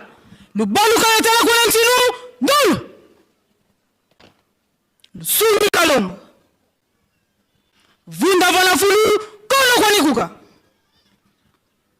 Mpingi kuman.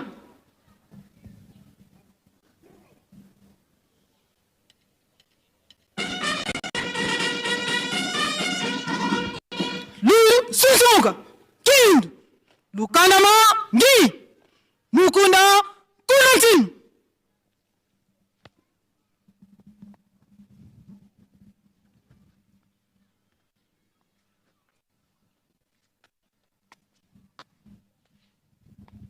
Mpingi antitusu kwa tata dongisi.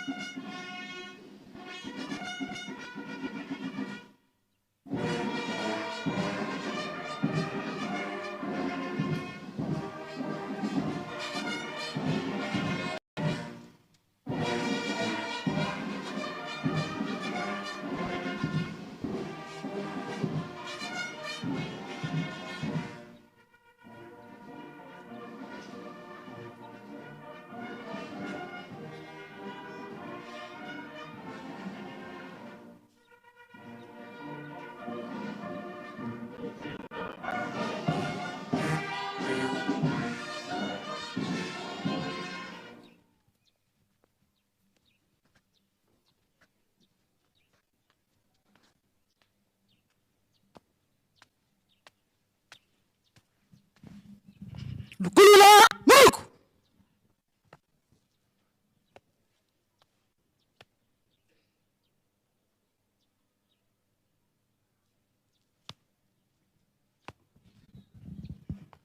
Kabu bia bilati dia bendele fana furukenu ndolo.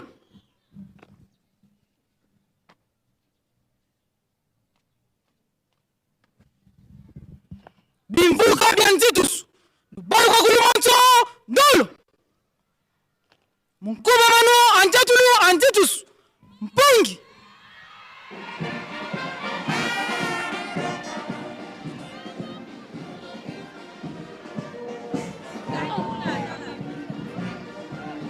Papa Fumabanza oye. Papa Sangedila oye.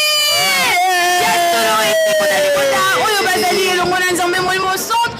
Papa Simon Kivangu Kiangani, Touti Bongo Kolanda, Lokito Lolenge Kali, Papa André Mbenza Kiangani, Papa Conseil direct à Tata Mokonza Boule, Outi Bongo Kozwengo, Ezalina Esika Mosusute, To Sosolana Mai Oyo, Tata Molimo Santu Alingi, Wete Mokolo ya Suka, Nankemba Oya Bongisi Labiso, Tozanga Teto Monengo, Mvula Pe Moi, Tomi Pesi na kopesa Tata Molimo Santu Maboko, Yepa Lobiete, Nakati ya Lingomba na ye, Mosala ya Pamba ezalite, Manso ezalina lifuti, Kasibiso Tolanda ya Moini Satanate, Tolanda Bobele ye, Toyemba Kangomba na Banzembo ete, Tokolanda ye, Tomi Pesa, Pwete Mokolo Oyo ye, Abongisi Labiso ezanga suka, Toko Kabongo Kosepela na Nkembo na ye, Nazongisi elobeli epai ya Momo Ladi Makese, Ako Kabongo Kotelisa, Mai Mazali Koleko Mokolo Molelo,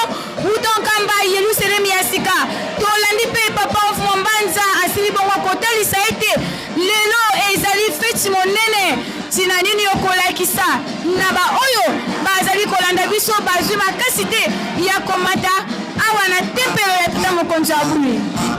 Merci beaucoup Mama Matondo ya Cheleka.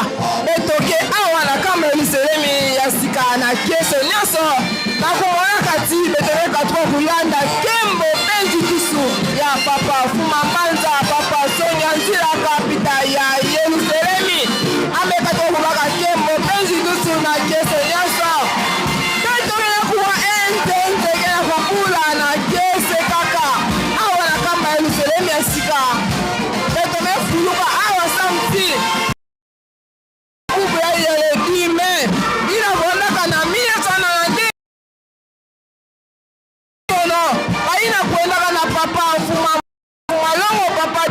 kutima bamekola za papa diangenda kutima eske betoke batu beto papa diangenda futulaka oui bake considérer beno beneke batu beneke salaka faso pe batu nyonso ke salaka ala samti to tunga Yerusalemi ya wina toya komona papa sakabau alike bokidila kabau bana suka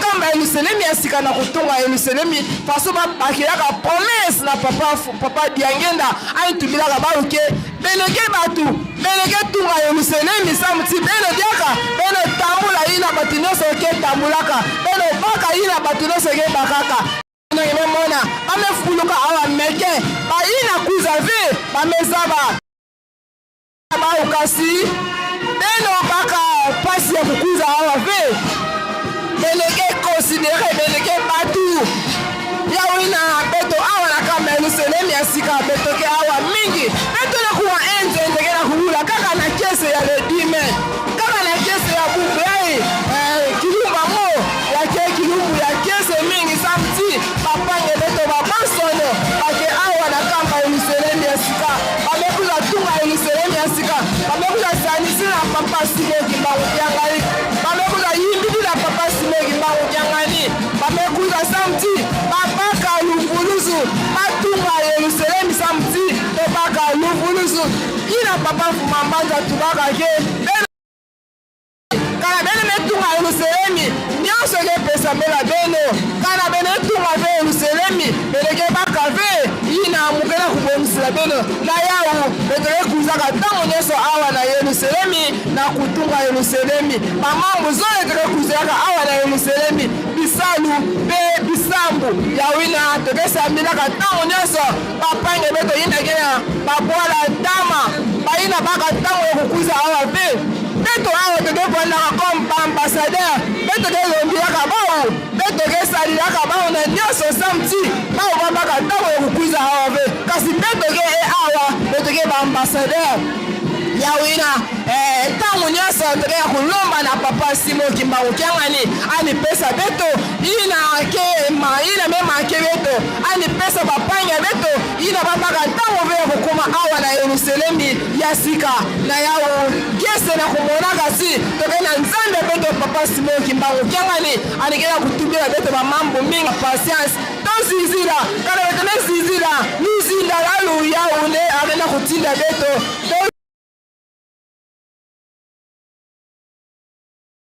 ya kese ke ya kuza na twala mambo mingi ya kuza na twala tango mti ani sepelisa bana na ani kasi Zindalalu yaunde ya kutinda beto.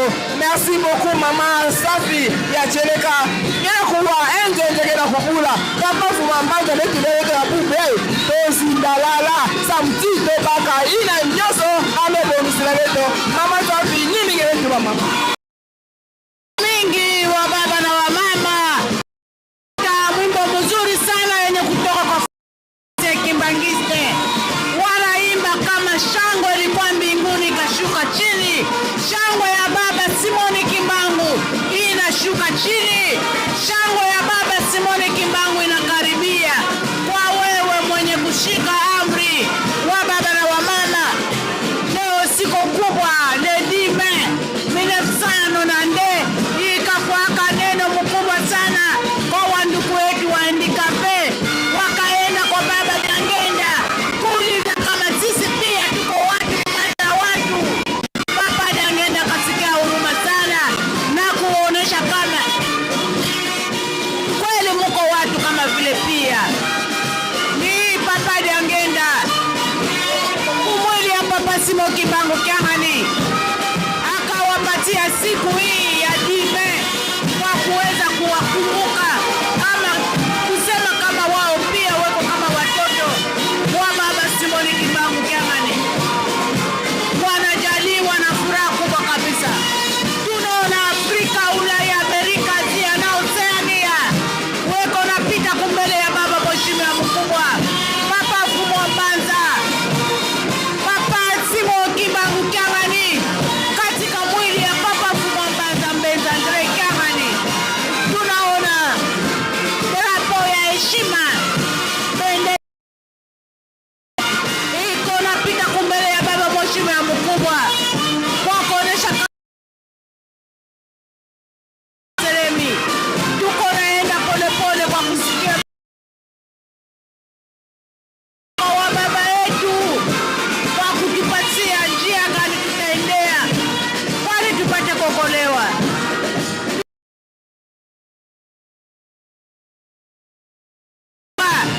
Yenye kutoka kwa baba Fumwa Mbanza, kama tukwe wenye kusikia amri, wenye kusikia polepole. Tunaona Silvia Tikibangiste weko napita, tutafuata pia masauti kwa mama Luna iko napita hapa kama Yerusalemu kwa kupitisha neno takatifu hapa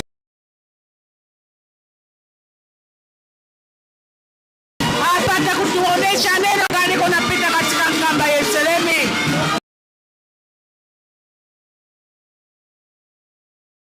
Kwani Papa Simon Kimbangu Kyang'ani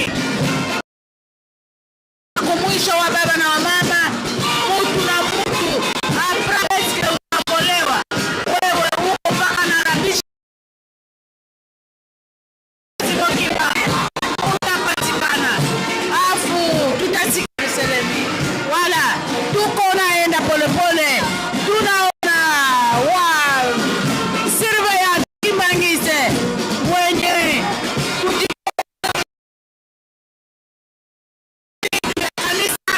vitu ya uaminifu pia na kuangate kuleta heshima katika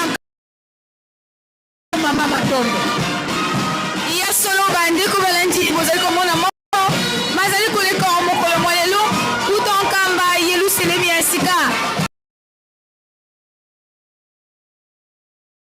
Kolongola biso na maumbu Tolindo ezalaki loposo ya kosakanela. Ezalaki loposo ya kosakanela kasi na nguya oyo alobike tolanda tosaye pamba te soki Nzambe asepeli biso lilobe ya tata Molimo Santo oyo ye akobete motolo mindele bato na te Kimbangu olingi kotonga liboso na ngai nde bato na ngai biso nde tozali bamosolo kobetelaka tolo tata Molimo Santo tokozala bango bato ya minene kasi tomibatela tolanda ye kwete ye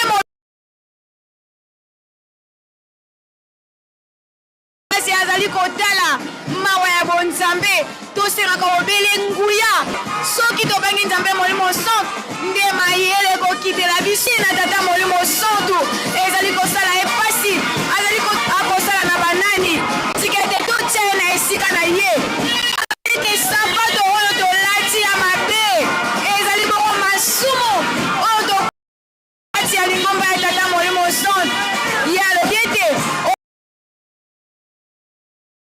tolokola tikete tozongisa biso topakisi tolongola ya kobetisa moto biso tobikisama ebeke oya kolongola bato ya mabe baoyo bakotambolaka na mokili wa Nzambe na kati ya lingomba ya tata Molimo Santo topanga tata Molimo Santo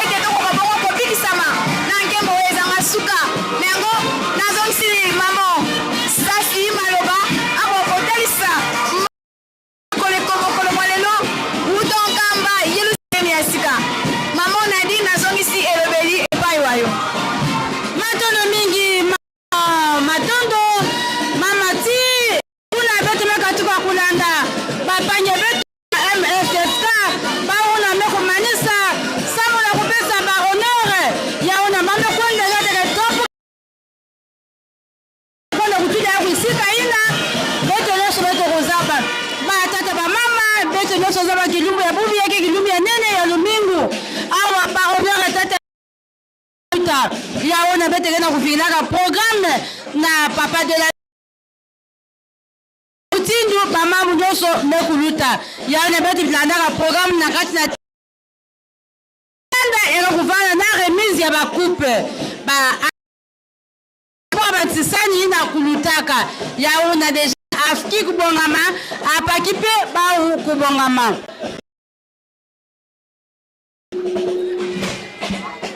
na kombo tata mwana mpeta molimo son tozali na carte de l'inter ya mama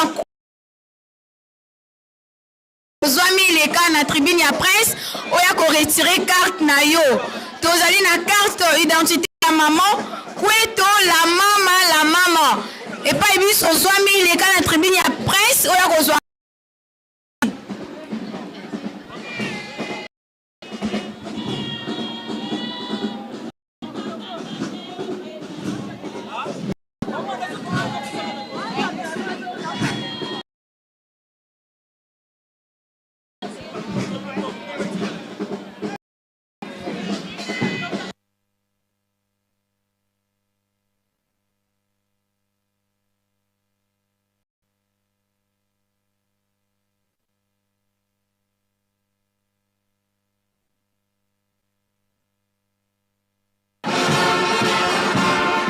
Voilà, batata ba mama, nangavo tumwene, unukike lumukia ma kinzi, basaki, le 10 mai, donc il faut le terminer là, tukakina, kimfoka yangamana unukiki, 34e anniversaire, ya Saki, nangavo tutimona ba mama, bakuba mene, ba mama bakamason, bazolele yoka yefinkuta, Evinkuta bakubikidi muyoka vantola a sedeto kadi bete mukamba nzenza kota evaika tumwini sakiangotwa mbika mfumbwa masa mabezo yebeba otero bama ba ukama so kalzeko kimfuka kikija basikama so ba mesa sikaba na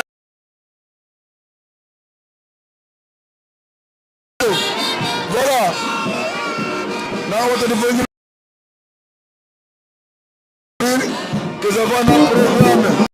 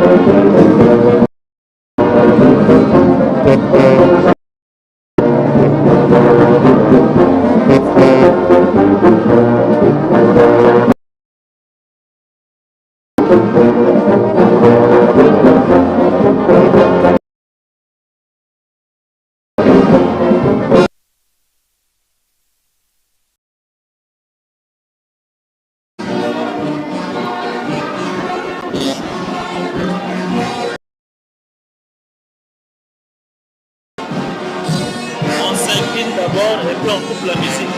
On a directement dans les...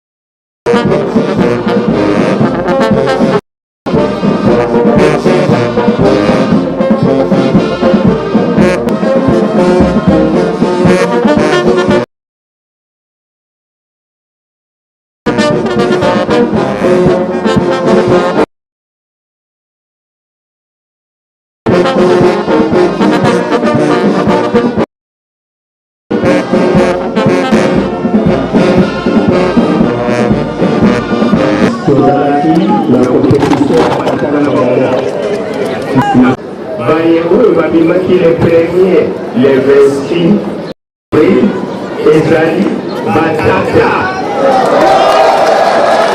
Topeni papa président, koleka kwekela kozakosela yo.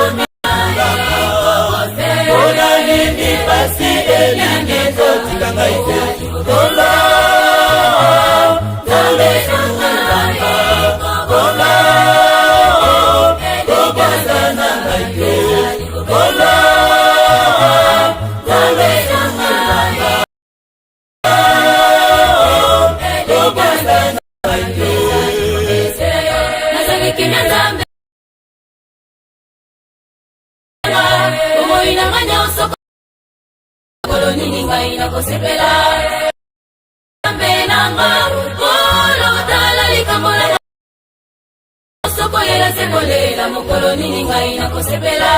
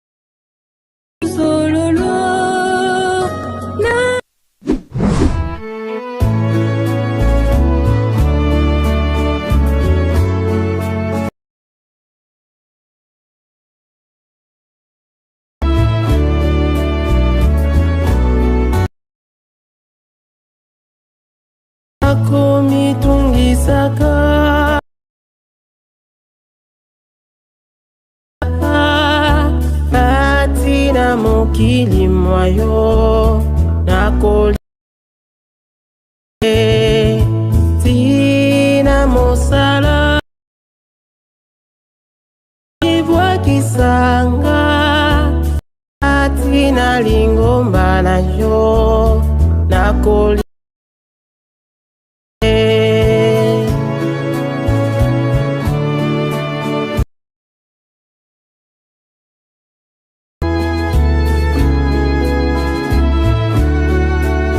mitungisaka mabenini na sala mwayo nakolinga makate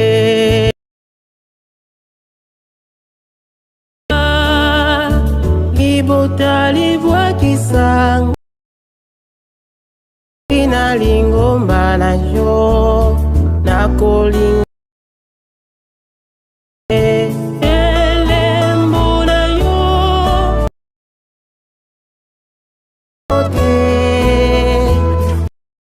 elembo na yo oyo naluka na ngomba te epesa moyini kanda nakufata lelo epesa tango nyonso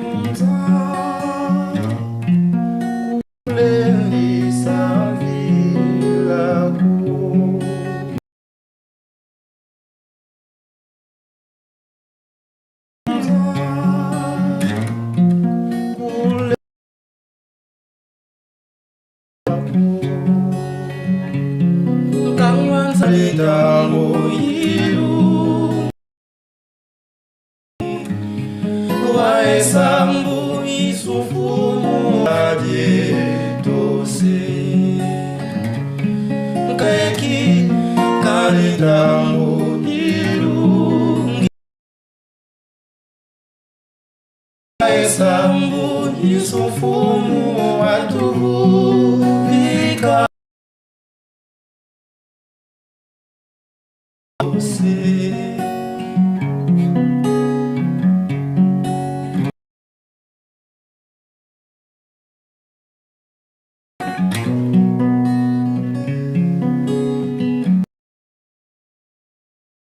Makia sola betizi uswa Wanake sama sata Beti kwiza yotumame Kingambeva masata Betizi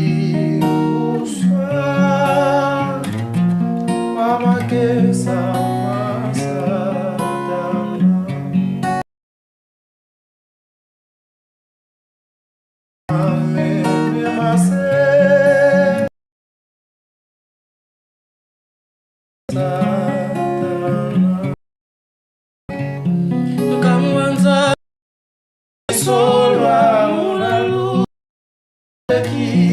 kade dango irungili waesambu isufu vika wakembe mwanzambi weti solwa unalu weki kade dango irungili waesambu isufu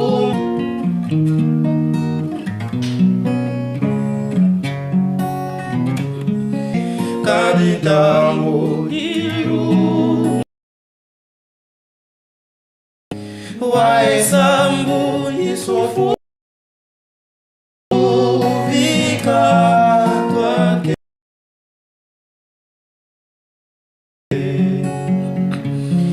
Kamwanza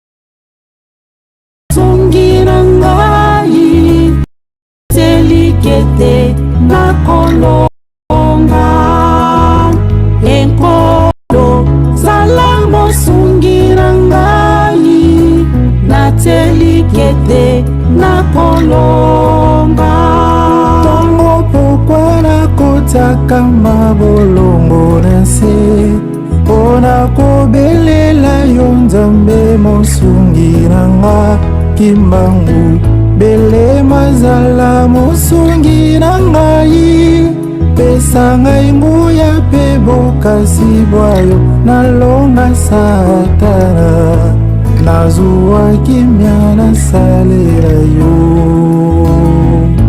nazuwa kimya nasalera yo tongo pokwa nakotaka mabolongo na se pona kobelela yo nzambe mosungi nanga kimbangu bele mazala mosungi na ngai pesa ngai nguya pe bokasi bwayo natana nazuwa kimya nasalera yo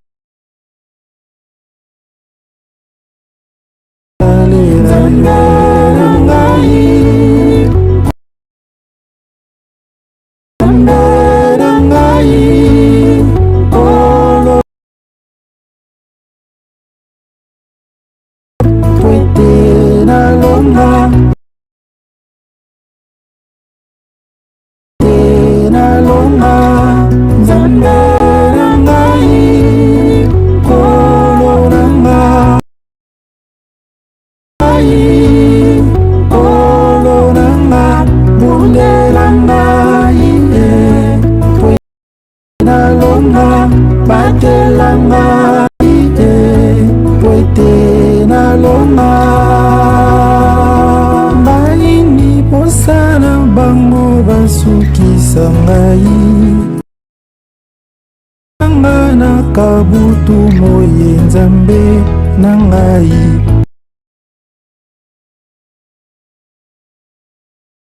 pesa ngai nguya pe bokasi boyo nalonga bango kimia nasalela yo nasalela yo baini posa na bango basukisa ngai bele mazala mosonga bango nazuwaki kolonanga Nzambe na ngai kolonanga bundela ngai batela ngai kwete nalonga Nzambe na ngai kolonanga Nzambe na ngai kolonanga bundela ngai kwete nalonga batela ngai kwete nalonga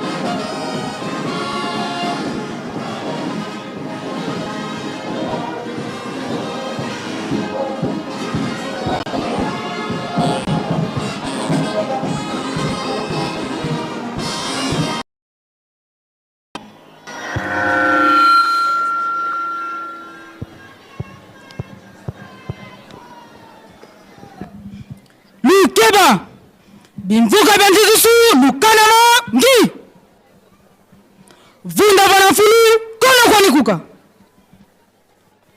mpingi kumaman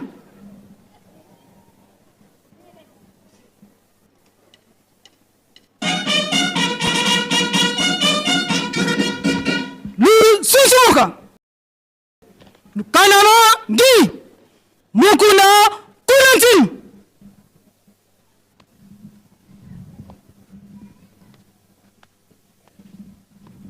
mpungi antitusu kwa tata ndongis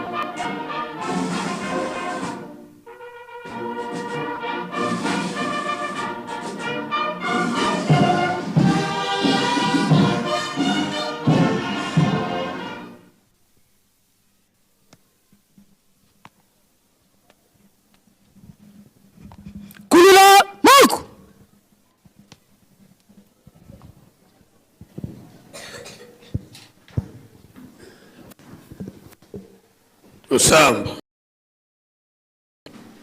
Muzola kwa se ye mwana ye tata mwanda velela.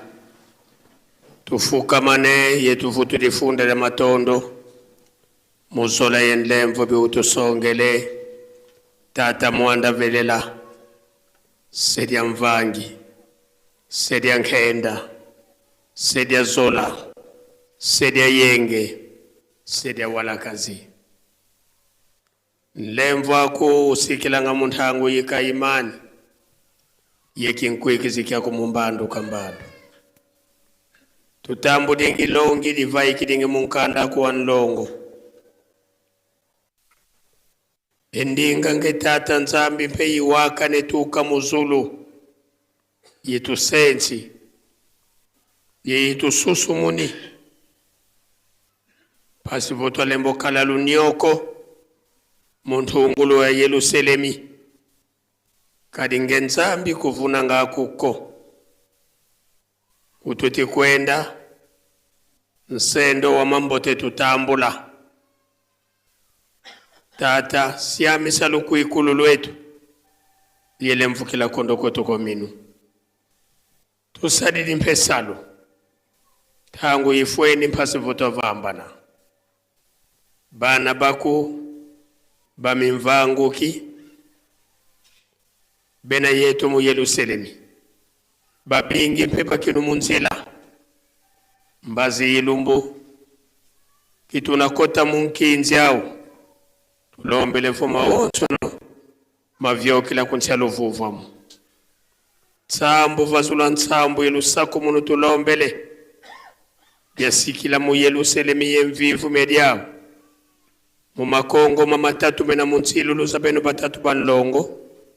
Mu Afriki ya mvimba na temunza ya mvimba. Muzola kwangedi yetu se mwana yetata mwanda vilila. Nsambu zange mfumu wetu Yesu Kristo. Yo zola kwangtata nzambi wase. Yo ntuwadi wangtata mwanda wa vilela. Bika kwa masikilanga mnaito kwa yelimvu. Se ye mwana tata mwanda wa vilela. Amen. Mukunda Kunantin.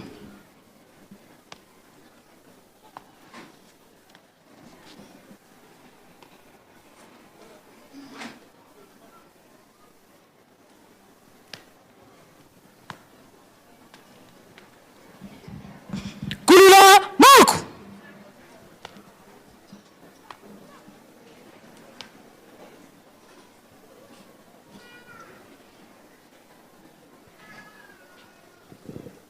Na kombo ya nzambe tata ya mwana pe tata molimo santo. Tozali kobandela nanu koyebisa na biso nyonso batu tovanda kana Yerusalemi. Toyeba tina tovandeli na Yerusalemi. Makambo mibale evandesi biso na Yerusalemi. Mabondeli na misala. Ndenge biso nyonso towuti kolanda yango. Milulu ya bandeko na biso ba handicapé eko banda lobi yango wana biso nyonso tomonana po ete toya kopesa lokumu pona oyo etali mosala tosali ezali na deux rubrique ya liboso ba mouvement oyo mosusu pe rubrique ya mibale mosala bandeko na biso ya GTK basali classement ya biso nyonso ezali boye oyo abimi la grande chorale des dirigeants. Deuxième ezali Koreki. Troisième Fliki. Quatrième Faki. Cinquième bas surveillant. Sixième Yerusalemi. Septième Batei 178e promotion. P 8e Fareki. Pona bandeko na biso ya GTK. Oyo babimi premier ezali Weno. Deuxième Kipaku. Troisième Masson. Quatrième Fuma. pe 5e ba pèlerin na kombo ya tata mwana pe tata Molimo Santo.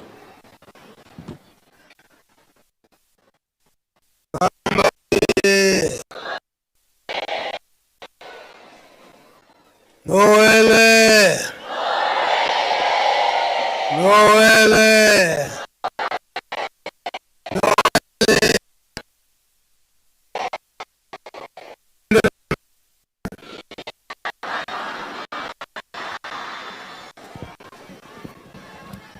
Kabu vya binati de bendele bana fulukeno. Ndoro.